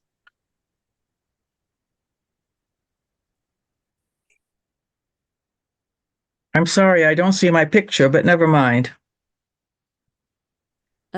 Would you like to try once again? Oh, there we are. Yes, okay. We can see you now. Right. Good evening, everyone, and thank you, Mrs. Pagliota, for the opportunity to participate in this conference. Today, we take for granted. Don't hear audio. Oh, it is. We can hear you. No, it's Can you okay. hear me? Yes, yes, of course. Yes, they can hear me. Thank you. Sorry. Today, we take for granted the existence of the sources, mainly books, which provide evidence for writers and historians like Stephanos Gerasimos. But the preservation and actual existence of these sources is dependent from antiquity to the present day on book collectors. Books were preserved because they had not only an intellectual value, but also a commercial value. They were of value to the collectors who purchased them and who preserved them in their libraries. Stephanos Gerasimos' monumental work on the travelers in the Ottoman Empire from the 14th to the 16th centuries could not have been written without the collectors who preserved the rare manuscripts and early travel accounts that he used. The travelers' accounts of the 14th, 15th, and 16th centuries that he examined had existed in collections like that of Damianos Kyriazis. Indeed, most of the presentations in this conference are based on books and book collectors and book collections, which have found their ways into libraries. Damianos Kyriazis was one of the most important Greek book collectors of the 20th century, probably second only to John Gennadius himself. His original collection consisted of over 4,000 books and other materials. The books included incunables, that is, books printed before 1500. Among them, the scarce edition of Chrysoloras' Erotimata, a grammar printed in Florence in 1496, of which only 15 copies are known worldwide. There were also incunable editions of Aristophanes, Euripides, and Theocritus. 16th century works included an important edition of Homer, the first edition translated into modern Greek, published in 1526. Archival material included the important archive of Ali Pasha of Yanina. Kyriazis was born in Egypt in 1890 to a family of tobacco merchants. He studied economics in Athens and Zurich. After taking his diploma in law, he returned to Athens for a brief period, but after the death of his father in 1919, he returned to Egypt to join his family's tobacco company. In 1932, the year of Egyptian independence, he left Egypt to settle in Athens. His friend Antonis Benakis had returned to Greece from Egypt in 1926, and Kyriazis had an entry into Athenian political and social life. His collection formed a sort of Gennadius library in miniature, since he collected books in almost all aspects of Greek culture, as did John Gennadius himself. The collections included early 16th century editions of Greek literature, works on Greek, Balkan, and Turkish history, books on the Greek Revolution, on theology, on art, and archaeology, on Byzantine art, music, and literature, and of course, books of travel. It would take much too long to explore the important works included in the categories I have just mentioned. Today, I would like to mention a few of the more important travel books in the collection. One of the most important is a rare account of the street vendors in Constantinople in the late 18th century. Hünglinger von Ing was an Austrian artist working in Italy when he was invited to join an ambassadorial party to Turkey in the 1790s. During his time in the city, Hünglinger drew pictures of the various street vendors, the fishmonger, the water carrier, the sweet seller, the coffee maker, and so forth. This work, published in Vienna in 1800, is one of the few direct depictions of street life in the city. Frederick Hasselquist's account of his voyage to the Levant, which first appeared in 1657, is an important work, a record of scientific investigation. Hasselquist was a botanist, a student of Linnaeus, who encouraged him to make the journey to search for rare plants. Hasselquist died in the course of his travels, and his 2-volume work was edited from his letters by Linnaeus in 1657. A 17th century account of the Peloponnesos is preserved in Bernard Randolph's The Present State of the Morea, published in 1686. Randolph was engaged in the Levant trade, and he traveled all over the Aegean and the Peloponnesos in various money-making ventures. In the mid-1640s, the intrepid traveler François de la Boulaye-Legouze left France for the East. He made his way through Italy, Greece, and Istanbul, through Asia Minor and Persia to Goa, using the name Ibrahim Bey. By 1650, he had returned to Europe. His account of his travels appeared in 1653. It is among the earliest books in which the author gives advice to other travelers. These are only a very few of the important source books in the collection, which not only we use today, but that were used by the travelers, historians, and geographers who followed them. Damianos Kyriazis died in 1948 and left his library to his daughter, Maria, to distribute between the Gennadius Library and the Benaki Museum. In 1953, an agreement was reached by Maria Kyriazis, Andonis Benakis, and Shirley Weber, then director of the Gennadius Library. The Gennadius received about 2,000 books, and the Benaki Museum about 400. The extremely important Ali Pasha archive went to the Gennadius, while the Mavrocordatos archive remained with the Benaki. But that was not the end of the story. At the time of the original bequest, Maria Kyriazis Spenzas had kept back a number of books from her father's collection, a few rare incunables, and early printed books. We know about them because in 1977, several were loaned to the exhibition of early Greek printing organized by the Greek Society of Bibliophiles. In addition, her large apartment in Kumbari Street still contained many books from her father's collection. In the late 90s, Mrs. Spenza was planning to move to Switzerland, and in 1977, through the efforts of the then president of the Friends of the Gennadius Library, Mrs. Joanna Foucault, she donated another 1,400 books to the Gennadius. In the same manner, Mrs. Spenza gave her a large apartment on Kumbadi Street with all its contents, including books, to the Benaki Museum. The books eventually reached the Benaki Museum library when the Spenzas' apartment was sold. The friends honored Mrs. Spenzas for her gift by asking me to prepare a catalog of her bequest. The catalog was published in 2001 entitled Dorea Maria Spenzas pros την Γενάδιο Βιβλιοθήκη Συλλογές Damianou Kyriazi.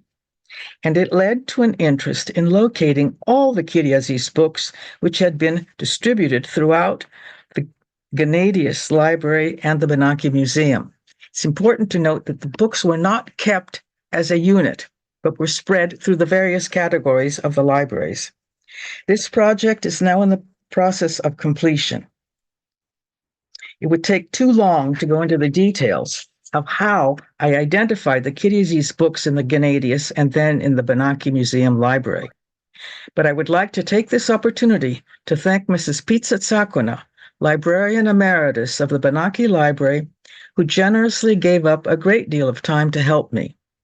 I'm also very grateful to Irini Solomonidi, Chief Librarian of the Gennadius, who offered every assistance to these efforts.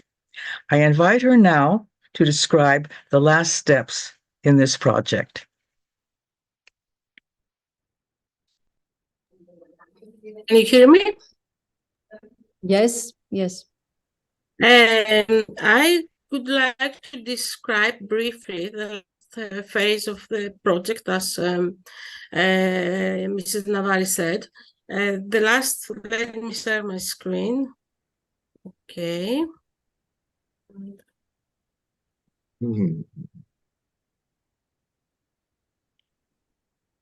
Okay, is it okay? Yes. But it's not in full screen. Okay, okay. Is it full screen? Yes, yes. Okay, so the last phase of the project was the inventory of the Kyriazis donation at the Gennadius Library. As Mrs. Navari said, the donation was distributed. It's not kept as a unit. It was distributed in different parts of the library and has the classification system of Johannes Gennadius, which means that it was spread and since they weren't described as with provenance mark, we had to do an inventory, conduct an inventory with the physical objects. So the first tool was a list of call numbers of Gennadius Library call numbers donated that Leonora gave to us, and what the purpose was to see what at these two provenance marks, the book plate of Theodoro Damianou Kyriazi or the handwritten note of the librarian of 1953, June Kyriazi's 1953. So we conducted this inventory. We used 3 interns. And so there is a description by the marking of ex libris, librarian's note, or other provenance marks. This is the second tool, which is an Excel file. And finally, we have a result, but I think it's still going on. I mean, it's a final phase, but we have other things to see too. It's 112 titles, and you can see the distribution. You have history, which means history of the Balkans, history of Greece, history of Near East, independence and Kingdom of Greece, geography and travel, Turkish history, theology, grammars and modern Greek literature, 44 manuscripts, biographies, periodicals, art and archaeology, and 43 titles that are a special category of books that are very, very rare, the rarissime. And I'm just going to show you some of these books. before you can see a typical entry on the catalog of the online catalog, where it's noted that that is it's a gift of the Mianou Kyriazis, and we have, if we go to the holdings, we have other information too.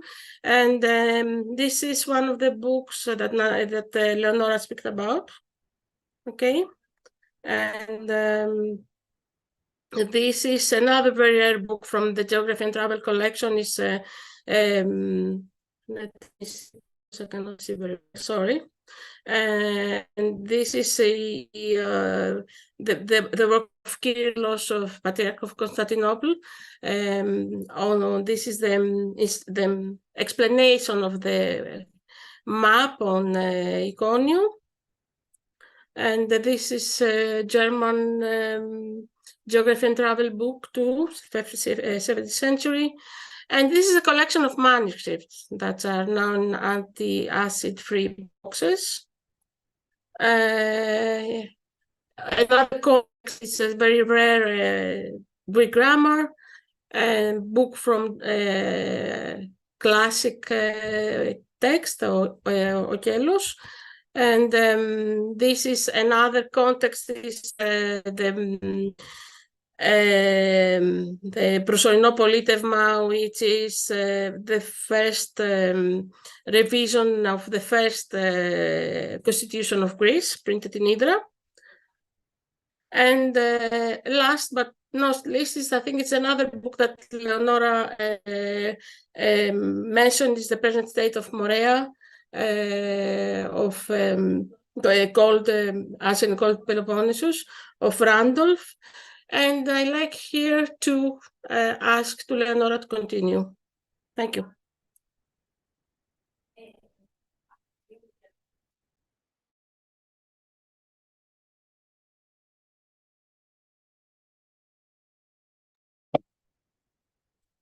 Yes, I would just like to add a short note. I would like to remark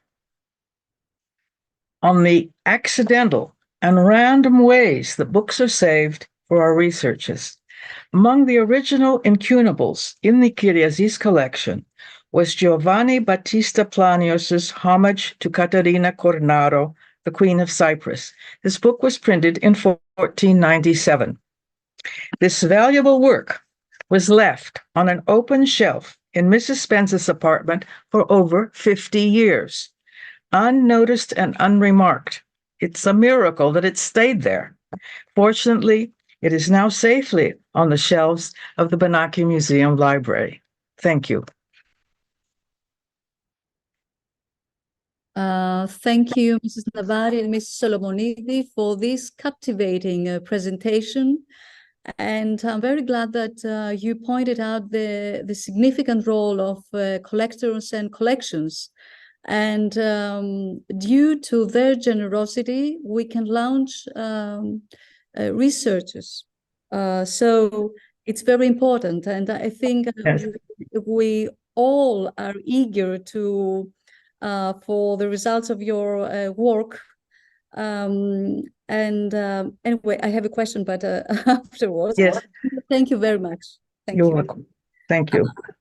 And now we have two young scholars, Eleni Faka, and Petra Lucenichova.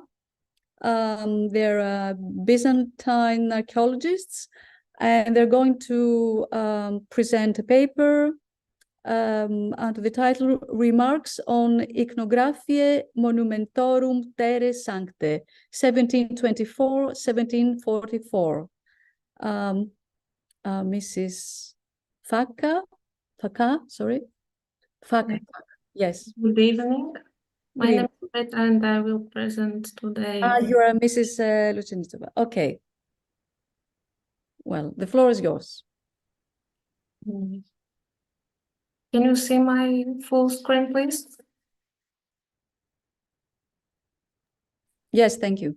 Okay, thank you very much. Good evening. We would like to thank the organizing committee for accepting our presentation, which has a purpose to highlight the work of Franciscan monk L.C.R. Horn from his staying in the Holy Land. Until 1902, was his work kept in the Vatican Library when the Franciscan Palestinian scholar Jerome Golubovich decided to publish it. Some information about his life can be gleaned from his work. The monk who spent 20 years of his life in the Holy Land is assumed to have been born in the last decade of the 17th century, since from the archives of the Franciscan province of St. Elizabeth in Thuringia, Hungary, we are informed that on the 31st May 1716, he was approved to be able to preach and confess. He arrived in Cyprus on the 27th of June 1724 on his way to Jerusalem and joined the services of the custody of the Holy Land. 3 months later, he began his notes on Palestine in Jerusalem. From 1724 to 1744, we learned that 42 monks died of the plague. A few months later, in May 1725, he was elected president of the Holy Sepulchre for the customary 3 months.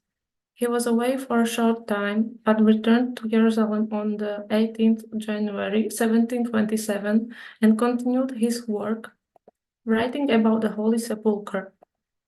The plans for the Holy Sepulchre are important. There is a floor plan of the complex, and the structure is shown with the portion about the Holy Sepulchre open, and the dimensions of the complex are noted. In a straight line to the tomb would be 119 feet from the side of the Holy Cross. The tomb's edifice on the exterior is about 26.5 feet long. The small cupola from fine wooden boards is covered with lead plates. 7 columns of porphyritic and 5 of white marble support the cupola.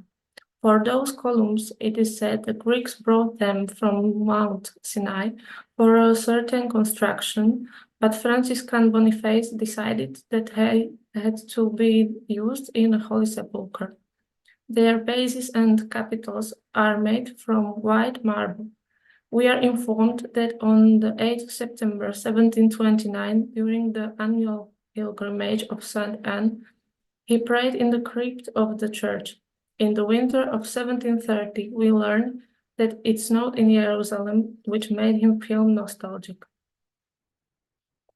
In the summer of 1731, he was in Bethlehem, where he took notes. Between April and June 1732, he seems to be in the monastery of St. Saviour in Jerusalem, probably because of the plague. A few years later, in 1737, he was elected cantor in the same monastery. A year later, in November 1738, he visited his hometown, where he carried a piece of the Holy Sepulchre that he had detached himself. In February 1743, he went to Nazareth, where he began to take notes on the holy pilgrimages. On the 28th of November 1744, he died in Acre after an apoplectic stroke. Apart from the information about the monuments, there is also other information that sheds light on everyday life at that time. We learn about the plague and how it was treated. Information is also provided on other aspects, such as the liturgical and ecclesiastical history and life of the region, and the daily life of the monks, many of whom were involved in his writing. Divided into 3 volumes, the work in the Vatican Library seems to have been incomplete, perhaps due to the Horn's untimely death. He was not concerned with the pilgrimage description of the holy places of Palestine in general, but only with the places he visited himself. For example, here on the second map, Horn depicted the way of the cross beginning from the Holy Stairs and noted the last one at number 12, which was the place where Christ fell the third and the last time under the cross. In the first volume, speaking of Jerusalem, its history, its pilgrimage sites, he depicts 38 of them. At the same time, he raises questions which presumably arose at the time, such as who wrote the Psalms of David, or why our resurrected Lord appeared first to women and not to men.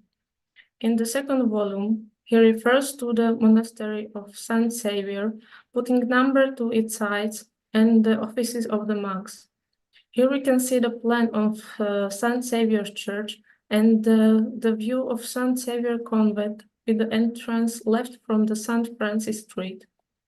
Now we can see the pneumatic organ, which was on the south side at the back of the church and had 24 registers. In the second half of the 18th century, it was replaced by one with 32 registers. Horn refers to the Church of the Holy Sepulchre, expressing questions about the actual shape of the tomb and the shape of the cross. The third volume remains unfinished. It refers to Bethlehem, to the monastery of St. John in Ein Karem in Nazareth. He began taking notes when he went there, but didn't complete them after his departure. Drawings such as the pyramids of Egypt, the temple of Baalbek, or figures of Muslims and their dress are not accompanied by text. The gaps between the 227 pages indicate Horn's desire to enrich his work. His drawings are not always original. Many copy images from book or publication of the period. He numbered the drawings he made in front of monuments so that he could later describe them in detail. His drawings are also an important source of information about sacred Orient monuments that no longer survive, as the St. Mary Latin Church with the monastery that has now completely disappeared, and also about features that may have been altered over time. It is believed that the spacious church of St. Anne has built by St. Helena in honor to the grandmother of Christ. The Turks transformed the bell tower into a minaret. Now we will take a fast overlook to other Horn's engravings of churches which he visited. As we enter to the Church of Holy Sepulchre, to the right there is the Greek convent of St. Abraham. Number 1 in the drawing is the small courtyard of the Greek monastery. Number 3 is for the 3 windows of the church, while number 8 is the door to the little chapel of sacrifices of Melchizedek and Abraham. The cupola is smaller but higher than the cupola of the Holy Tomb. It rests on 4 arches and very thick pillars. The chapel of Apparition is a small, built-in square church where the friars minor say the canonical office day and night and offer to God the unbloody sacrifice. We can see in detail the pavements in the chapel of the Apparition of Jesus to Mary. Horn notes that at the level of the pavements of the church, paved with white and black marble, was the place where Christ appeared to Magdalene after his resurrection. Monumental landmarks are attributed to Horn's work, as here we can see the engraving of the column of the flagellation in the chapel of Apparition of Christ to his mother. The prison of Christ was considered at the foot of Mount Calvary, where it was said there was a prison for those condemned to death. But due to lack of sources, more possibly it was a cave, one of those of Mount Calvary.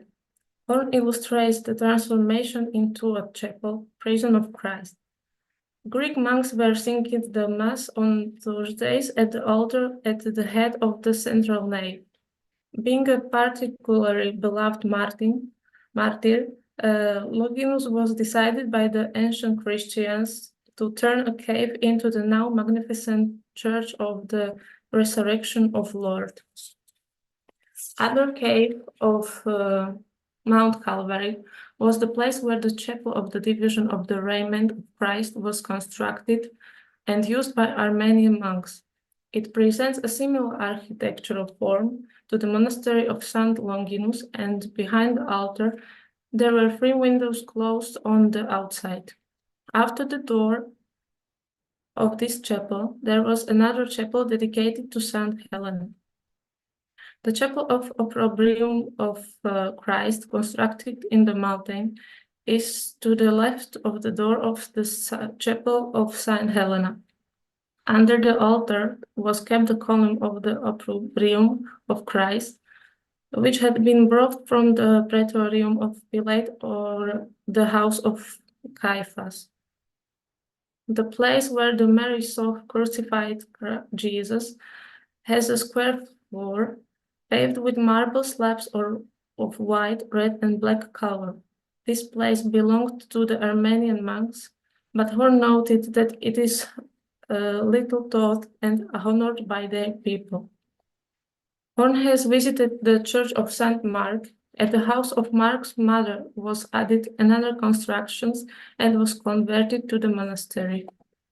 He also tells us that around 2 miles away from Jerusalem, near the Mount Gihon, leaving the public highway in an open field with olive trees, there is a monastery of the Holy Cross. He describes how large and fortified it is because of its position. It is more exposed to the incursions of the Arabs. The church, with 3 naves according to the tradition, was built by Saint Helena because there was a tree which the Holy Cross was made of.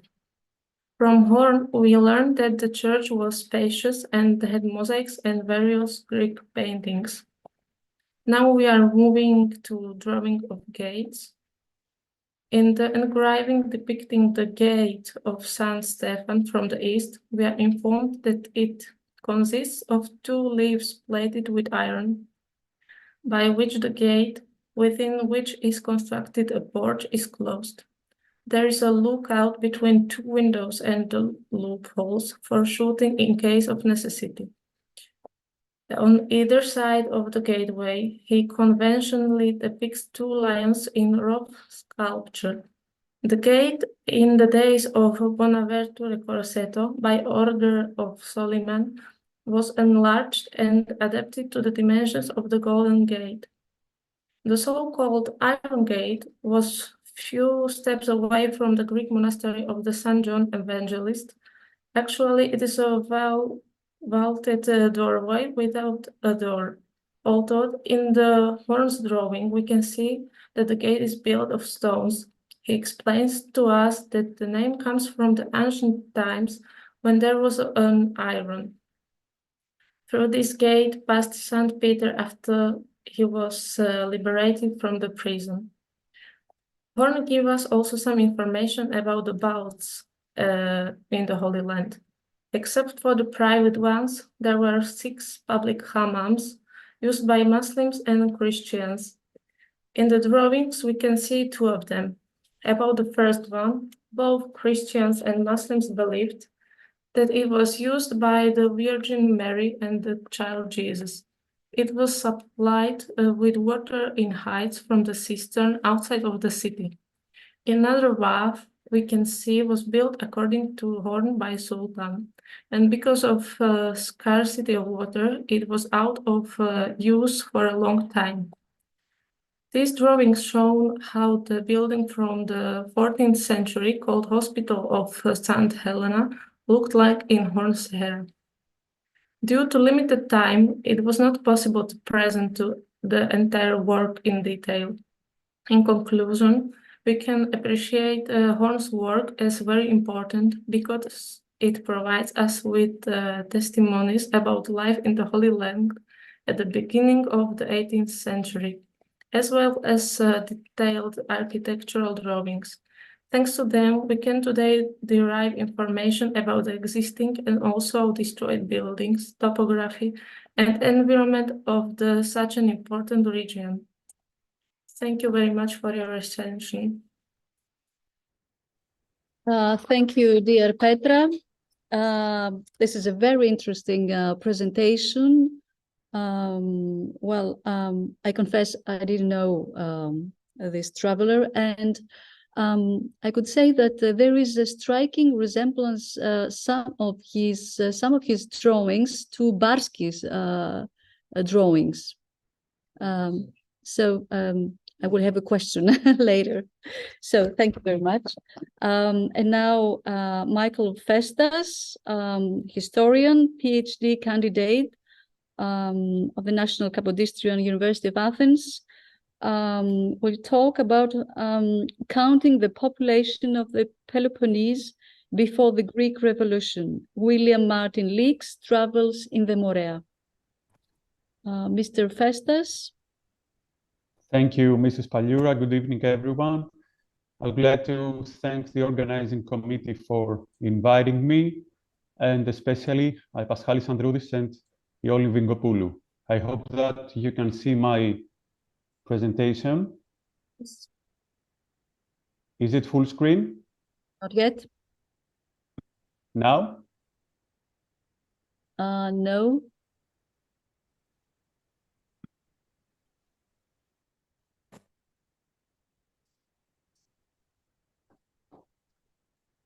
Now it's not?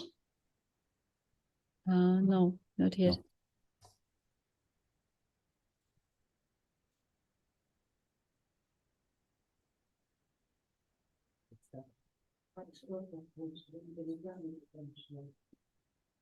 No. You can try once more. Yeah. Because it's not in full screen.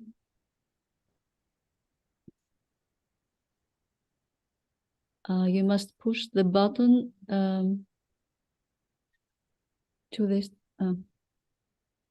Give me 1 minute.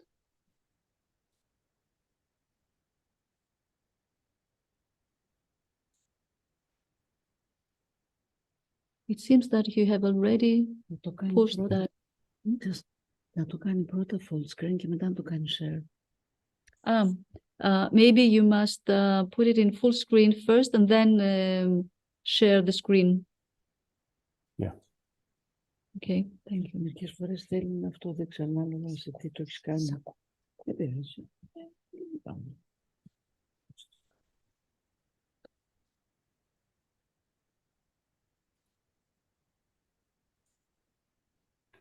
It seems that it is in full screen in my laptop, but you say it's not. Okay, we can see it. Okay, thank you.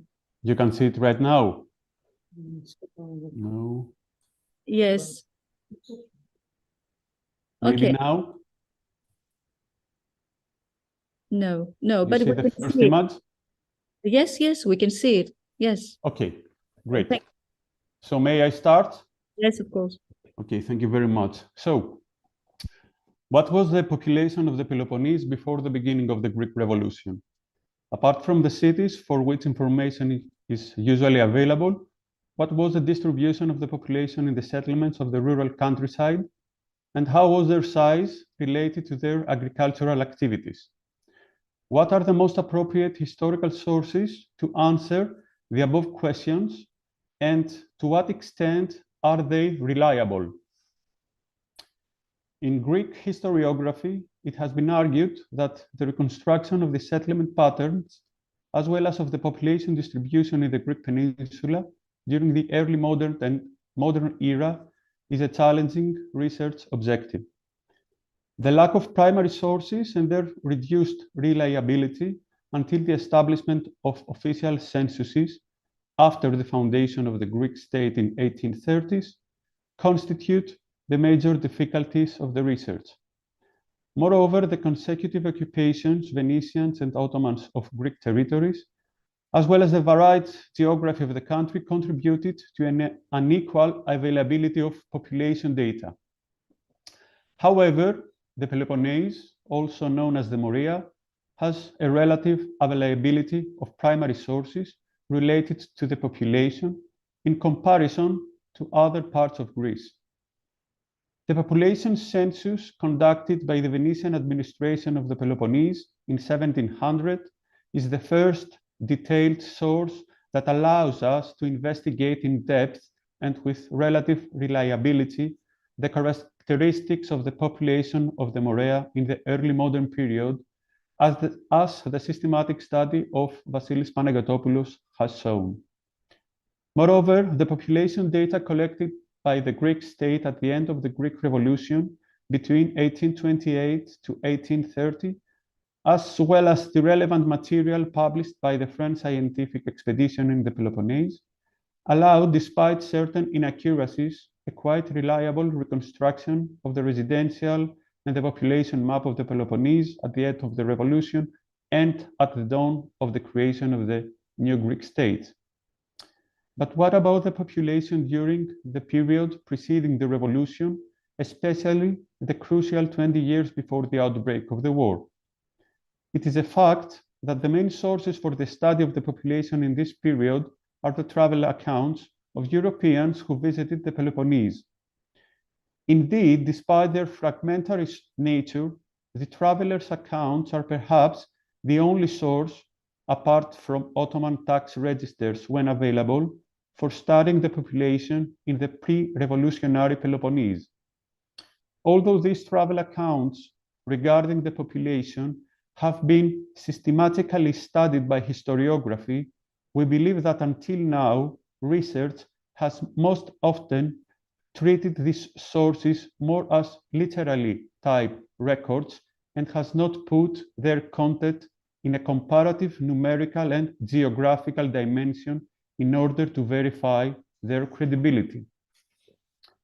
In the context briefly analyzed, the present paper attempts to critically examine the content of William Martin Leake's on the population of the Peloponnese before the revolution, attempting to trace interpretative research hypotheses regarding its credibility.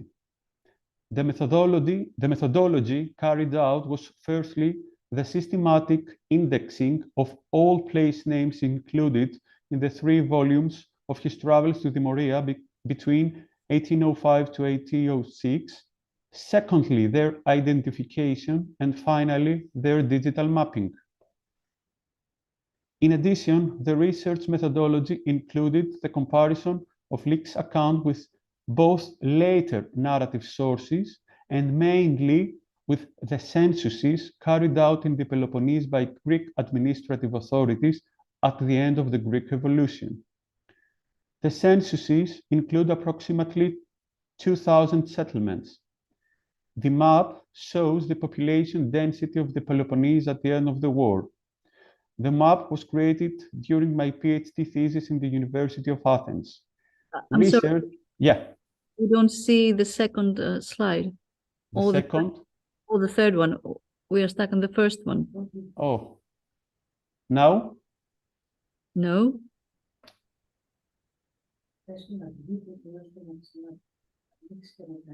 Maybe your screen freeze, so you have to relaunch it. Why? But why? Okay, now we can see it. The third one. The second one, yes. The second, and now the third one. The density map. Yes, okay. Yes. It's not full screen, isn't it? No, it's not. Maybe now? No, but we can see it. Okay. Okay, great. So these censuses include approximately 2,000 settlements. The map shows the population density of the Peloponnese at the end of the war, and the map was created during my PhD thesis in the University of Athens. Research included the detailed mapping of the 2,000 settlements mentioned above, and a large part of the research was conducted in the Institute of Historical Research at the National Hellenic Research Foundation. As Ioli Minkopoulou mentions in the website Travelogues, Vice Colonel William Martin Leake was a topographer, antiquarian, and member of the Society of the Dilettanti. He is considered one of the most systematic researchers of Greek territories. Leake studied in the Royal Military Academy, lived in India for 4 years, and during his life became a member of the Royal Society of London, the Royal Geographic Society, and Berlin Academy of Science. From 1794 to 1815, Leake was on a government mission to the Ottoman Empire to promote the prospective political and military interests of the British Empire. It is widely accepted that William Martin Leake conducted a thorough survey of the Peloponnese. In addition to information about ancient topography, our research has shown that the traveler makes a detailed record of information that also relates to the human as well as non-human environment. Aspects such as natural vegetation, climatic changes, and the presence of areas of standing water and marshes are analyzed in detail by Leek. But let us focus here on the information concerning the populations and the settlements. I hope you see the maps. Leek arrived in the Peloponnese from the west on 22 February 1805. The maps were created so all the settlements mentioned in the 3 volumes of his travels that have been identified and geographically located, thus enabling us to roughly visualize the way Leek moved around the peninsula. As can be seen in the first volume, settlements are recorded mainly in the west, south, and southeast, and a little in the center. The second volume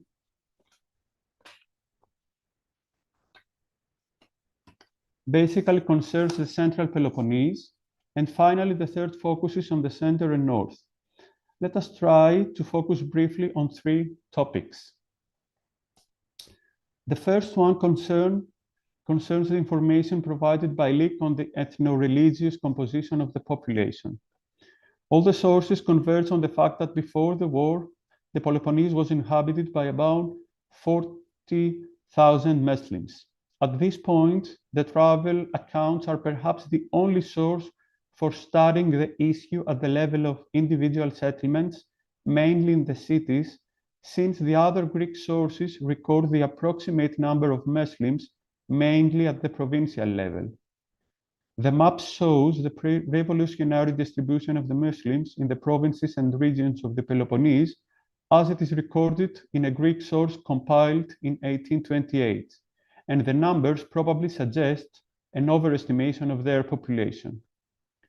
Through the study of Leek's volumes, it is possible to understand the spatial distribution of the population in the important castles of the Morea. Thus, for example, in the cases of the castles of Methoni and Koroni, the travel counts the number of Muslims and points out the fact that they lived inside the castles while the Christian population was located outside them in the immediate vicinity.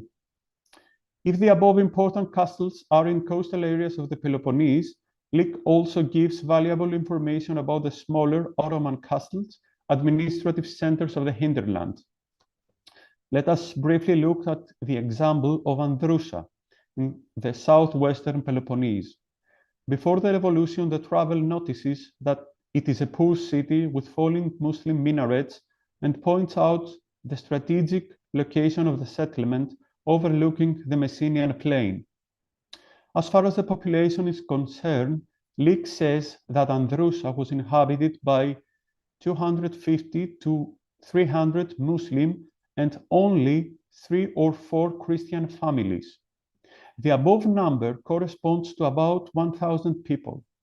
The same settlement at the end of the revolution is recorded with only 38 families, thus no more than 150 people. It becomes obvious that the population of the settlement was dramatically reduced during the war, but it was not completely depopulated as it was replenished by inhabitants who were Christians. The Muslims of Androusa, like the rest of the Peloponnese, were slaughtered at the beginning of the war when the great majority of them fled to Tripoli, the Ottoman capital of the Peloponnese. We have numerous reports on the population of Tripoli from European travelers, and not only before and after the war. There are 2 issues concerning its population. One concerns the number of Muslims who lived there before the revolution, and the other concerns the number of those who were executed by the Greeks at the beginning of the war. You can see an indicative table with information collected during a research project I took part, carried out at the National Hellenic Research Foundation on the population of Tripolis and its municipality from the 17th to 21st century. Leek accounts the presence of 1,500 Muslims houses, a number that indicates about 6,000 Muslims in total in Tripolis before the outbreak of the war. The second part of the paper concerns Leek's account on the population sizes and the number of settlements at the level of administrative provinces. Here again, the existence of the censuses produced at the end of the revolution makes it possible to compare and evaluate the estimation of leak, which again are characterized by reliability. First of all, his observation seems to be confirmed for the Mani Peninsula, where Leek records a total of 30,000 people before the revolution, while at the end approximately 30,000 are also recorded. Furthermore, the travel points out that in the Mani Peninsula, a total of 130 settlements were found. Here, probably Leek slightly underestimates the total number of the settlements because approximately 180 settlements are recorded at the end of the Greek Revolution. In any case, for Mani, it is difficult to have a clear definition of the inhabited places, as it is an area scattered with small settlements which most often consist of a tower and 4 to 5 houses. Here it should be mentioned that Mani, despite being an area that had literally no hinterland, is recorded as one of the most well-populated areas of the Peloponnese, with its population remaining almost the same at the beginning and at the end of the war. Moreover, the estimation of the traveler for the total number of settlements and population are confirmed for the area of northern northwestern Peloponnese and the provinces of Kalavrita and Patras, where we have a high convergence of the numbers. In particular, the pre-revolutionary evidence for the existence of 114 settlements in the mountainous province of Kalavrita, which were inhabited by a predominantly Christian population, shows strong convergence with the data we have for the end of the revolution, as the censuses record a number of 113 and 129 inhabited places. Moreover, despite any changes in administrative geography, the count of 124 settlements in the Venetian census of 1700 indicates quite vividly the numerical order of magnitude in this region. We believe that these numbers confirm that the mountainous areas of the Peloponnese were densely populated between the 18th and 19th centuries. Finally, the same observation can be made for the lowland province of Patras. The traveler notes that before the revolution, there were 130 settlements in the province, and adds that the plain of Patras included 3/4 of the total of these, apart from about 40 kefalochoria, or big villages, consisting of 20 to 50 houses, and another 3 to 4 of larger size. All were chiftliks, inhabited by 10 to 20 families, while some of them were even smaller. The above observation of traveler Leek leads us to the third and final topic analyzed in this paper, which concerns the typology of the settlements. First of all, that once again Leek's account for the province of Patras is confirmed by the data included in the censuses at the end of the war, as 121 to 128 settlements are recorded, the vast majority of which were indeed no larger than 20 families. There is no time here to analyze whether these were indeed chiftliks. What is certain is that in Leek's volumes, a number of terms can be found which helps us to understand the typology of the settlements, such as chiftliks, hamlets, villages, kalivia, town, cottages, kefalochoria, etc., but also a wealth of information about their agricultural and pastoral activity. The terminology provided by Leek is very important because in the Greek censuses, the 2000 settlements, or rather the place names mentioned above, are recorded uniformly and without distinction, while it is observed that settlements recorded by Leek or existing in other sources, such as the map produced by the members of the French scientific expedition in the Peloponnese, are absent from the censuses. Again, therefore, the combined research of travel accounts, population censuses, and the historical maps helps us to understand the settlement patterns at the level of the small geographical scale. In this context, I will close this paper by briefly analyzing an extract of Leek's narrative regarding the mountainous area of Kalavrita that, in my opinion, reflects the depth of his observation. Leek writes that, quote, arrive at the Mazeitica Kalivia, standing on an insulated height in the plain of Katsana, or Katsanes, as this angle of the valley is called, which probably contained a village of that name. It is traversed by a stream called the River of Katsana, descending from the village of Vladiteri, but of which the highest sources are in Mount Helmos, which overtops all the surrounding summits. The cultivable level of the banks of the Katsanes penetrates for an hour's distance between the mountain, almost as far as Vladiteri. Half an hour higher than the latter is Mazi, another large village, situated in a gorge just under the highest part of Helmos, and now surrounded and deeply covered with snow. Mazi owns the greater part of the plain of Katsanes, which is chiefly grown with kalampoki, the marshy nature of the bottom and the facility of irrigation being well adapted to the cultivation of that grain. There are also some vineyards. The rest of the plain belongs to Emir Aga, a Turk of Kalavrita, and consists of corn, land, and pasture. End of quote. In a few words, Leek describes the existence of a mountainous core settlement which has its kalivia or huts on the relatively nearby plateau, which are identified by its name. On the plain, crossed by the river, Kalampoki, the maize, is grown, a hydrophilic crop capable of withstanding low temperatures. This part of the land would have belonged to the Christian inhabitants of the settlement, who therefore kept kalivia there. The fact that there were kalivia on the plateau, thus non-permanent settlements, periodically inhabited, is probably explained by the fact that in this area the existence of stagnant water was associated with the presence of malaria.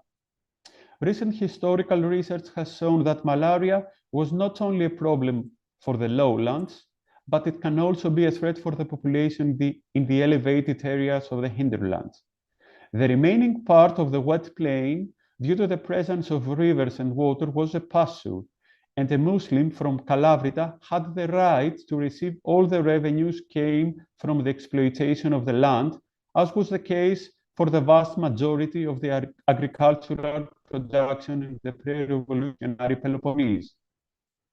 In a such short extract, therefore, the traveler manages to analyze comprehensively and in-depth variables such as the population, the typology of settlements, the crops, the property of the land, and the environment of the mountainous Peloponnese.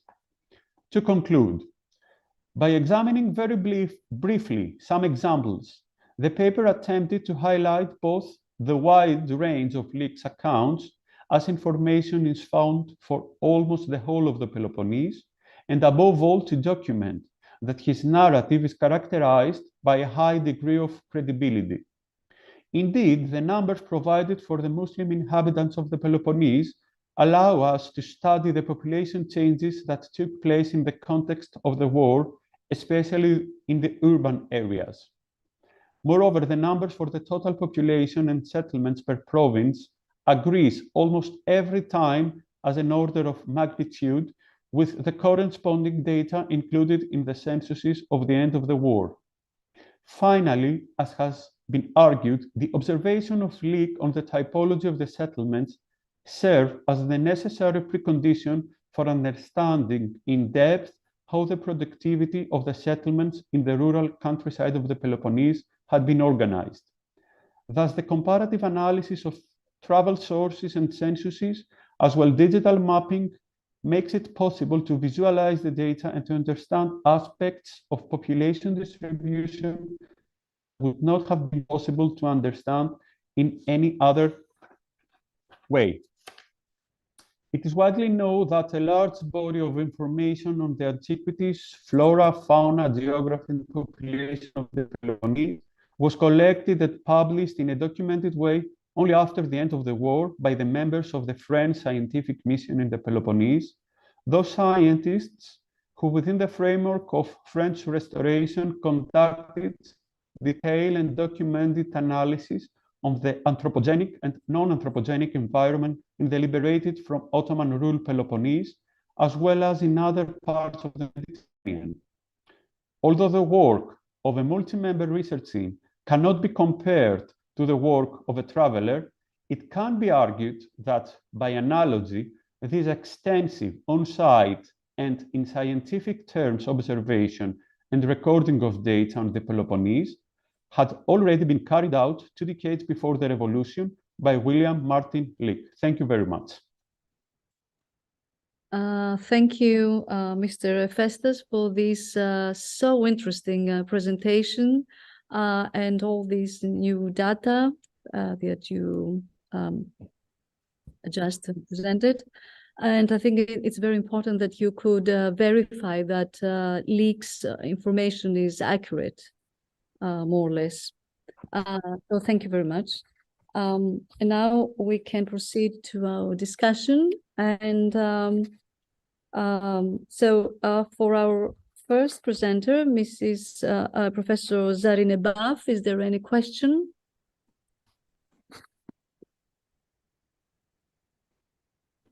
Is anyone that wants to pose a question for Professor Zarinebaf? That it was a fascinating presentation. Well, yes, Mrs. Navari? I just wanted to say it's very interesting that these new sources to us, are coming forward. And I thought the album of horn was really very interesting. Thank you. Okay, thank you very much. Someone else? No. So for Dr. Paliobeis, I got her mixed up. I was thinking she was here. I'm going to close your microphone, Mrs. Navarro. Sorry. Just a moment.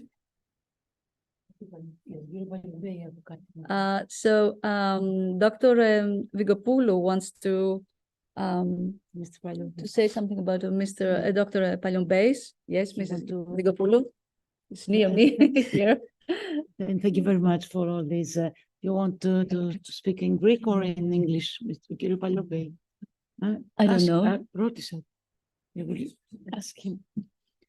Just a little remark, please, Mr. Paliobeis, about the journey of Pierre Bellon. He started his trip in 1546. Να το πω ελληνικά. Okay. So, excuse me, I will continue in English. Yes. And he started the trip or his journey in December of 1546, and he left Venice, and he was in July of 1547 in Mount Athos, because before he was at Limnos, looking for the Terra Sigillata, and then he was there exactly in July of 1547. And then he continued back in Constantinople. And about as Mr. Vasilis Siametis told us yesterday, about the journal of Stefan Gerlach, he was published in 1674, but he refers all the journal is about 1573 and 1578. And he was intact because nobody touched this journal before, so whatever he was written was only published in 1674 and not before, and the journal refers in this period at the end of the 16th century. Thank you very much for this. I think you must translate it in Greek now for Okay, Mr. Paliobeis. Κύριε Παλιομπέη, επιτρέψτε μου, ευχαριστούμε πάρα πολύ για όλη αυτή την Μας βοηθάει και μας πάρα πολύ η επανεξέταση των επισκεπτών στην περιοχή του Αγίου Όρους. Απλώς επιτρέψτε μου, γιατί είχα ασχοληθεί λίγο περισσότερο αναλυτικά με τον συγκεκριμένο, γι' αυτό μόνο εκεί θα παραμείνω στην παρατήρησή μου, ότι ξεκινάει το ταξίδι του ο Πιέρ Μπελόν το Δεκέμβριο του 1546. Αυτό είναι και η μόνη ημερομηνία που δίνει μέσα στο ταξίδι. Φεύγει από τη Βενετία, δηλαδή τέλος του 1546. Είναι άνοιξη, τέλος της άνοιξης στην Κρήτη και Ιούλιο του 1547 μετά τη Λίμνο βρίσκεται στο Άγιον Όρος. Ούτε πριν ούτε μετά. Ακριβώς αυτή την περίοδο, 1547. Άρα αυτή είναι μικρή, γιατί καμιά φορά έχει διαφορά.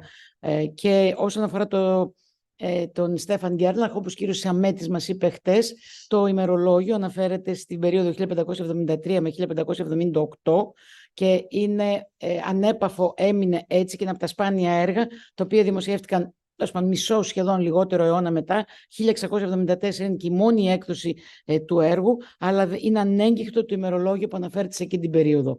Οπότε μπορείτε κάλλιστα να χρησιμοποιήσετε αυτές τις ημερομηνίες 1573 με 1578 όταν είναι στην Κωνσταντινούπολη εφημέριος της πρεσβείας του Φερδινάνδου. Αυτά, και αν θέλετε οτιδήποτε άλλο, ευχαρίστως για κάποιες λεπτομέρειες, γιατί η βασική μου εργασία ήταν ακριβώς για τους περιηγητές του 16ου αιώνα. Σας ευχαριστώ πάρα πολύ για το χρόνο σας. Thank you very much.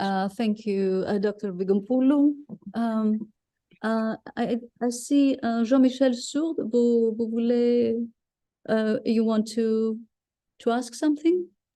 Yes, yes, I want, but unfortunately, I don't know German. I can speak a bit in Greek, but I can. I would like to know, to notice something, if it could be possible to receive your text by email in German, and then I can maybe try to translate it, because it was, I catch up only the name, and more or less when you put some words in Italian, in Greek, about the name of a monastery, I could understand. But my question also is, maybe you forgot one traveler. His name is André Theuet. Have you heard about him? From to be precise, 1516 to 1590. And he writes a text into de la montagne sainte, autrement dite Athos, et de la terre sigillée, in a book called Cosmographie de Levant, was published in Lyon in 1556. So maybe this one is not in your bibliography. I didn't see it into the listing of all the name you talk about. Have you heard about that text? I must translate it to Mr. Paliobeis. Κύριε Παλιοπέη, λέει ο κύριος Σουρντ ότι αν είχατε την ευγενή καλοσύνη να του στείλετε στο mail την ανακοίνωσή σας, που θα μπορούσε να μεταφράσει με κάποιο τρόπο στα αγγλικά, ξέρω, στα γαλλικά, για να μπορεί να δει ενήμερος, ναι, για αυτά που μιλήσατε. Και επίσης επισημαίνει ότι υπάρχει άλλος ένας, είναι κάποιος περιηγητής, ο Αντρέ Τεβέ, ο οποίος επίσης επισκέφθηκε το Άγιον Όρος. Η κυρία Βικοπούλου θέλει να προσθέσει κάτι για τον Τεβέ, οπότε... Δεν ξέρουμε ακριβώς. We don't know exactly the itinerary of André Teve. He refers on Mount Athos. He wrote a lot about things that we don't know really where he was during his stay or his journey in Ottoman Empire during this period. And but of course he has a passage about this. But he was in 1549, André Teve. And we have Nikolai also, who participated at the same embassy of Daramont at this period with Bellon and the others. But he traveled during 1551, the journey of Nikolai. Even there, we don't know exactly his itinerary. We have the text, which talk about all this during his stay in the Ottoman Empire, but we don't know exactly which period was there or there. And if you want more details, we Thank can you so much. Yeah. I would like to have, if you can send continue by an mail. email. Thank you very much. Thank you. Thank you, Dr. Βικοπούλου. Η κυρία Βικοπούλου ανέφερε ότι δεν ξέρουμε ακριβώς το δρομολόγιο του Αντρέ Τεβέ. Γνωρίζουμε ότι πηγαίνει τώρα στο 1549 και επίσης αναφέρθηκε στον Νικολάη, ο οποίος είναι στο 1551. Οπότε, κύριε Παλιομπέη, μπορείτε να ανταλλάξετε πληροφορίες με τον κύριο Σουρτ και βέβαια στη συνέχεια στα πρακτικά θα μπορείτε να αναδιαμορφώσετε, να συμπληρώσετε το κείμενό σας. Θέλετε να πείτε κάτι, θέλετε να μιλήσετε? Yes, I wanted to add one thing. I was referring I'm to interested by the base. Just I'm interested.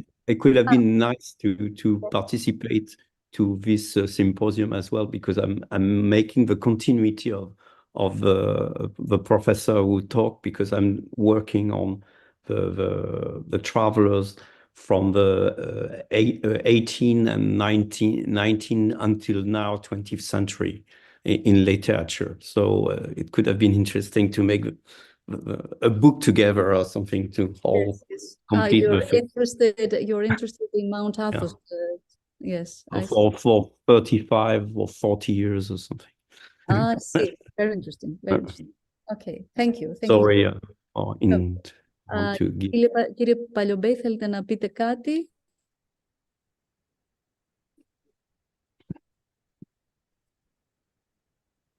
Just a moment to see the chat.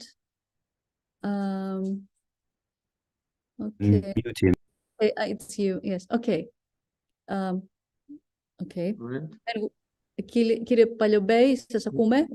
Ναι, ήθελα να πω, I would like to say that the cosmography of Tibet is known to me. Okay. Yes. Και αν θέλει ο κύριος Σαούτ να έχουμε συνεργασία, πολύ ευχαρίστως. Okay. Mr. Paliobe says that you can have a collaboration with him, so you can exchange emails. Και ευχαριστώ πολύ την κυρία Βικοπούλου για τις παρατηρήσεις της, που είναι δασκάλα σε ό,τι αφορά στην περιήγηση. Okay, thank you. Ευχαριστώ πάρα πολύ. And now let's proceed to Mrs. Leonora Navari and Mrs. Irene Solomonidi about the collection of Damianos Kyriazis. If anyone wants to pose a question. I would like to pose a question, Mrs. Navari. Yes, of course. I think that by now you have an idea of the travel of the books on travel literature of Kyriazis collection. So, except the incunabula, what are the rest of them? The rest of Damianos Kyriazis' library. On travel literature. On travel literature. It's a wide gamma of different texts from mainly 17th and 18th centuries, but there are some earlier ones. I would have to look at my list to give you an absolute idea of everything that was in Kyriazis' library. Now, some of these are in the Benaki Museum. They're not. The collection was divided, so that in order to tell you the exact contents, I would have to look back at all my call numbers and lists and things. I see. Okay. Yes. Anyone else?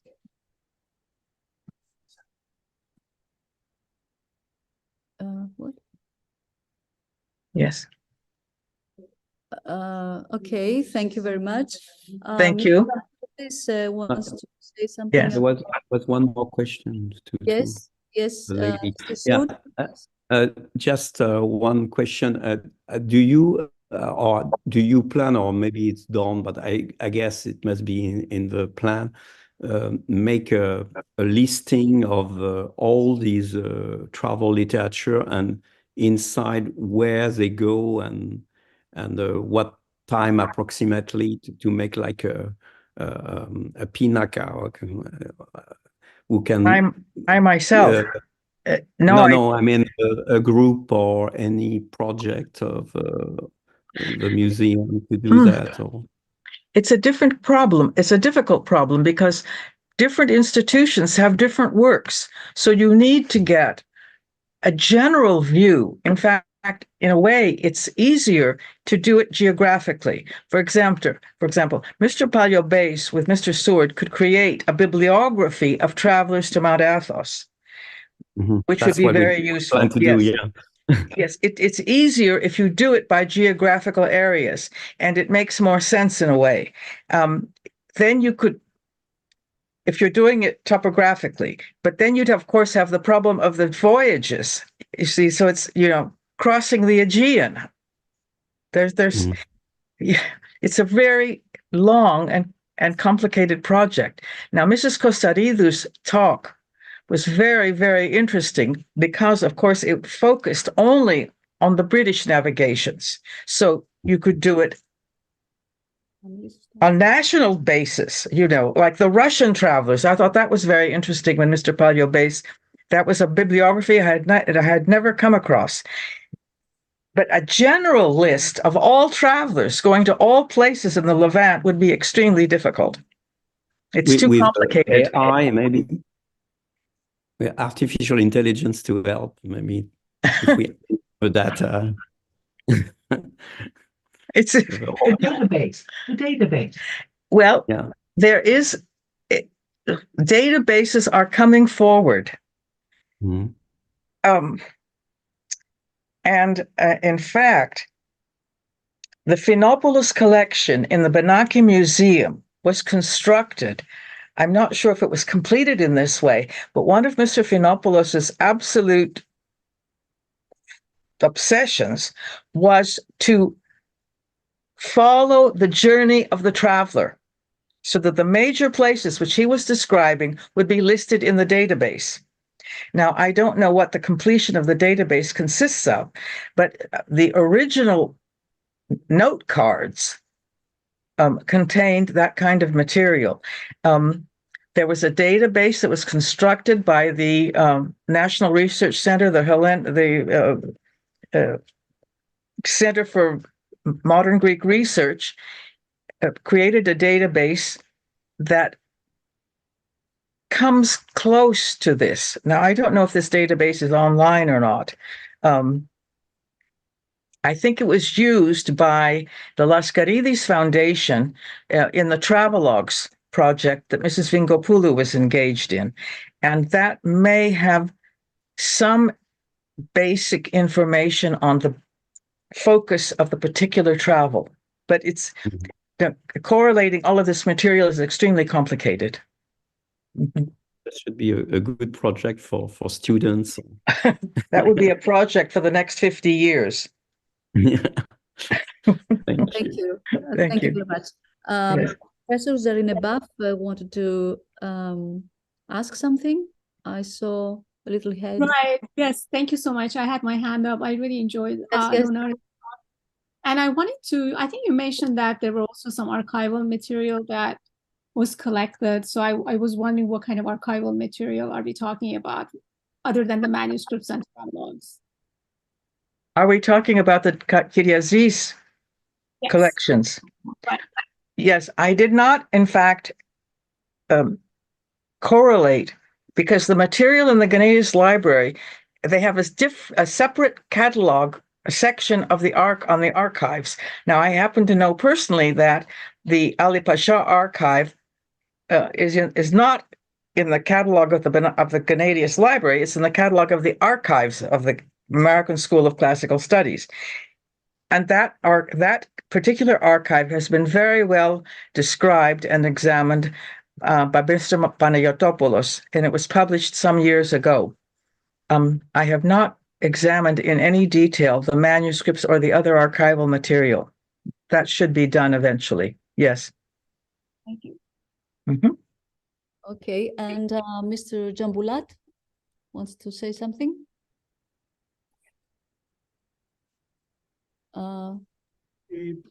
We are at a stage that we are mentioning about data, even big data, but at a sudden we're faced to artificial intelligence, AI.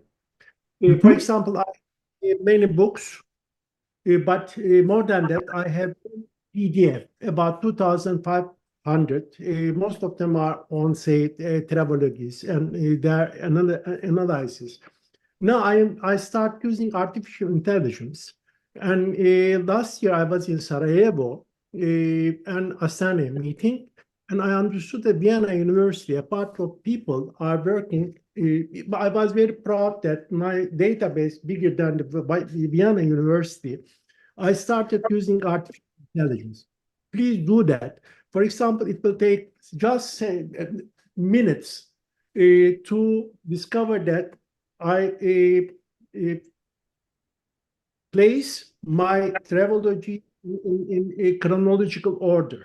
If I will search 20th century until 15th century, I give some keywords and in minutes, I will get all the information, but not linearly. It is the problem. I am sure that in a short while, the artificial intelligence will manage that. Go to my database and find out, and then give me even not only the data, some say critics, some say additional information, and so on and so. Please do so. Thank you. Thank you.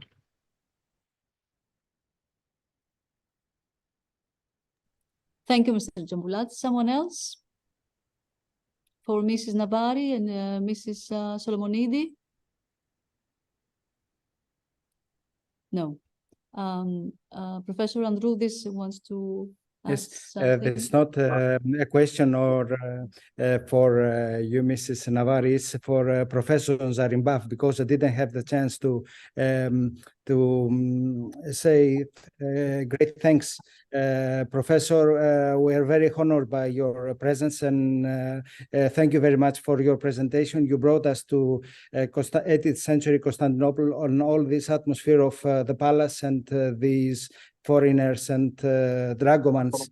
I wanted it's very rare to, because our conference was up to 17th century, so it was not focused in 18th century. So since you are here, if I may ask, have you worked on these networks between other cities, let's say Smyrna? I'm very much interested in Thessaloniki because I come from Thessaloniki, and we have a very strong presence of European consuls there during 18th century, and we know some descendants, Abbot family and others, and their descendants are still living in Thessaloniki. Have you worked on data on Thessaloniki? Thank you very much. Thank you so much for your comments. I'm really encouraged by your comment, because I'm actually now interested in this topic. It was partly in my last book. There's a whole section on dragomans, and I would encourage you to take a look at it. But while I was doing research on Istanbul, of course, I also went to Izmir and looked at some of these families. All the embassies hired these dragomans, many of them, of Greek background. But it was impossible to, work in many cities. My publisher wanted me to focus on Istanbul, but I did conduct some research on Izmir, and I'm hoping if you're going to publish a volume to actually, bring the material together, even, just what Galan writes about, the social life of Izmir. I did not do research on Thessaloniki because then it gets too big. So my goal is to, do more work on Izmir and compare Istanbul and Izmir as far as these networks are concerned. And I also hope that at some point, the Phanariot community would get researched, because it's just so important, their role as dragomans, for the port, for the Grand Vizier. And as far as I know, outside a few articles, not much has been published on that, group of dragomans who came from the Phanariot Greek community. Yes, thank you very much. The proceedings of our conference will be published by the Hellenic Institute of Venice, and hopefully we can wait for your publication. Thank you very much for your paper. Thank you, Professor Androudis. Mr. Sood wants to... Yeah, just a remark about the dragoman. There is a lot of mention of dragoman in the 19th century, beginning of the 19th century literature of travel to Mount Athos, like the two the two monks who were from Western monk who visit and have the help of dragoman, and it seems that without them they can do nothing. That's because they didn't know how to speak Greek or local language or Turkish and there is always this kind of things that it was necessary to do each time, like a middleman, something like that. And maybe first, yes? what is fascinating for me is that when you look at the actual Ottoman documents that I showed you, right, these letters that the ambassadors or the consuls would send to the, Imperial Council, it's obvious that they're written by the Greek dragomans. And it's their fluency in Ottoman language is just amazing, and of course they also had to know Ottoman laws, right, because a lot of these documents had legal implications, lawsuits, and it's just the knowledge about Ottoman legal system, culture among these dragomans is just really fascinating. And of course the Greek community, was very influential. Most of the dragomans are of Greek background. Galan, was unique in that sense. But their knowledge of Ottoman Turkish, their knowledge of Ottoman culture, they were the brokers and intermediaries, and without them, these European ambassadors and consuls couldn't do anything. But not only them, also people like Miller, if you heard about him, he was a Byzantinologist. So he can read Greek and all that, but he cannot speak the language of that time. So he needs to have a middleman as well for all the things that he carry and all that. I think it's interesting to make a research on these people, especially, or maybe publish a book or whatever. Right? Yes, absolutely. Thank you so much for your contribution. Thank you. Thank you very much.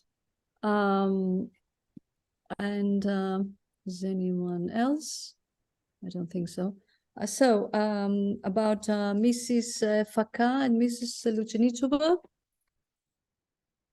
Question? I would like to ask something. Mrs. Dear Petra, are you here us? Yes. Okay. I wanted to ask you if you examined this resemblance between Barsky and Horn, between, the drawings. Horn's drawings are, we can detect a similarity. Did you examine this parallel work? Because it's almost the same period that they travel. The preparation for this presentation, not, but thank you for your comment. We can do this for the text, for the conference. It's very interesting what you say. And thank you very much. Okay, thank you. Thank you very much. Someone else for the young ladies? No. So for Mr. Festas, yes, Professor Zarineba.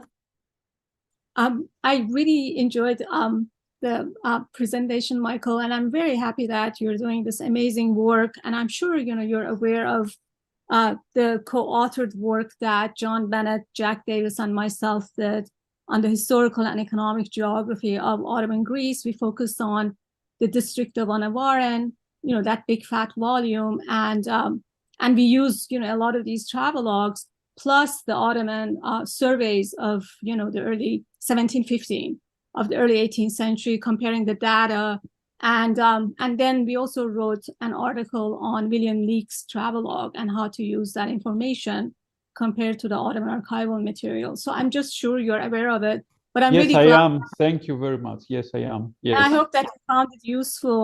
I mean, it was such a huge project.